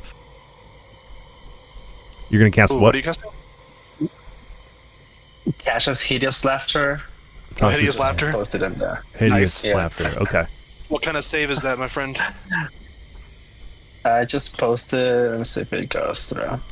By the way, Todd, the map's not showing up for me again. Should I be restarting? It's a wisdom saving throw. Yeah, give it a restart real quick. Okay. 7. All right. So you will fail that, and you will be hit with the laughing uncontrollably. So now you will fall. You will be incapacitated, prone, and charmed. So now you fall prone, and you are underneath the water. Okay. I would roleplay that But he laugh. cannot go to Someone else is in my house, so Is he drowning? like laughing, sputtering, drinking bog fluid. Okay, so what's your con modifier, real quick? Mine? +5, yeah. Modifier's 5, yeah. Okay, so you can be under the water for 5 minutes before you start drowning. Well, I'll cut that in half because you're laughing. Can I have Ash like try to pull him out or something? Oh yeah, let me pull Ash on here. I forgot him. Where are you, Ash? There we go. He has an affinity to his fellow lion friend, so. True that. All right, so he's gonna grapple you, and because you're incapacitated, you, I have to look again. I believe you would not be able to make that save, or you do with disadvantage. Let me look one more time. Incapacitated. An incapacitated teacher can't take any actions or reactions, so you can still make the save unless you willingly want to fail it.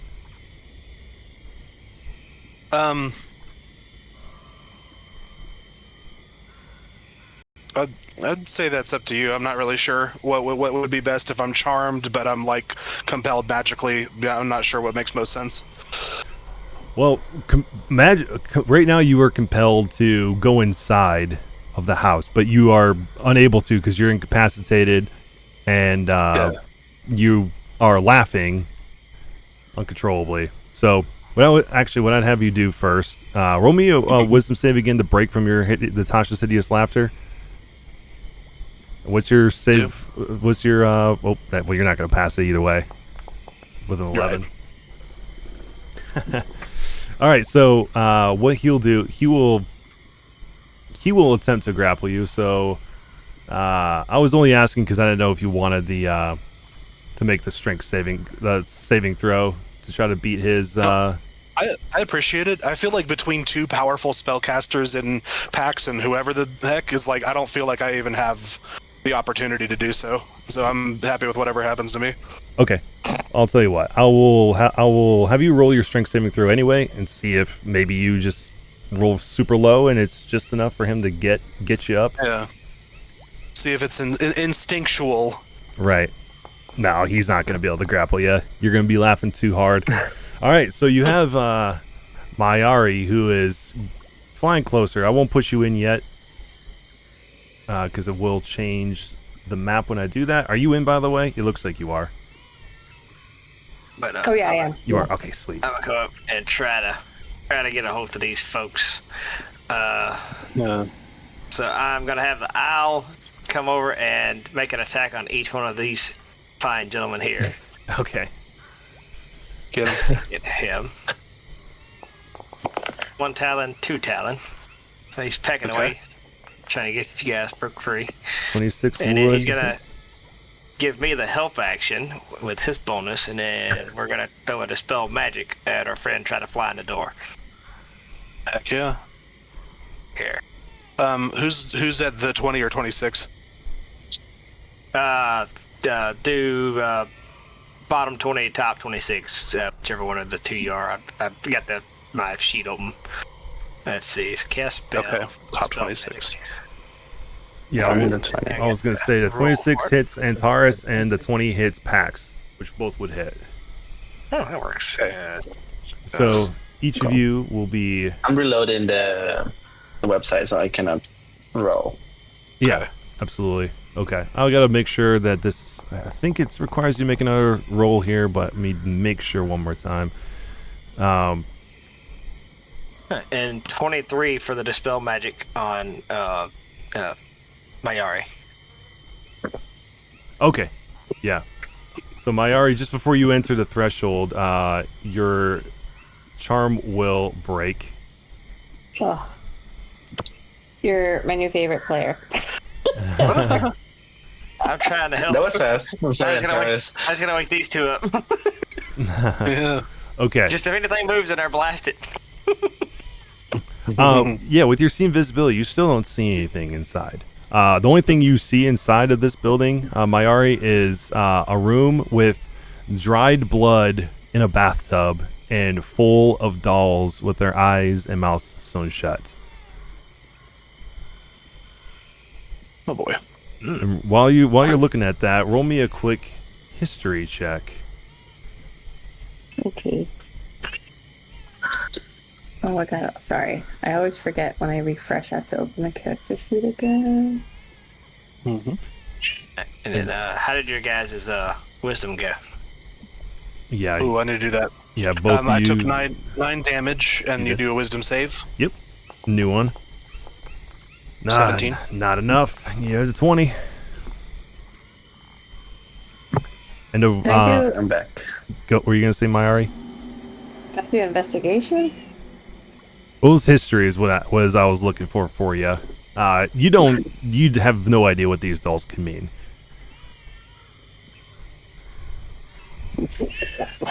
Does it? Can I just go back out? I don't really want to be in this creepy place by myself, and I don't see anything. I'm like, great. You're not charmed anymore, then. True, but the other two are charmed still. Could the roots and vines try to pull him out of the water so he doesn't drown? Oh, yeah. Right. Sorry. I have Dispel Magic on my inventories. Yeah, you can try to cast a spell magic on them. They got it on you already, so you are no longer charmed. And then we'll say for Antares, give me a dex saving throw for those vines. Dex save on Taurus. Let me double check something. Barbarian danger sense. I have the incapacitated condition. Danger sense will not apply. Right. Dex save. Correct. Dex save. 5, 4, 3, 2, 1. All right, you get 7. you get yanked out of the water and brought to dry land by the vines. Okay. And I'm still like my legs are buckling, trying to like fall over, laughing. Right. And then My Pax, strong legs. Pax, you are still compelled to go closer. You're still charmed. Oh, Yep, that is your dash. You are now on dry land. Merrick, what do you do now that everyone's on dry land? Now we're going to join them on dry land and keep trying to wake them up out of this. Okay. I'm trying to get my Dispel Magic, but I've lost it again. It should be under your second level spells, I believe. Looking for it as well. I literally had it, and then I don't know where it went. It's third for me, but I don't know if it's the same. Sorcerer and Terry. Yeah, you're right. It is under your third level spells. Right. Last third level, we're going to throw us a Dispel Magic on her. Actually, no, he's restrained, so let's not get him yet. Let's get... for me. Thank you kindly for all of your magic. Wait, getting a little low, but we still in there. Yep. What were you saying, Mayari?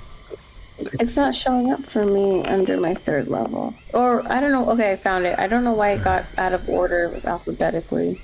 I'm not sure either, but okay. So we got a 20. Pax should be good. Dispelled on him. Okay. Thank God. There we go. You're no longer charmed. And then you're gonna roll me it's gonna be your wisdom that's gonna be associated with that. So you're gonna roll just your wisdom. Yeah. Didn't work. So you're rolling at disadvantage from the poison. That's right. Yeah. Yep. Ugh. I guess my owl's just gonna poke him twice. He's still a bit left. Okay. Go ahead and roll your two owl or one. Oh, well, that one missed. Second one does hit. I think. Second one's at 24. My AC is 25. Oh yeah, does not hit still. Ah, crap. Okay, can I cast then Dispel Magic? You can cast the spell magic on him. Yeah. Yeah. And then Charis. Cool. If Pax is upright, then does the hideous laughter require any kind of a saving throw? Yes. Like a concentration, or can it be voluntarily dropped? Yeah, he can voluntarily drop it if you want to. Yeah, I'll drop it. Okay. break your concentration. So I'm gonna go dispel magic for the charm thing. Yeah. Yes. And then it'll be your wisdom ability. Gotta get above an 18.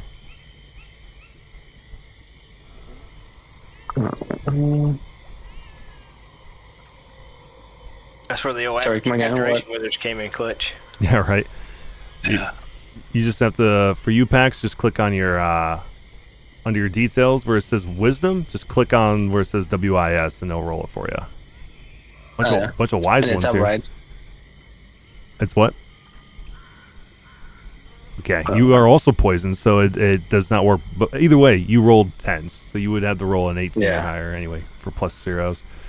So Antares, you are still compelled to walk inside. Okay. The vines still have him restrained, so he can't go anywhere yet. Oh yeah, that's right. He is restrained, but you will Considering the vines and the intense charm, I will certainly try to make my way that way. Can I rage?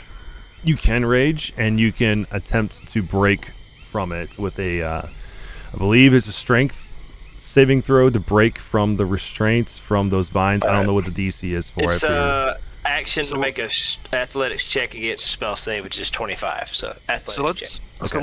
Let me start with bonus action rage. I will activate that, and then I can see if I can activate that giant thing, which happens automatically. Mm-hmm. We'll see if it does anything on the board.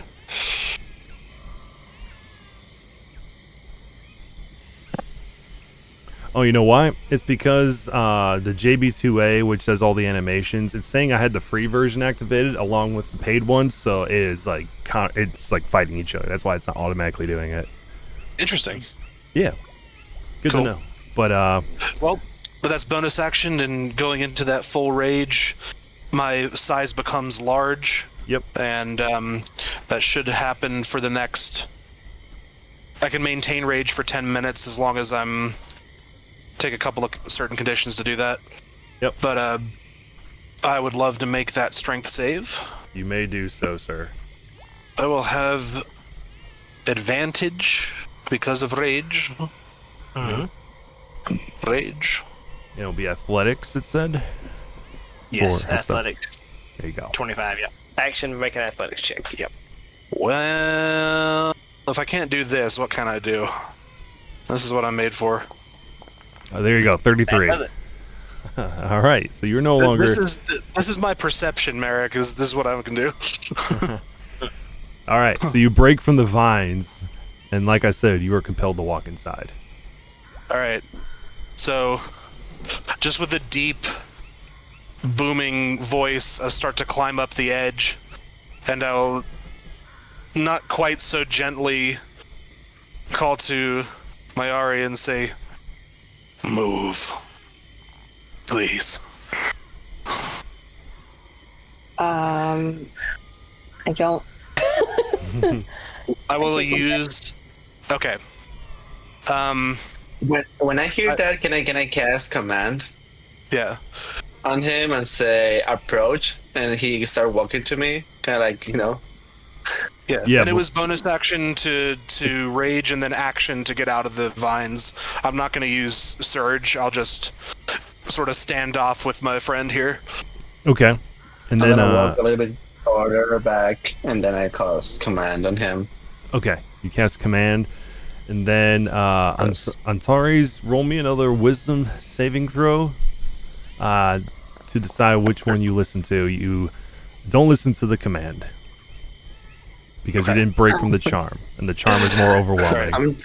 Let me know when I should move next, and whenever what everyone else is doing. Is everyone else doing anything else to try to help him out? I also want to cast. I also have command, but I'm wondering if restrain. If I forget what it's called, the hold person is better. Ugh. I'll just do command and say halt. Okay. Wisdom. Wisdom saving throw. 17. You need a 20 to break this. Okay. That'd be a natural 20 for me. That would have to be a natural 20, yeah. So, if I may, for the sake of it, my little fighter subclass is champion, and that there's this crazy thing, level 10 of during combat you can give yourself. Well, it's not combat. Never mind. It could be Not if technically. you're trying to push her away and get through there.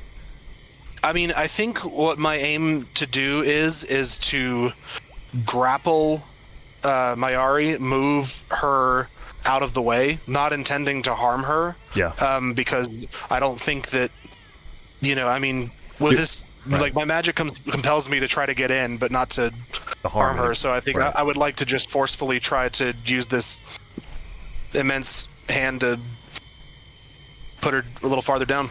Okay. Then Mayari, I will ask you to give me a strength saving throw to beat his strength. 19. Yeah. Wow, the dude is so strong. He is 11. All right. So Mayari, you are pushed out of the way to make way for Antares. You may enter the building now. All right. If I do not have space with my large size, I'm sure I'm 12, 13 feet, that whatever's wooden, I just take like big, brutal hands and claws and just rip the pieces of wood off of the building. Yeah. Yeah, you will enter inside, and Oh, Antares now I'm loading something. Oh my god. will disappear as he enters. Oh, lovely. Oh boy. Well, boys, time to go in after him. All right. I'm gonna head to the middle of what I see. Yeah. And if I may, as a bonus action, I will use Daunting Roar. Just as like, yo, you called me, I'm here. But that will do a specific thing. I'm bringing it up. Okay. So before the three of you enter, you can go and do your thing you're going to do. And also say something else that happens while you're down there while you're doing that. Merrick and Pax, you also see the same thing inside of this room. You see a bathtub that has dried blood in it. And you see dolls that have their eyes sutured shut and their mouths sutured shut, just sitting all around the room. I need from Merrick a perception check and from Pax a history check. Alright. Perception, Alright. my specialty. So your specialty and Pax. One of them, anyway. All right, 13. Yeah. Okay. With a +6. Yeah, Merrick, with your perception, you can see that these dolls all look almost lifelike to you. And you see along the table to your right hand side, you see a bunch of seamstress tools. And based on your perception that you portrayed everyone else, and with Pax with your 13, even with your poisoned, you remember Jebediah mentioning his granddaughter when he was holding a doll, and how the children were going missing. Which would lend you to believe that this might be the missing children. Oh boy. So this is where she keeps the children then. She should be around. Okay. With that roar, I did activate it. I didn't see it pop up, but what it is a bonus action, let an especially menacing roar. Creatures of your choice, which will be anything that I think, friend, foe, ally, anything that I see, within 10 feet of you that can hear me, succeed on a wisdom save or become frightened of you until the end of your next turn. DC 8 plus proficiency plus con. DC 19 wisdom save to anyone within 10 feet of me that's a creature. That I know is a creature. Okay. So, before the rest of you enter and go into where he is, you will see somebody, a large woman, standing in the corner of the room, holding a large... She's about your size right now. Oh, cool. Holding a large pair of scissors in one hand, and in the other, a bell with a demonic face on it with blood seeping from its eyes. And she will look... The rest of you will see this, but you won't see her right now. But you can see her. This is what she looks like. Oh, thank you. That's a big Very series. good. You are welcome. And then she will look inside. Or she'll see you, and she'll say, Hello.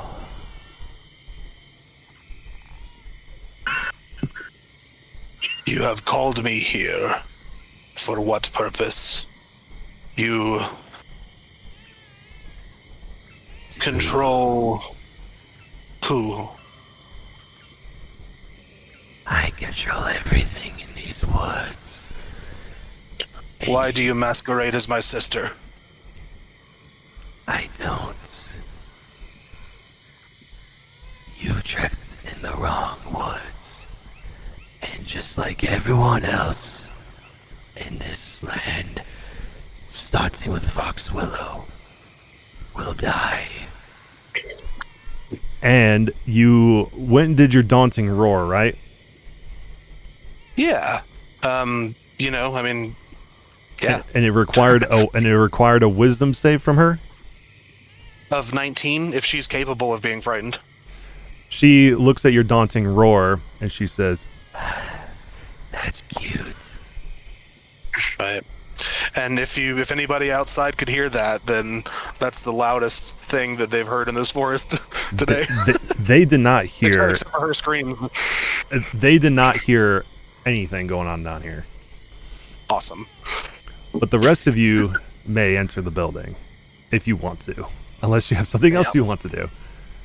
Might as No. well. We had to go after our Yeah, buddy. let's go. Yeah, if you're gonna run, if anyone's gonna flee, like now's the time. How big is this building? And it's You, only drag Maurice in for me. the inside of this. The inside of this building is probably about 20 by 20. And for you Okay, who cool. just went down in here, it is much larger than the building you saw outside. Can I do fairy fire as I walk in? Yeah. Ooh. Okay.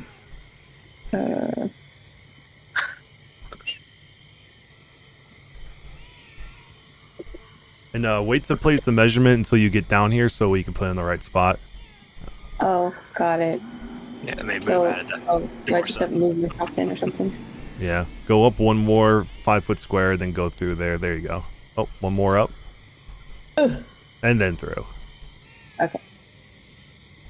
And I'll move Pax all the way so you can see. And I will activate this scene since everyone is down here. Everyone can see the screen and everything, right? Correct? Okay. Yeah, I don't know that it's fully loaded, but it's like I see part. Okay. Yeah, I only see part of it. All right. I will drag you two. Whoops. I'll drag you Yeah. three, I should say. Just more down the stairs so you can see the room slightly better. But Is Sarah with us? what's that? Is the Triceratops with us? No. Is he staying now? None of your Okay. familiars are with you. Oh, Maurice didn't make it either? Nope. My beast companion? Nope. Oh. Okay. And you see Antares look into a corner of the room, speaking to someone, but none of you can see what he's looking at. Even you, Mayari, with your see invisibility. Wait, so the fairy fire that I cast then? Now can I do it? Yes, you can. It's probably going to tell you it can't place the measurement tool for some reason, but let's see what's the size 20-foot cube. I'll draw a 20-foot cube for you. Where do you... Is it centered on you? Maybe toward where at the direct, like just in front of Antares, because I see him looking at something. Okay.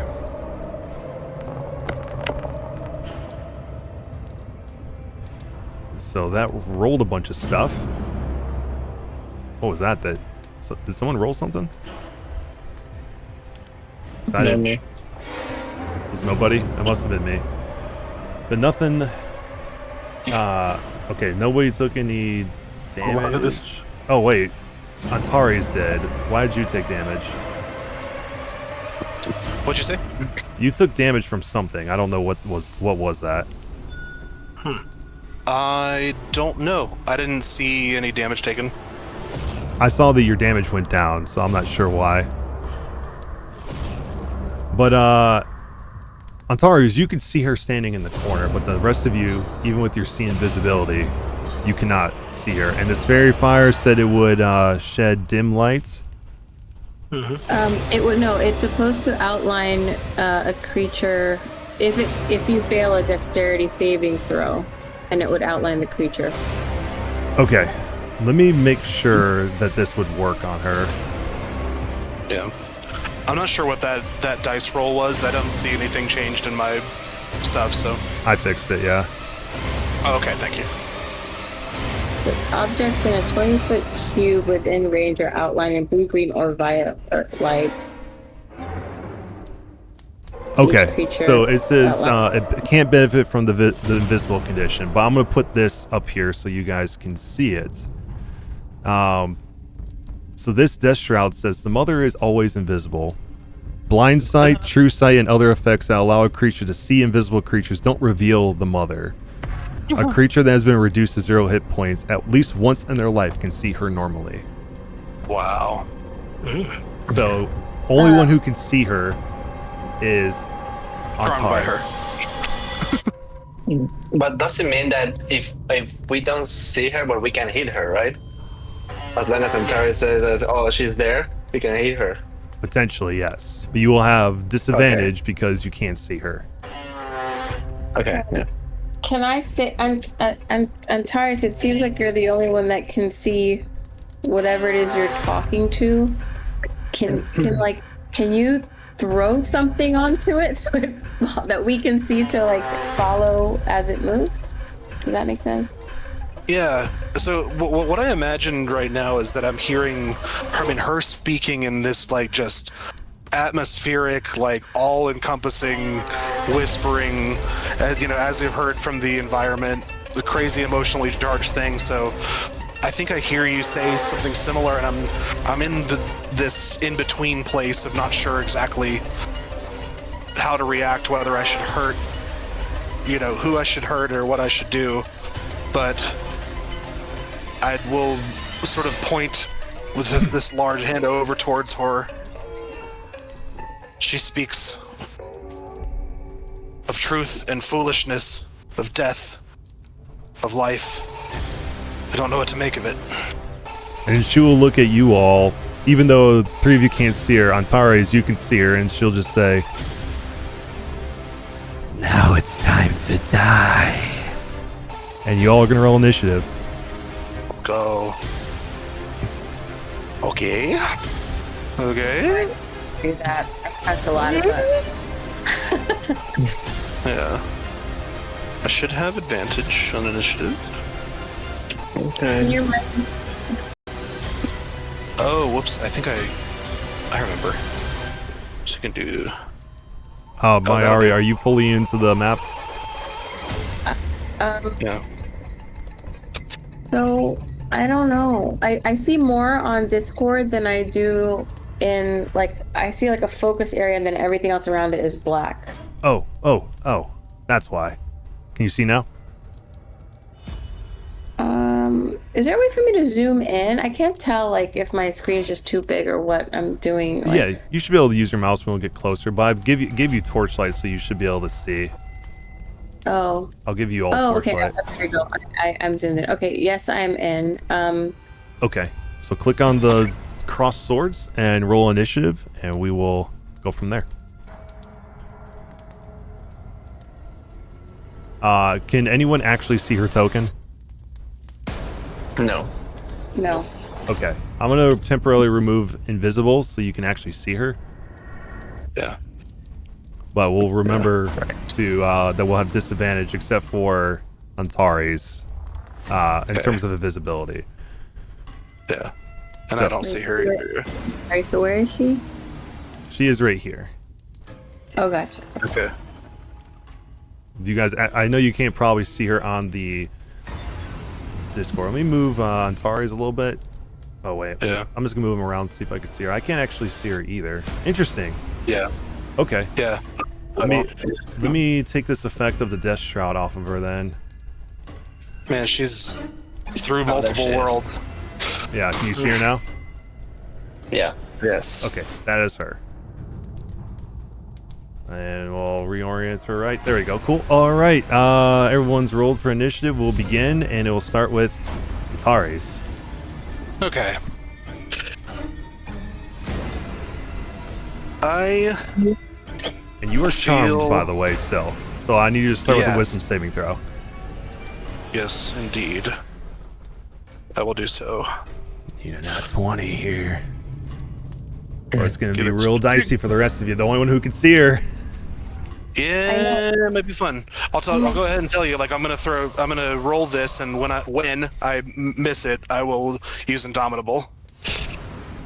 Okay. All Go ahead right. and use So Indomitable. Indomitable inventory, or not inventory features. This is my last Indomitable. This is again re-rolling this wisdom save and adding 15 to it. Right. I've Okay. got something. So 8 plus 15, that would be 23. So you are broken from the charm. Nice. Did we start? Can I cast something? What did you want to cast? Fireflies. I summon a large volume of fireflies to illuminate a 15-foot radius sphere for the duration. A few of the fireflies will settle on hidden or invisible creatures, making them somewhat easier to find. Okay.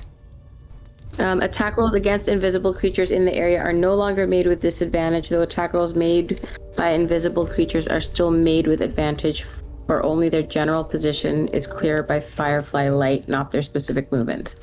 All hide actions taken in the area are made with disadvantage.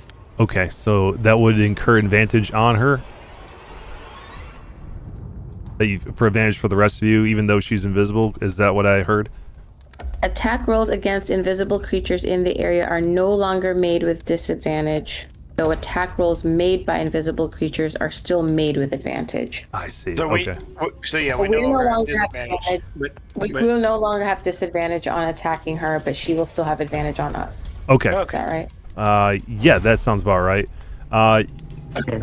So you want to say you would do that before the combat started? Okay. Yes, please. Okay. Let me roll something to see if I'm feeling nice. I'll roll. You're feeling nice. I'll roll a d20. If I get above a 10, I'll allow. If it's below it, I'm gonna say on your turn. That's that initiative. Go ahead and roll it. Great. Left it to the dice to decide. Okay. So go ahead and your firefly's 15-foot radius sphere. Okay.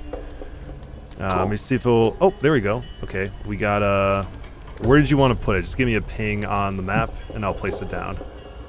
Like halfway between Antares and yeah, Right there. Okay. wherever he was looking. Okay. Cool. Yeah, you'll see the little fireflies kind of flicker right around her. You guys can actually see her, but yes, she's right there with the little fireflies attached to a hulking form, standing there. But Oh boy. Antares, you have broken your charm. You can now take your actions against Dusk Mother. That's good that I broke the charm. That's good. Yes. Yes. I'm going to use an action to imbibe a potion. Specifically, and I'm sorry if this fucks up everything, but the potion of growth. So, drinking this potion and gaining the enlarge effect of the enlarge reduce spell for 10 minutes. Mm-hmm. That what that states is that it doubles. Let's see, enlarge reduce spell, the enlarge effect doubles in size in all dimensions, weights multiplied by 8. This growth increases its size by 1 category. If there isn't enough room for the target to double its size, it attains the maximum possible size in the space available. And then I get advantage on strength checks and saves and minor damage. But I understand that these columns are here, but I think I want to try it anyway. Yeah, absolutely. So you'll only be able to go up one more size. You won't get gargantuan size, which would be pretty cool if you could. No, I think doing, going from medium to large and then doing the potion to go to huge. So if I'm 3x3, let's go. Yep. Let me add you back to this and put you back at the top. Sorry, it is not Mark's turn. I'm gonna put you back at the top above Marek. Oh, we move Marek down one. Okay. And we'll go back to your turn. You have taken your potion. You are now considered huge. Awesome. Beautiful. And I think for now, I just want to move in front of her. Yeah. And just try to prevent line of sight to any of friends and be in the way. Absolutely. Yeah, man. She'll charm me. It's not good. I'm debating on using any of the other resources right now, but I just want to see how this plays out, so I'm going to end the turn there. Okay. So that will be your turn. She is going to then after the end of your turn, as we move to Mark, she's going to use one of her legendary actions, and she is going to use her drift ability, which this one says the mother moves up to her speed without provoking opportunity attacks. When she enters a creature's space during this move, that creature takes cold damage and has disadvantage on the next attack until it makes before the end of its next turn, and takes this damage only once per turn. So she's going to move through you. Okay. And also, very briefly, I didn't say out loud bonus action just to continue the rage, and that's all. Yeah, absolutely. I'll move her around you since it won't physically let me move it through her. But it will move through you, and you are going to take... It just says you take it. It doesn't say any saving throw. Okay. You're going to take 22 points of cold damage. Ow. So that should be 21 minus your 10 hit points, so that should be 186. Yeah, 186. Are you adjusting that, or you want me to do that? You can do that if you want, but yeah. Certainly. All right, Since it doesn't automatically do it. Yep, got that. 21 damage, 22 damage. Okay. So now it is Mark's turn. She used one of her legendary actions. Alright, bonus action, we're going to use Primal Companion and resummon Maurice. Okay. Bring him to join us. And then we're going to use, let me find it again, Conjure Woodland Beings, and we're going to share spell so it casts on myself and him. So we now both of us have a 10-foot emanation that will do 5d8 to the enemies. They do get a wisdom save, so let me cast this. Yeah, go ahead. So now me and Maurice are Blades of Doom. And luckily she moved into the 10 feet already. Save me the trouble of going to her. Is it very true? Okay, so that's force damage. Mm-hmm. Okay, so she has to make a wisdom save. 2 separate ones, one for me and one for the owl Maurice. Okay, so here's the first one. 23. Fail. She failed that? Yep, 25 to DC. Okay. Then we'll do the second one. 24, and since she's going to fail that, she's going to use one of her legendary resistances to pass instead. Okay. For one or both? For one of them. Okay. And there's the 2 5d8s. Ooh, nice. 20 on both. So 20 on 30. both. Okay, so she'll take 20 points of force damage, and that will put her at this. Thank you. And then trying to grab just Maurice. Maurice has got flyby, so he's gonna move away from her. Oh, if I can drag him, come on. And he's gonna hold his action to dash back into her space on the next turn, because it's once per turn, not per round. So he's gonna hit her again. Okay. So yeah, I'll do it. Okay. So is that on this turn or is it on the next turn? So basically, as soon as Pax goes, it'll be a new turn, so the owl's going to fly by and hit her again. Okay, cool. So before we'll move to Pax's turn, I'm gonna double check something to see if she's got any legendary action she wants to use on this. Okay. Yeah. So what she's gonna do is she's going to go ahead and let out a blood curdling scream as she uses another one of her legendary actions called Endless Keening. Endless keening. And so everybody, yes, it says each creature within 30 feet of the mother that can hear her must make a Constitution saving throw. If you are a construct, an undead, or a creature that has ever been raised from the dead, you are unaffected. Oh. Okay. Nice. Well, Maurice is fine. Yeah, you know that guard back by the beginning, the blind guard would not be affected. yeah, right, exactly. So con saves from everybody, and you were raised by the dead, Antari, Yes. so you are unaffected by this. So you don't have to give me a con save. So everyone else does, though. Okay. The only one who passes is Pax. Finally. So you were gonna take. I think you're gonna take half. But let me double check if you pass. Yeah, half the damage. Okay. Oh, jeez. Okay. On a successful save, the target takes half as much. Okay. The rest of you. Ooh, I gotta check saving throws again. Okay. Merrick. Oh, Merrick and Mayara. Okay. So I'm gonna roll this. It's going to be. Come on. Give me the number. Oh, okay. So Pax, you are going to take half of 33, which is going to be 16 points of necrotic. Yeah, 16. And the rest of you, since that was a concentration check. That may not matter because the DC, well, except for Marek, you will take the full 33 damage. And still maintain your concentration. However, Mayara, since you failed by more than 5, you are dropped to 0 hit points. Oh shit. Excuse me? Excuse me. Excuse me?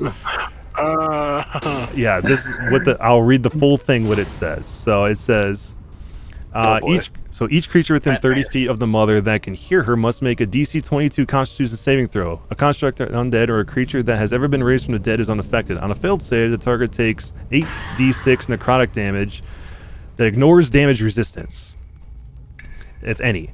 A target that fails by 5 or more is reduced to 0 hit points. On a successful save, you take half as much damage. Wow. Shit. On a 22 save, bro. Yeah, it's crazy. She's It's insane. Yeah. a high CR creature for sure. That's why I told you she was fun. But Pax, it is your turn. I'm at 0, but am I dead or? No, you just dropped to 0 First. hit points. She needs to make another wisdom save as the owl flies by. Yeah. Yes. All right, another wisdom okay. save from her. Oh, I can't move down. 15?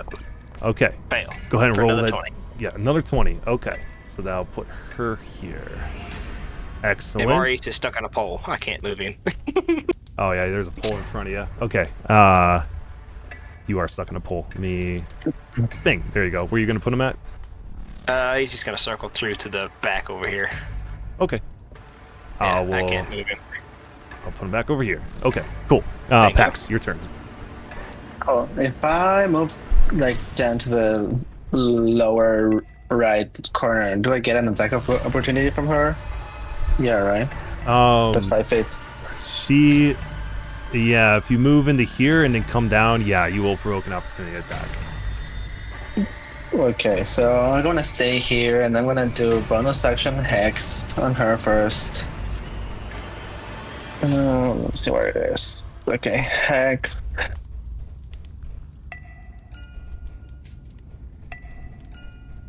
And then I'm gonna do 5-level summon dragon, so it's gonna be a little crowded here. Oh, but it's concentration, so never mind. So sorry. Then I'm gonna do Horn of Valhalla then. Just a trinket. Heck yeah. All right. You got the silver one. So the silver one has no Just requirement, and it summons 2 spirits. Yes. Okay, let me find some spirits here.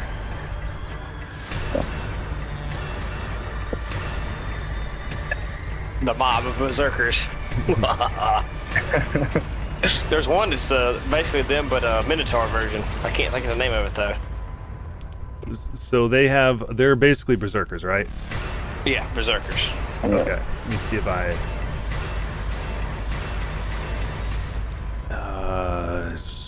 do I have any berserkers in here?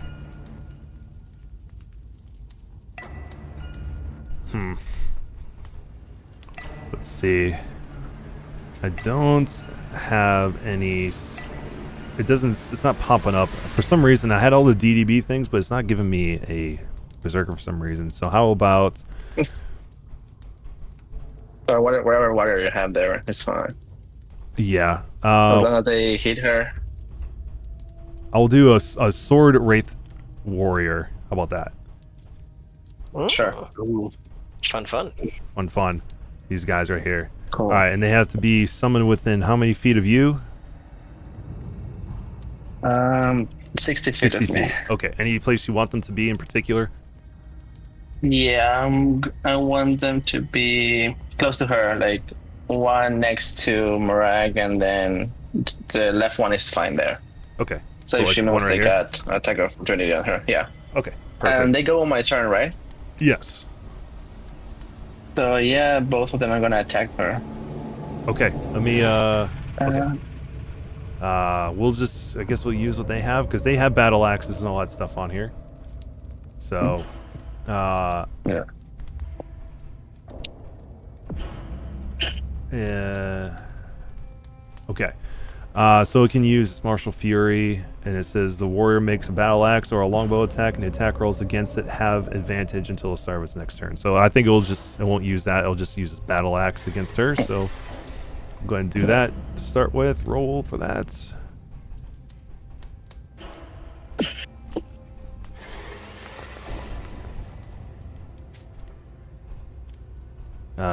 You gonna generate something for me? Was it? Oh, there we go. Now the other roll pops up. There we go. 20 will hit her. Yep. I get a little prompt for a protection thing, but it looks like even when enemies are attacking, so I try to do that as fast as possible. Oh yeah, you're good. All right, so and that is 8 points of slashing damage, and they are magical, so they only did half, but they're considered magical. Okay. But it says she is, so that should do the full thing. So let me fix that real quick. So okay, cool. And then the other one will attack her as well.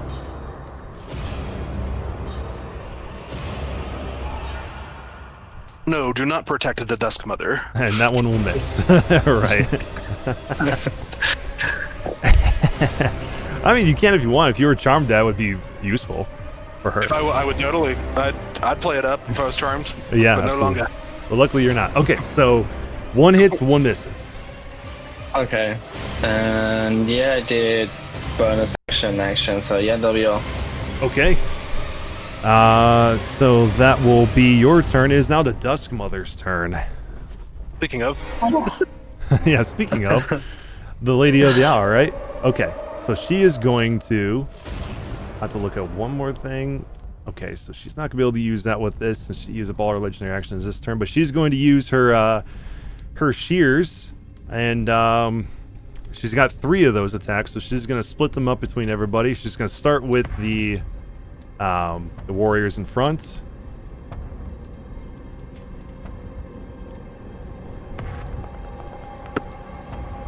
Okay, so 26 will hit. And that will do 24 points of damage. And it will incur 1 level of exhaustion on it. Interesting. Oh, wait, it should not have done that because that's if it hits... let me read this again. So it says... if the target is a creature and is hit with 2 or more sheer attacks in the same turn, it gains a level of exhaustion. So let me take that exhaustion off of him because that should not be there right now. Okay, then she's gonna go target the other one with a sheer, which is a 32 to hit, doing 29 points of damage. And I'll also take the exhaustion off of her. She hits hard if you can't tell. And then the last one, targeting Antares.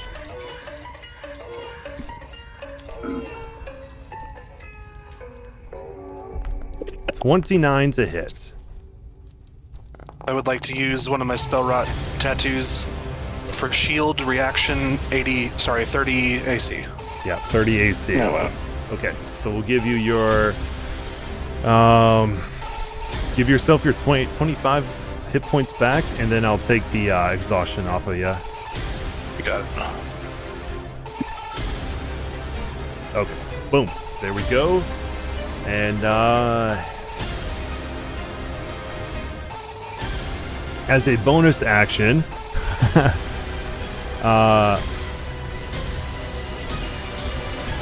I gotta make sure this works. Because you're not killed yet, Mayari. If you did die, she would use this bonus action, but not yet. So, that will be her turn. Mayari, I need you to click on right by the side where you see the different types of roles. You have one that says public role, private GM role, blind GM role. They kind of look like a world, a little like sleuth guy, an eye with Click on one of the sleuth guys or the eye, most likely the sleuth guy, so you can also see it. And then on your character sheet, I need you to roll me a death saving throw. What you'll see it on there, and it's right below your hit dice. You'll see a little thing that popped up with a skull in the middle. Okay, hold on. Before we do that, I just want to call. I have a periapt of wound closure. While I wear this pendant, I stabilize whenever I am dying at the start of my turn. Just as an FYI, I don't know if this changes anything right now. This should. There's no death save. No death saves for you. You're automatically stabilized. At the end of your turn? Start of her turn. Start of my turn. Yeah, so while you wear this pendant, you stabilize whenever you are dying at the start of your turn. In addition, whenever you roll a hit die to regain hit points, double the number of hit points it restores. So you are not dying. You won't, and you can't. So I'll put you back at 1. Okay. Well, you're technically, just so that way you're not having death saves, you're technically stabilized. You're not conscious. Yeah. So actually, I'll put you back at 0. I'm not conscious, so I can't make any spells or anything? Correct, until someone heals you. Yeah. Yeah. And then get 2 slaves from her friend in her turn in the auras. Sorry, I didn't want to interrupt you. Oh, you're good. This is the aura. Does this heal? No, this is the aura hurting the lady. Okay. That me and my owl have. Yeah, the aura. And this is force damage? Yes, it is. Okay. Cool. So this is from both of you guys. Okay. So that is gonna be a total of 51. Oh, they should have to make a wisdom save every time? Yeah, wisdom save for each. Okay. So we'll do that first. I forgot we had to do that. Okay, You're so good. first one, 27. Ooh, half to 15. Say what? Half of So half 30 is is half to 15, and then the next one. Okay, next one also 27. Ooh, another 27. Nice. So 10. So 10. Okay, so total 25. Okay, so that's gonna put it to 2. Okay, cool. Did that damage? Okay, cool. So that is your turn, since you are unconscious. No death saves. You got your perioptic wound closure, thankfully, so you won't die. Okay. Sorry. Well, why does it... So I don't get to roll for any hit die regain points? Not while you're unconscious. You'll have to have someone heal you. Okay. No, I'm coming to, if I can get there. So Oh, I this got her. will be, Don't worry. well, this is my best friend. I feel like if I can reach her past Go ahead. the sword wraith, I'm definitely gonna do it. You should help me because I got some more healing I could do for everyone. Hell yeah. No, I mean I see that, and that's like priority number one. So, this will be probably a hell of a turn if I can get it everything the way I want it to be. So just a fair warning. But the first thing I want to do is to use the spell rot tattoo I have at 3rd level to cast haste on myself. So the enlarge effect of the potion is not the concentration of it, so I still should have all the size. I'm going to activate haste. Haste will give me more AC, advantage on dex saves, and then an additional action that can only be used to do a couple of certain things. So I would like to use action surge. Sure. Fighter ability for another action on this turn. Okay. And I'll click off all the abilities later just to save time, but I only have that one to use. So I'm going to see if I can move in any way towards my friend and try to use a potion to bring her back up. If I can't find a way to do it, then I might figure out something else, but I don't know that I can do it based on the way I look, or if I maybe can get, can I reach her from here?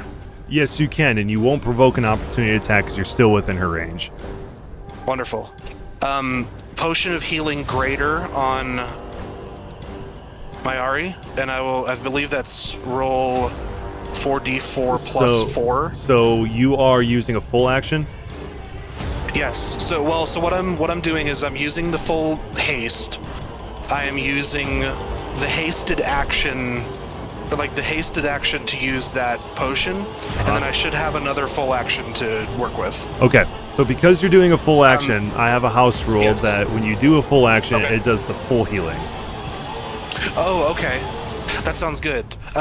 Yeah, so I mean, just to tell you my whole thing, the haste is one action. I'm doing healing, and I'm looking to go attack. Both the hasted ability says I could either do an attack or use an object, so I'm using an object. So right. if that works, then we'll do the full amount for the 4d4 plus 4. Yep, 44, so that's going to be 16 plus 4, so that's 20. Hell yeah. Okay, so you are back to 20 hit points. Mayari? Okay. Now I'm going to move sort of back a little bit. If that was 10 feet, I'll just move back towards where I was. Yep, you want to go back there? up here? Oh, you want to be there, or right. One more up? This is good. Okay. So, using an attack action, I will get 3 attacks from fighter. I'm going to use the barbarian reckless to get advantage on all of them. Yep. However, she will. Anyone attacking me has advantage for the next turn. Yes. But I'm going to get advantage on 3 sword strikes against her. Yes. And with a heightened crit range, pray for a critical hit. Okay. So go ahead and click your reckless attack, so that way it does prompt the advantage for you. Okay.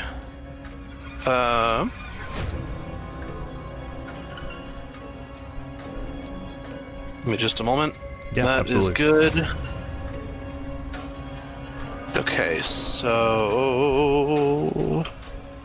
fighter features, barbarian, not in barbarian features. There it is. Click reckless attack. There you go. You got your reckless attack now. So now when you attack her, it should have advantage for you automatically. Okay, should I click apply active effects? Nope, it's already on you. You see the little slash icon. Okay. Yeah, it's already on you, so you're good. All right, and we'll see how this attack goes because I had we had a weird one earlier, but I'll talk through everything and we'll see if it makes sense. So, bloodshed longsword attack on Le Mother. The mother. Le Mother. Not used yet. Just to say, well, let's see what I do. Let's see what happens. 20 hits. Okay, we'll do damage. Yep. We'll use Savage Attacker. So it'll be take the higher of these two rolls. Mm-hmm. Did it do the damage? No. You got a 21 for damage for the first one. Oh, okay. And then I'll roll it again. Oh, I think it auto does it because I look in there and it says. Oh wait.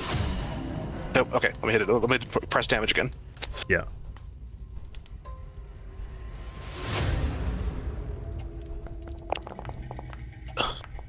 That's fine. We'll say that's your second attack, but go ahead and roll a d8 plus, what was it? Sorry. Okay, so you're saying that the first one at 21 was not the damage, or was that? The 21 was the damage, but it didn't count for your savage attacker, so roll me a d8 plus 16, and if it's higher than 21, then we'll apply that instead of the 21. Well, I'll add more to it. Because for some reason, Savage Attacker doesn't automatically roll a damage twice. So that was your second attack. So we'll keep the 21 for your first one. Your second attack did hit her again for 23. And then roll me... And Savage Attacker is for all of them, right? Yes. Okay. So Reckless Attack doing advantages for all. Savage is only once per turn. Okay, gotcha. Okay. So you got the 21 from the first, 23 for the second attack, and then you have your third one to do. All right. 26 also hits for another 22 points of damage. All right. I have an ability I was hoping to save for critical. How hurt does she look? She looks injured. If you scroll over, you'll see the little All right. estimate. So let me talk through this because I'm gonna go ahead and use this ability even though it's not a critical. So the one time a day on this bloodshed longsword I can invoke a rune, invoking the blood rune, targeting a creature with attack. Oh, when you target a creature with attack, you can choose to invoke the rune after rolling the d20. So I already rolled the d20 to see if it hits, right? Mm-hmm. Mm-hmm. So I want to just make sure I can use this. There's an ability I can add some hit dice to it to increase the damage. Okay. And then that's if you know. I just want to make sure that's if I hit. So I got a hit on that last one. Right. What is this? Say one more time. What's this feature called? It's called invoking the rune on the bloodshed longsword. If this attack hits, you can spend and roll any number of your unspent hit dice to add to the total roll to the weapon's damage. Okay. So, as I understand that would be, one. Let me just type it out because I don't know that it'll do it exactly right, but it would be rolling 1d8 for the sword for the basic longsword attack. Yes. Adding, I will use every bit of the resources I have, which is, it takes one of the dice to activate it, which won't be useful. 14d20 from the fighter, and then 3d12 from the barbarian, using every bit of my hit dice. Yeah. Yeah, you can do Hell that. Yeah. Yes. So I'm not meteor swarming at this level. This is like all the resources I have for the day, but... Right, yeah, absolutely. So yeah, go ahead and roll 14D those hit dice and see how much extra damage you add. All right, so what I'm doing... 14D, yeah? Yeah, that blade is a beast for sure. Yeah, and that's the one, it'd be cool if I crit on that one, but, I think I just want to my friend got hurt, so sorted D8, right. 14d10 for the fighter, 3d12 for barbarian, correct. 5 because the thing says it adds 5 to my constitution modifier, correct. 9 from my strength, and 2 from my rage. Yes. 111 damage. Okay. That'll do 111 damage to her. Okay. So I gotta do some quick math. on that. That puts her at... Go Ethan. Okay. Very nice. You hit her extremely hard with that long sword, and she felt that for sure. Okay. You will not swallow the light. That's my turn. Okay. That is your turn. And now we will go to Marek, and let's see. She got her legendary actions back, which she's going to use her endless keening again. So everybody but Antares, con saving throw, please. You're so annoying. Sorry, I shouldn't be. At least it wasn't by more than 5. She's a beast. Oh, well, that's more than 5. Yeah, and sorry, I know I took a 10-minute turn, and then people are like, well, I'm stable. Sorry. All right. Okay, so this is going to be 32 points of necrotic damage, ignoring all resistances. Of course, Mayari, you dropped to 0 hit points once again. Since you failed by 5 or more. Oh, but by the way, because you dropped to 0 hit points, it came up. You can actually see her this time. Sick. Yeah, sick, right? Okay, so Mark, you also failed, so you're going to take the full 32. Yep, and then took it and made concentration. Okay. Do I still get Sweet. advantage on those saving throws because I have that ring?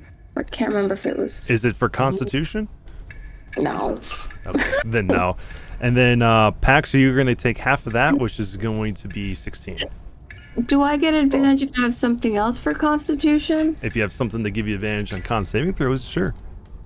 I don't know if you would give it to me. I also happen to be wearing an amulet of health. But so my Constitution score is 19 while I wear it. Oh, is it? Okay. Yeah. Is it? Yeah, I might be wearing it. Oh yeah, your Constitution is not reflecting that. So let me go ahead and do a quick change to put that on. Are you wearing it right now? Oh yeah, I'm wearing it. Okay, so I changed it to 19. So that will put your +4.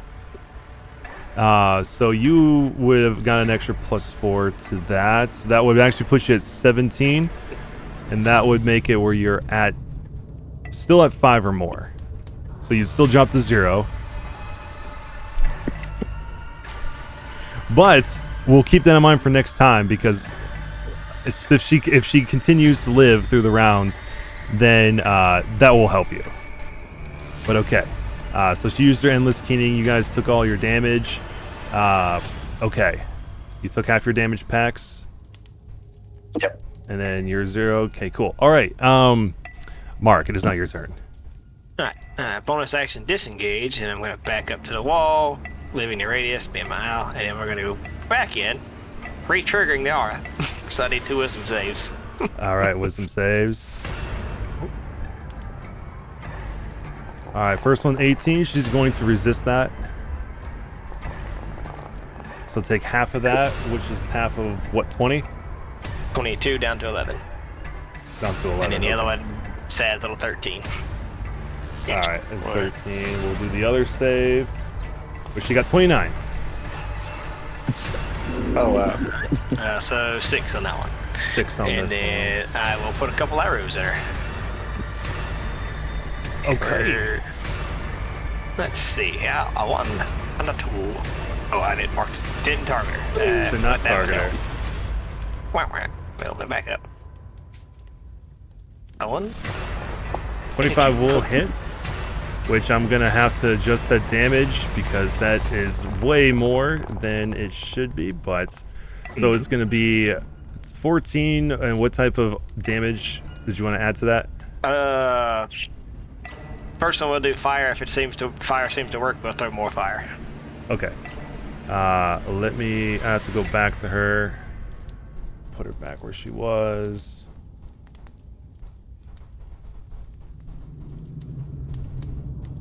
What was she at before? Okay. Now I gotta can... Oh, dang it. Stop it. Let me click on her. All right, there we go. When it doesn't let me click on things after a bit. So, okay, fire. She does seem resistant to the fire. All right, second one will be lightning then. She also seems resistant to lightning. Ah, Okay. how dare! So, how dare you? All right, so piercing from magical, that's full. So 14 plus the 4, so that's 18. Okay, and then the lightning was, so it's 8 plus half of 15, which is going to be 8, so 16. That puts her at this. Okay. All right. And then let's see, that's that. It's still alive? Al's gonna Still make up. its 2 attacks and then give the help action to Mayari. Okay. See, yeah. Sorry, it's taking me so long. So there's Talon and then Talon. Talon, 24 will hit for 9. This is going to be a pain in my butt, isn't it? Because it overdid the damage. But, okay, so... Yeah, it's actually supposed to be a D4 plus 9 for the Talons. I don't know why it's not rolling a D4. Let's go ahead and roll one then. Yeah. Not much, but it is 2 D4s. Yeah. Okay, 13.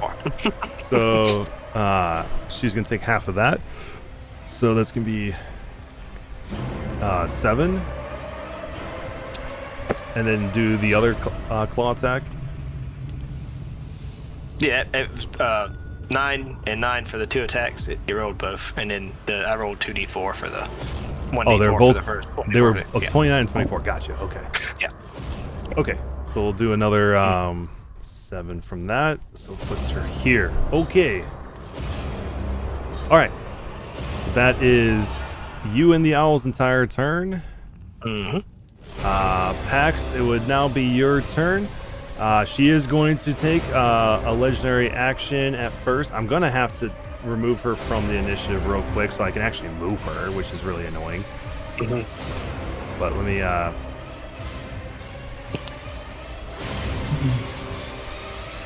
should take an opportunity from my ghosts. Oh, not. Just teleported away. Bye. Later. Put her back here. Take the invisibility off of her. Okay, we adjust her back to where she was. Okay. And then she was gonna move. Okay, so she's gonna use. We also fix her resistances and her actions. Okay, so then she's going to then.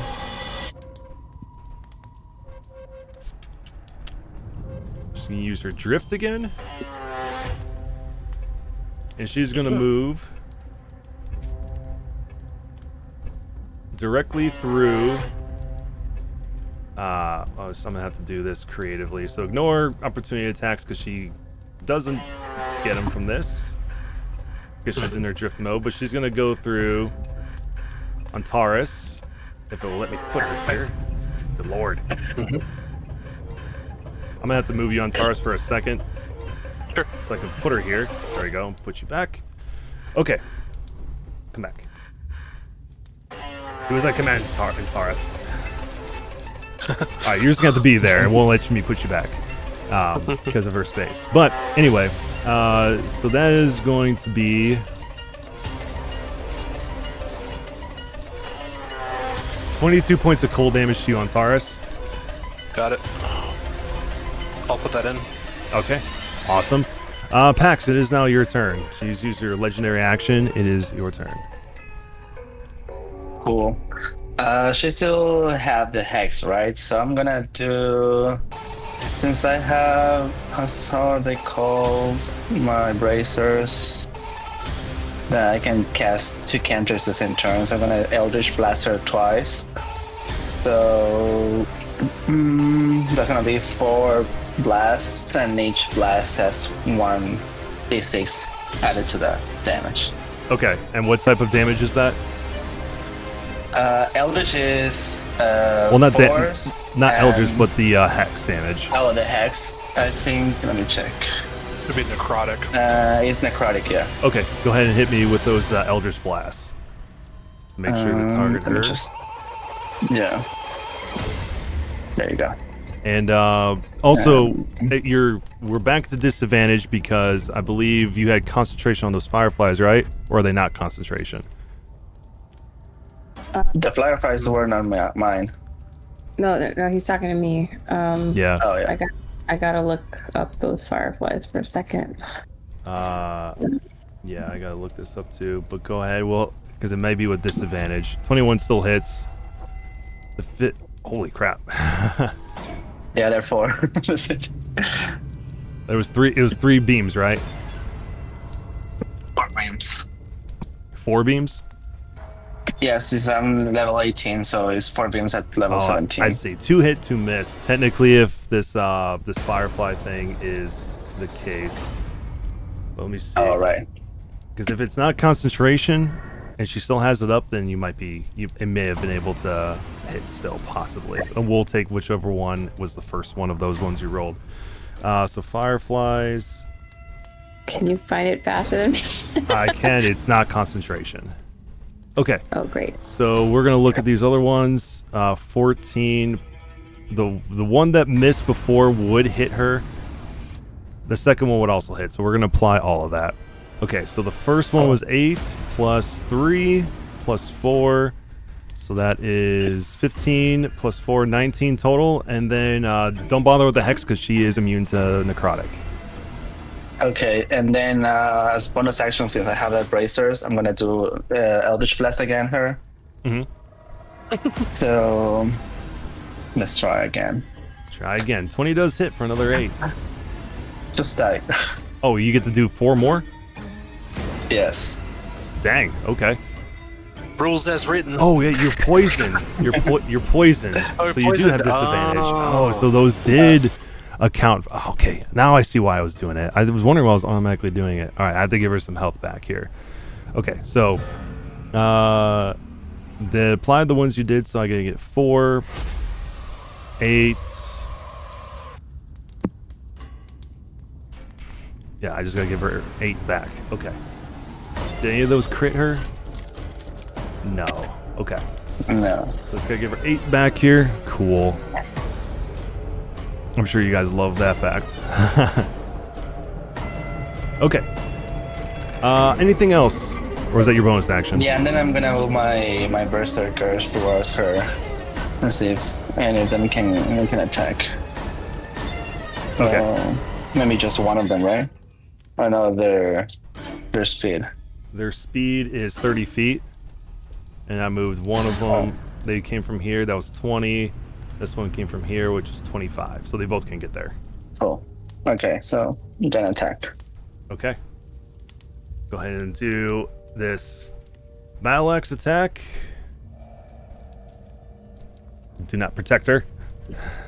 Not this time. Not this time. That first one will miss. And this one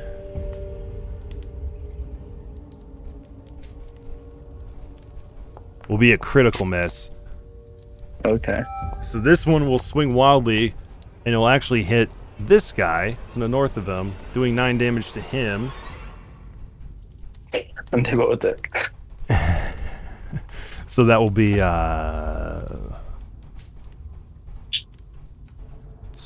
this right here. Cool. Okay. Quick math. Okay, so that is that. They did all their turns. Okay. Yes. And that's everything, right? Mm-hmm. Okay. She's looking near death, everyone. It is her turn. Okay. She is going to not take her multi-attack sheer attack. She's going to use her 1 of 1 that she has. So each creature within 30 feet.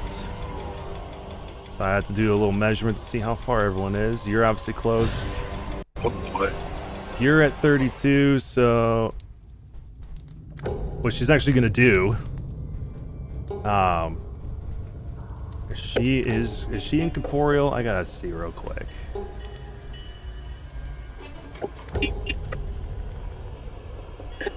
Okay. Yes. So she's gonna use her incorporeal movement, which allows her to go through creatures and objects as if they were difficult terrain and they take a d10 of force damage, and she does that, so she's going to move through these berserkers to get closer to everyone. I know, cruel of me. So we're going to roll a d10 to see how much they take. You're going to take 3 points of force damage.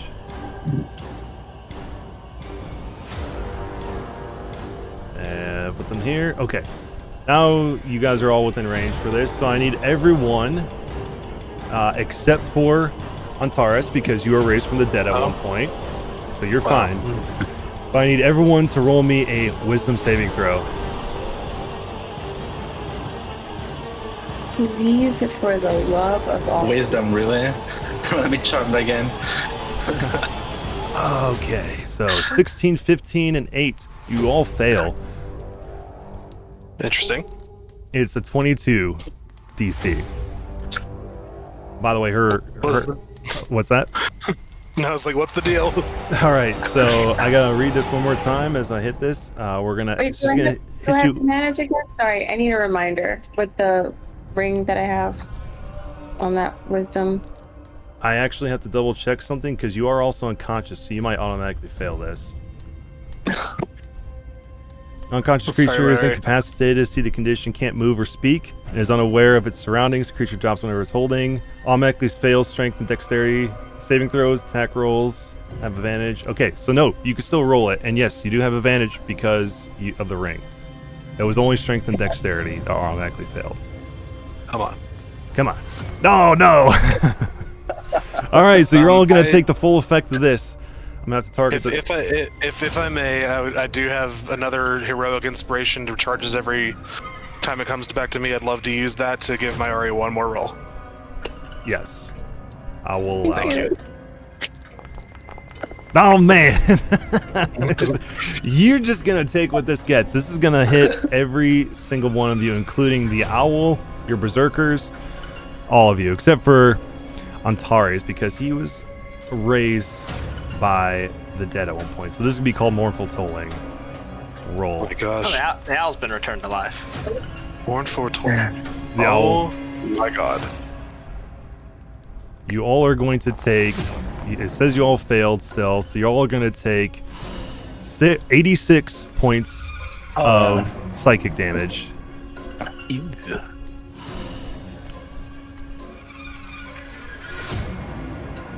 And she's no longer is hexed.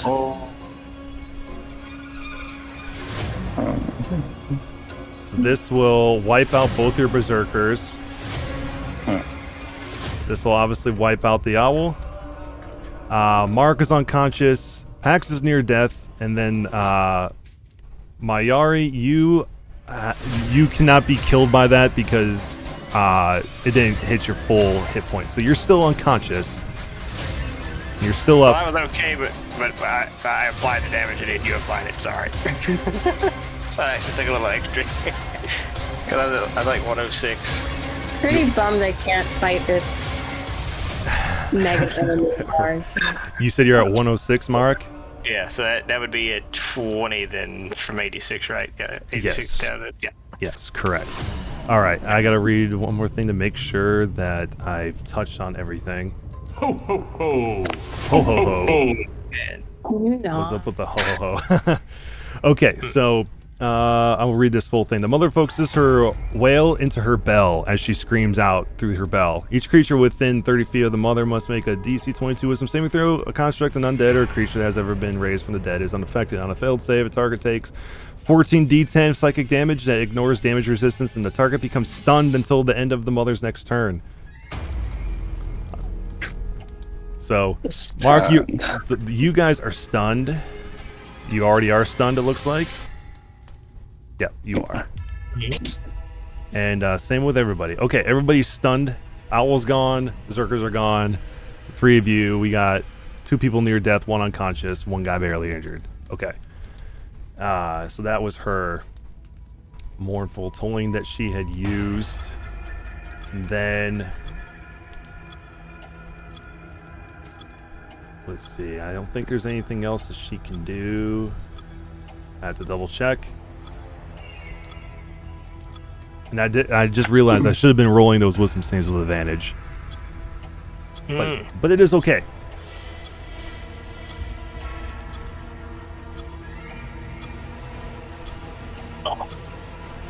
I think you're doing fine. I'm sure you feel that way. Okay. So yeah, it just says for multi-attack she can only do the 3 shears. It doesn't say she can do that in her mournful tolling. That would just be cruel. Okay. And you got a nat 20 on your con for your concentration? Yeah, for the concentration. Gotcha. That was the only way to keep it up, taking 86, because the half would have been 43. Yep. But the net 20 came in clutch. Okay, so she used up, she did 15, so 20 feet, and then she'll move 10 more feet this way and finish her turn there. All right, Mayara, you are stabilized. Covers your perioptic wound closure. You sure you don't have anything else that gives you healing? Well, I have things that give me healing. I just don't know whether I'm allowed to, because it seems like I need to be conscious to use these things. Yeah, most things, but I'm just seeing if you had anything on you that would have just like given you something. Don't I have a staff? I have a staff. There's a feat you can take that when you're stabilized you heal, but that's about the only thing. Yeah. Yeah, I don't think you have that. Yeah, if you're not doing anything wrong specifically, these kind of like poison, stun, drop to 0 immediately are particularly really nasty and always feel bad. So, you're not alone. It's okay. Well, hold on. Let me tell you all the things. I have Cloak of Protection, which doesn't seem to have done me any good right now. No, because it's hitting you with saving throws.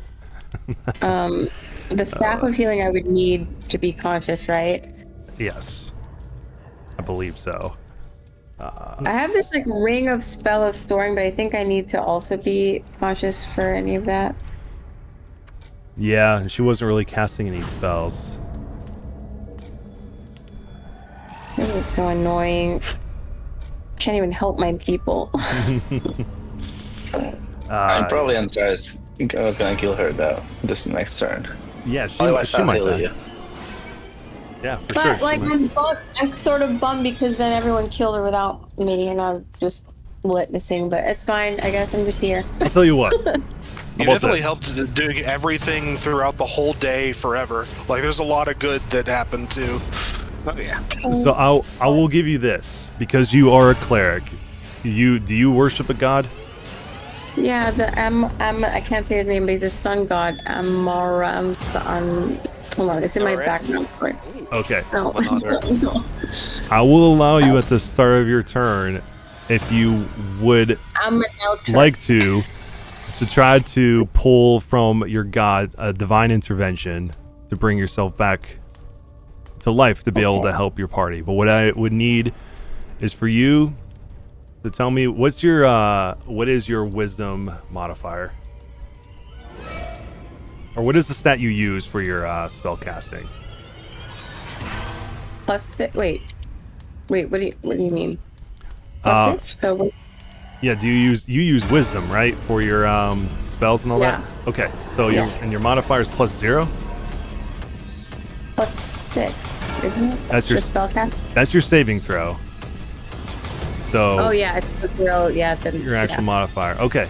So what I would need from you then, in order to make this happen, is, and it sounds funny because what I would do is a D10 plus whatever your modifiers make it happen. Because it's 0, you need to get above a 10 on a D20. So just roll a D20. If you get above a 10, you will call upon your divine intervention. Okay. There we go. You got a 14, so you will. What would you say to your god in this situation? I would say, light rules darkness forever. Yeah. All right. So, and then your hit dice are D8s, correct, for clerics? Yeah. Okay. So I'm gonna roll all of your hit dice, and this is what you're gonna be healed. Thank you. 81. So you're gonna go back to 81 hit points, and you are going That totally makes sense to me to do divine intervention while you're at the threshold of death, praying for possibility. I love it. Thank you. And not only that, your god will heal you, but also cure you of all your conditions. So you're not stunned, poisoned, incapacitated, any of that. You're standing upright, and it is your turn. Oh, great. Well, I would like to do mass healing on everyone to do. Awesome. I think it's called word of mass healing.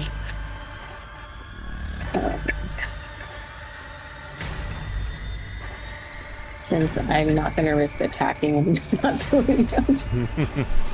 I think it's like hold on, level 7 or something. I'm going to get to it. Mass heal's 9th level, so you get, and it's 700 hit points divided however you want. Yeah, that's it. That's the one. I think it cures... Mass heal? Yeah, mass heal. It cures disease. Yeah, that one. That has some conditions to it. Yeah, that one. That one. The fun one. The god of healing. Right. Help me. Help me. Okay, so go ahead and target you guys, all the 4 of you, so that way it will prompt it, because I saw it pop up and disappear because it needs a target. So target, so shift while you're doing it, scroll and mouse over everyone and press T for the 4 of you. And it should spread it out. Is that right? Did I get everyone? Get yourself too. All right. I think, well, hold on. Before you do that, let me make sure that it also targets you. Well, what level are you casting this at as well? It's 9th level. And it's mass healing word, right? Yeah, I think it's just into creatures around me. I restore up to 700 hit divided as I choose among any number of creatures that I can see within range. Is it healing word? Just heal. Oh, mass heal. Just 4-letter heal. Yeah, so you just have a 700 hit point pool divided amongst everybody. So yeah, any creatures. So that targets you as well. So target yourself and then click on mass heal. That should heal everybody up. Okay. Well, I'm trying to target me and it doesn't seem to be doing it. You got yourself. You're good. Okay. Go ahead and click that 9th level spell.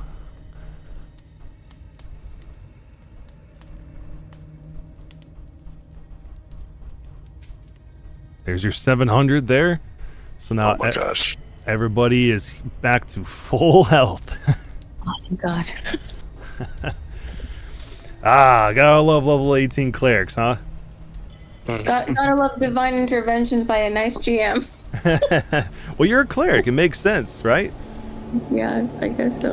All right, so I'm going to double check your bonus actions because I know we kind of talked about last time, but it does not highlight which one's your bonus actions. So I'm going to take a quick look at your sheet to see what else you could possibly do and ask you, because you have channeled divinities and all this stuff too that you haven't used. To bonus action, you can do spiritual weapon, and you already cast your mass heal, which technically is a bonus action. So you still have an action. Oh, okay. So you can use your channel divinities Kill her. or anything. Yeah. Yeah, wait, so if I've been paying attention, resistant to lightning, necrotic damage, and fire, what damage did Antares do to her? Antares did magical slashing damage. Okay, I have an inkling she would not be resistant, I could be wrong though, to like radiant damage or... I feel like Potentially. That's wise. I feel like what I want to cast is Dawn. I need to find it though. Do you know what I'm talking about? I have heard of this spell. I've never had anyone use it, so I'll have to look at it. Do you know what level spell this is? 4th level, like big ass 60-foot radius of daylight, burning, searing, like 40 damage or something. Yeah, let's see. Dawn. Not seeing it under her 4th levels. Look at 5th. Yeah, it's under your 5th level. Yeah. Okay, So, can I do that? A light of dawn shines down on a location you specify within range. Until the spell ends, 30-foot radius, 40-foot high cylinder of bright light glimmers here. This light is sunlight, which counts as radiant. The cylinder appears. Each creature in it must make a Constitution saving throw or take 4d10 radiant damage on a failed save, or half as much on a successful one. A creature must also make this saving throw whenever it ends its turn in the cylinder. Okay. So it could do 4d10 radiant to her, potentially. And let me check her hit points real quick. Okay. Do you want to do that? There's no way that doesn't hit me, but I'll take it. I'm happy to.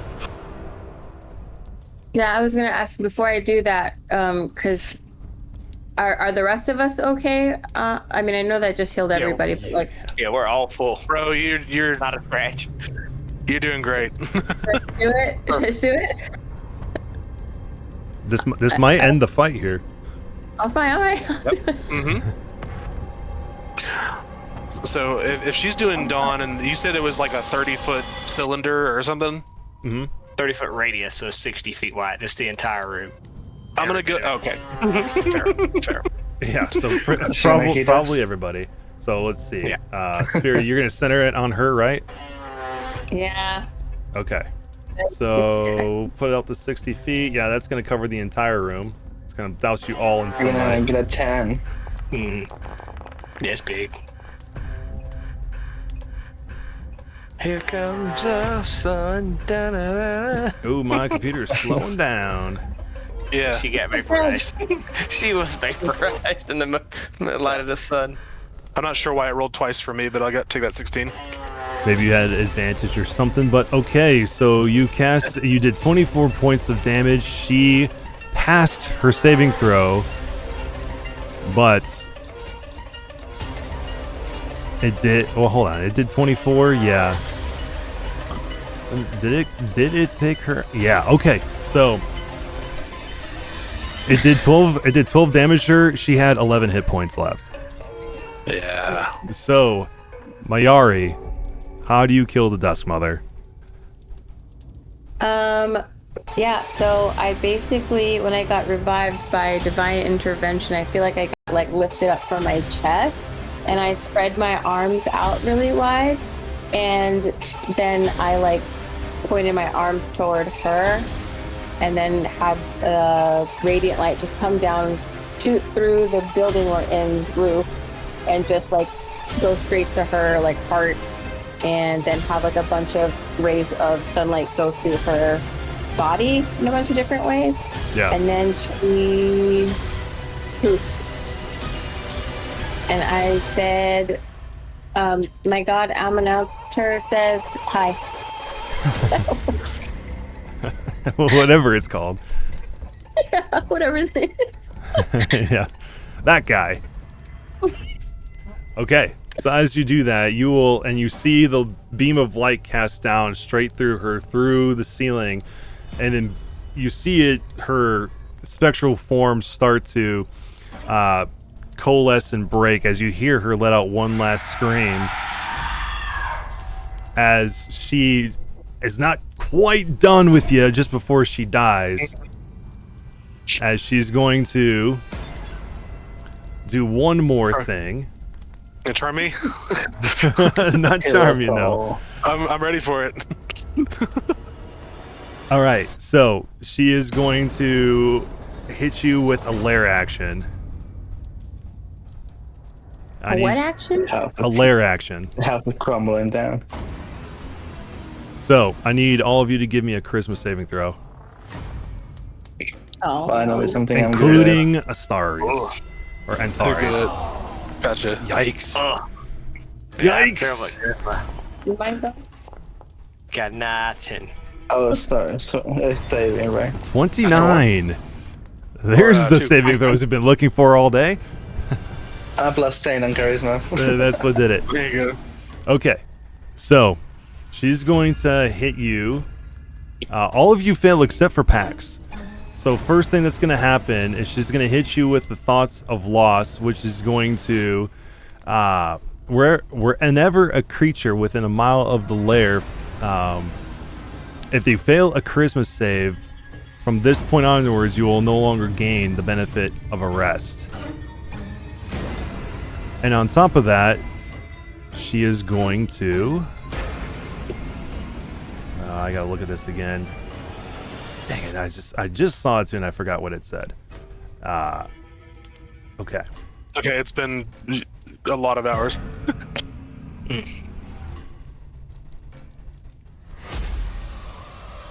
Oh, I did that number wrong. It's going to do, as she lets out her last wail, you all are going to take 98 points of psychic damage. Yeah. Half for Pax. Which is basically, what, 46? Yeah. No, not 46. 49. 49, yes. 48, area 49, yeah. As you take one last bit of damage to all of you before she perishes. Alright, Congratulations, everyone. You have defeated the Dusk Mother. And all that's left behind as her body discombobulates and turns into nothingness as the daylight dissipates. You'll see her bell sitting there. Yeah. Guess I'll take a gander at the bell. All right. So. Do we have like an identifier or something? Yeah, do any of you have identifier? I do not. I mean, But I can just look at it, but it goes ring-a-ding, ring-a-ding. Right. And she's back. So, okay. So the you guys, you can spend a short rest. We'll say you spend some time to get to know what this thing is. I'm trying to find it here real quick. It is the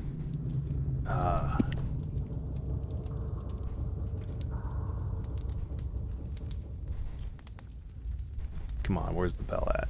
There we go. Okay. Who's the one picking it up? That would be me, Merrick. Merrick. Okay. Watch it explode and kill me. Oh yeah. No, it won't. It's a pretty sick item. In the campaign itself, it actually is it could be a fabled heirloom that you can roll on a tarot card for, or not a tarot card, a tarot card. So it should be in your inventory now. The Bell of the Dusk Mother, and I'll read to you what it is that it does. So, this heavy iron handbell is elaborately decorated with filigree. Its handle is a large ring, and its clapper hangs from a chain within. Its only sound is ever mournful tolling. While holding the bell, you can use it as a spellcasting focus for your spells. You gain a bonus to spell attack rolls, and your spell save DC is determined by its rarity. And you can use the following properties. So it has different rarity levels as well that will give you different abilities. So for Rare Plus, it is Dolorous Tolling. As an action, you can ring the bell, producing an ominous tolling. Creatures of your choice within 30 feet of you must make a wisdom saving throw, which is DC is 16 plus the bell's bonus, which for Rare Plus it is +1, so 17. On a failed save, the target takes 3d10 psychic damage, and for 1 minute, when it makes an attack or saving throw, it must subtract a d4 from the total, and it can't be used again until next dusk. If you have Very Rare Plus, it's called Call of the Bell. You can take a bonus action to a creature, or to create a doll from a 5-foot cube of wood, clay, or stone within 10 feet. The doll obeys your commands and acts immediately after your turn or initiative, and it has the stat block of animated armor. The doll obeys your... I already said that. It reverts to the materials used to create it after 10 minutes or when it dies. Once this property is used, it can be used again until next dusk. And then for a legendary, it has Death Knell. As an action, you can ring the bell, create a loud clang. Each creature within 30 feet as half of its hit points or fewer, must make a DC 19 Constitution saving throw or take 5d10 necrotic damage on a failed save or half as much on a success. A creature that fails to save by 5 or more drops to 0 hit points. Oh. Oh boy. Nice. So it is a nice little fabled heirloom. And also the feature that she was going to use on you until I realized she didn't kill you was she was going to turn you into a soul doll. Yeah. But you had your periaptive wound closure, so that was never going to be a problem for you. But as you guys are doing this, you'll see the building kind of coalesce around you and make some weird looking emanations before you're warped back out of the room, and you find yourself standing inside of her hut again, standing in a room full of children. Was that bathtub full of blood indicating she bathes in the blood? No. That blood indicated that this house, prior to her making this her lair, was a house of great tragedy. Okay. This happened way before her time or these children. This is not new blood. This blood is very old. Would the bell help either the Pax or Mayari? Is it bumps? I'll take it. I mean, I'm a spellcaster, so I'll take it, man. And because you can roll one, my I don't area. have any attunements, and I figured it would help you guys. Sounds a little warlocky to me. that's true. Yeah. And it's and you're level 18, so it's considered legendary. But yeah. But I think everyone did a good part. I mean, Pax, I'm really glad you came back. The whole crowd. Yeah. Yeah, for sure.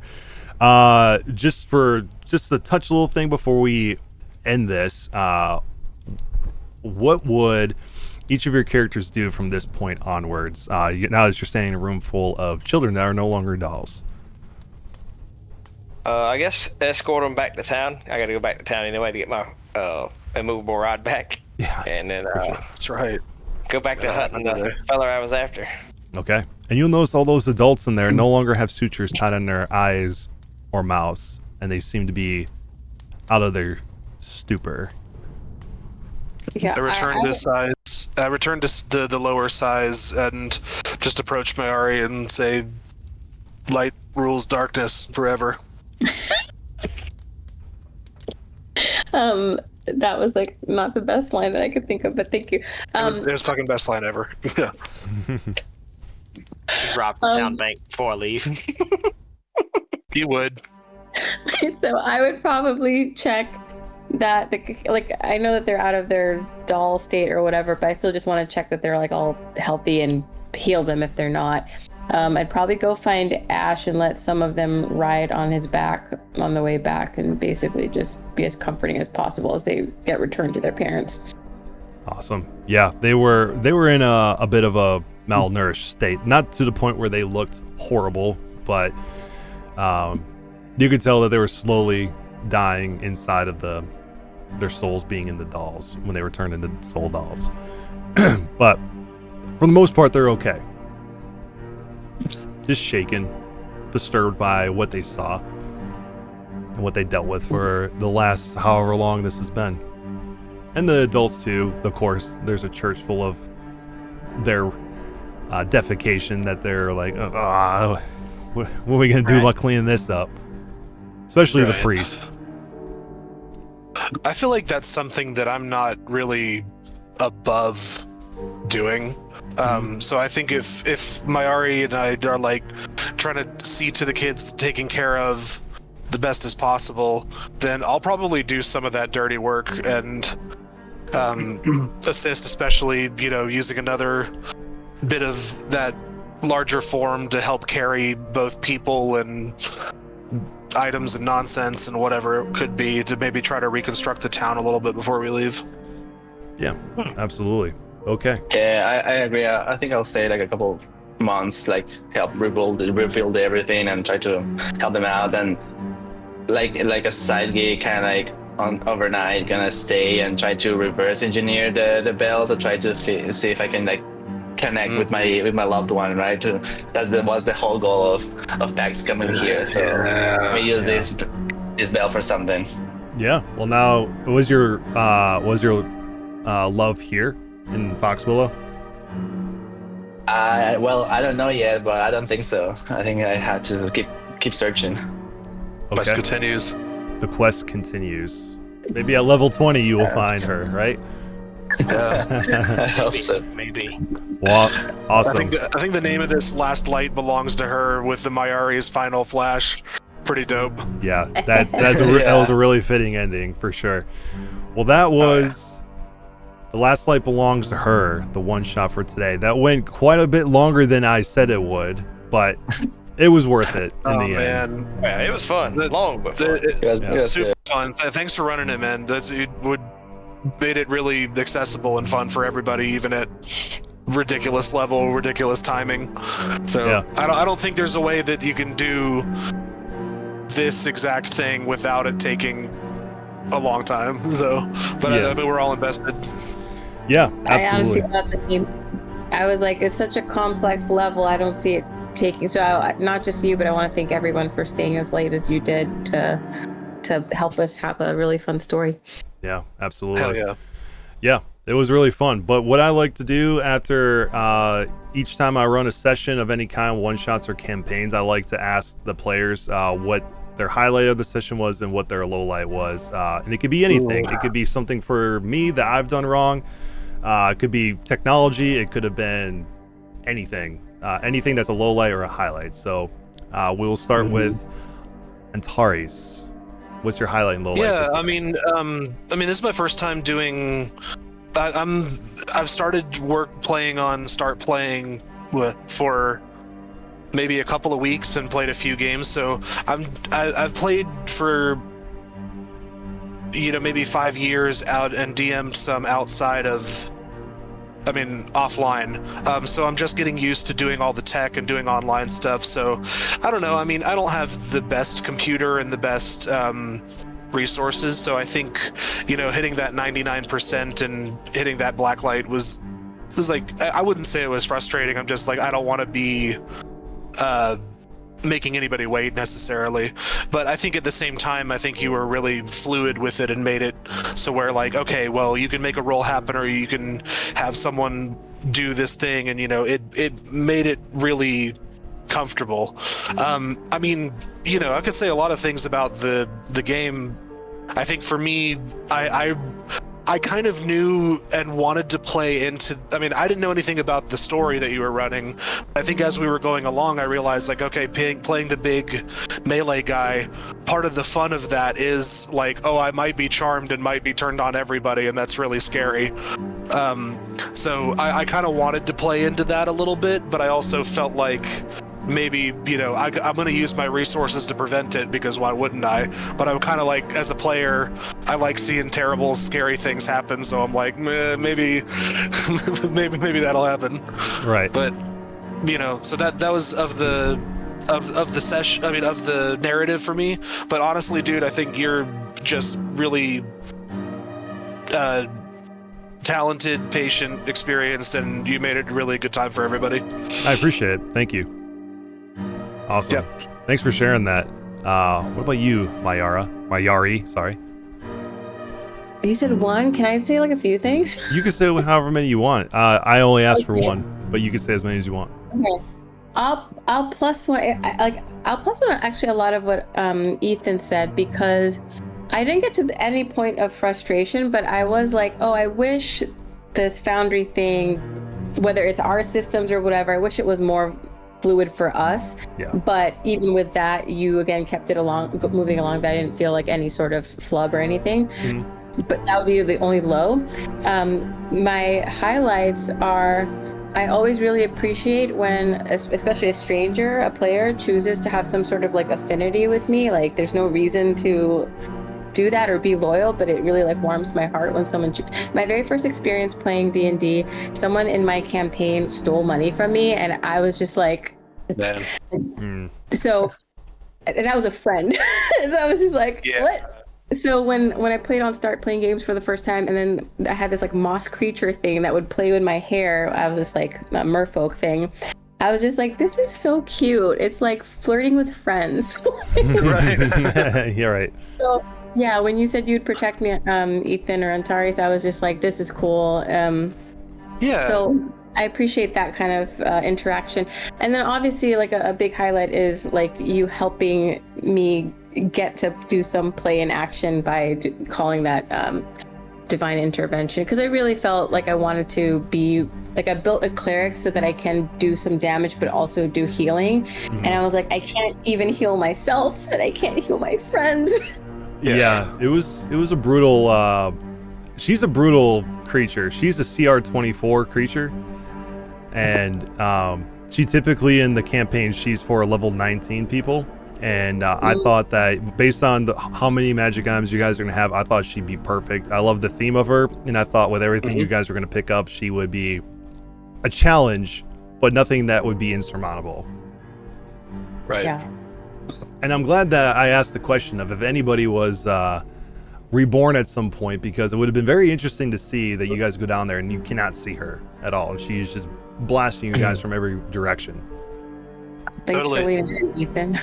Well, I thought it was interesting because it's like, obviously I've seen some battles, so it's like, I probably died, but I think it led into being a healed by Mayari at some point. So it's like it was a dual thing of like, okay, we can create a connection with a fellow player. I can do something that the DM is asking for and maybe might lead to the story stuff. So it's like, yeah, Antares could see some stuff, but he was also really susceptible to her charm. So, you know, that was an interesting dynamic. It was, yeah. Actually, well, not only you, but Pax was also just getting charmed like crazy. Like his Dude. poor wisdom saves. Well, like what Mayari at the end That's was what it was insane. like Pax at the beginning. Like Pax is just charm. You gotta do this. You gotta, make sure like to her. exactly, like there's a 30-minute turn, and then Pax is like, well, I failed the save, and now I gotta do whatever you say. And then at the end, it's like Mayari had death save after, Right. So Yeah. I was trying to break them, but I'm struggling on the saves on the I know. magics. Yeah, for sure. yeah, Merrick, you're fun to play with, dude. You got a good energy. I don't know Yeah. exactly what it is, but like, I know you they- got a good attitude. I'm just a I know- wild man. I know that they their turns too, but I just want to say, Merrick, I wish I'd seen your face because I'm a really visual person, you're hilarious, and I like wish I could connect with you as a player. But yeah, I enjoyed you. Yeah, my internet starts struggling when I turn the video on. It just doesn't handle it well. Yeah, no, completely understand. Do you have anything else, Mayari? No, just also again, +1 to everything Ethan said about you as a DM. I really enjoyed you. Thank you. Awesome. I appreciate that. I really do. What about you, Merrick? I had a good time. It was a fun story. I haven't played a good story-built campaign or one-shot like that in some time. So we got to explore a lot and interact with one another a lot. It wasn't just a combat push entirely. Yeah. And the combats were fun and entertaining and brought a challenge. Right. The only issue I had was the foundry taking so long. That was the only thing I didn't like. Beyond that, Yeah. that's out of your control. Nothing that you done. It's just that's foundry. Mhm. It bogs sometimes. It's just the way the system is. Yeah. But, other than that, it was a great time. I enjoyed playing with everybody. Awesome. I appreciate that. And yeah, honestly with this, I had a couple one shots in here one time already, but I didn't have a level 18 here built. So when Evie rolled the 18, I was like, I built all this last night. So that's probably what bogged down some of it.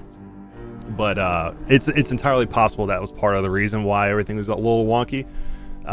But I will for sure look into it, because every time I notice things, I go in and try to fix the modules. Sometimes, especially because this version of modules is the newest version, not all the modules play well together. Like for the animations, putting down templates or doing certain things that were supposed to work normally, but because I forgot to uncheck the free part of the animation, so now they're like conflicting with each other. So that's on me.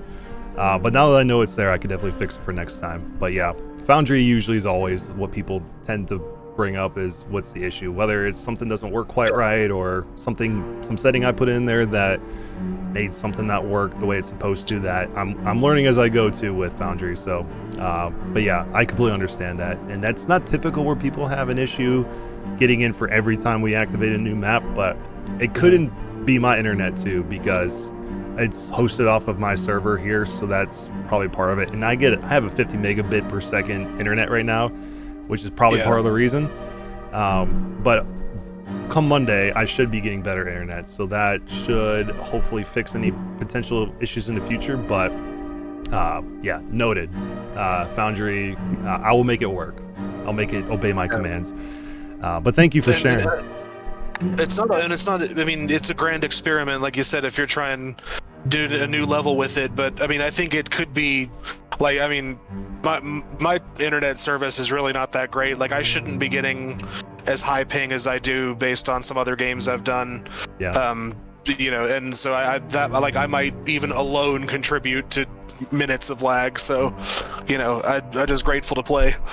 Yeah, no, absolutely. I'm glad that you're all here. But of course, we can't forget Pax, the guy who tried to kill himself and get banished and then came back and came and continued to play. I'm glad you're able to come back. But what you got? Yeah, thank you for having me back. No, I agree with everything that was said. Also, like, you were super open for me. Like, hey, I need to go. Do you want me to kill me like this, like this, like this? I gotta give you a couple options and see, like, okay, should I kill everyone in the church? Should I kill myself? Should I, like, what do you want me to do? Yeah. And then everyone was like, no, you won't die. Like, okay, I gotta go. So no, there's a lot of patience, and it was really fun. So I had a good time. So yeah, I also, like, you know, technology is what it is, right? Sometimes it works, sometimes it doesn't. So yeah, have to be patient. Yeah, for sure. That's right. Awesome. It's unfortunate that Freya lost her power. She wasn't able to continue playing. I'll definitely, because she was only here for a couple minutes, I'm definitely going to make sure to refund her because she didn't get to do the full experience and sit here for 6.5 hours playing a one shot. But awesome. I would say for me, for my highlight and low light, of course, for me, the technology is always usually my low light. Things not working quite right, or even like clicking on the measurement tools and it's like saying it failed to do that. I'm like, that's not normal. It doesn't typically do that. So I don't know why I was doing it for these one shots here, but I will look into that. So that's my low light, of course. But of course, my highlight is all of you guys. You guys made, you can say that, of course, I helped make the story good, but you guys are the players. You guys are the ones who are playing through the story, and you're the ones who are experiencing it and making decisions, which makes it fun. So I appreciate each and every one of you for participating in this, and especially Evie for sticking with this for a while before we're able to run a one shot. So I appreciate you sticking around and being willing to flex. And we were supposed to do this last week too, but we only had I think it was Josh and Evie came in last week, and then the rest of you came in this week. So I'm glad we were able to make it happen. You guys are a blast to play with, and if you guys do want to play another one shot sometime in the future, you're welcome to stay in the Discord, and if you guys have a time that would work best for you, if you want to do another one, just let me know, and we'll roll another D20 and see what we get next time. Hell yeah. Oh yeah, well, Sounds good. I'll be back for sure.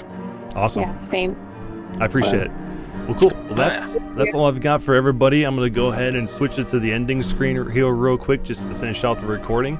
So anybody who ends up watching this, if I end up posting this up on YouTube, thanks for watching, and I appreciate you guys sticking around for a whole 6.5 hour video, but it was a fun video. And apologies for all the tech issues, both on the stream or the little recording we did and on the Foundry server. So appreciate you watching, and if we run another one shot, hopefully we see you then. So until then, have a good one. You guys have a good night.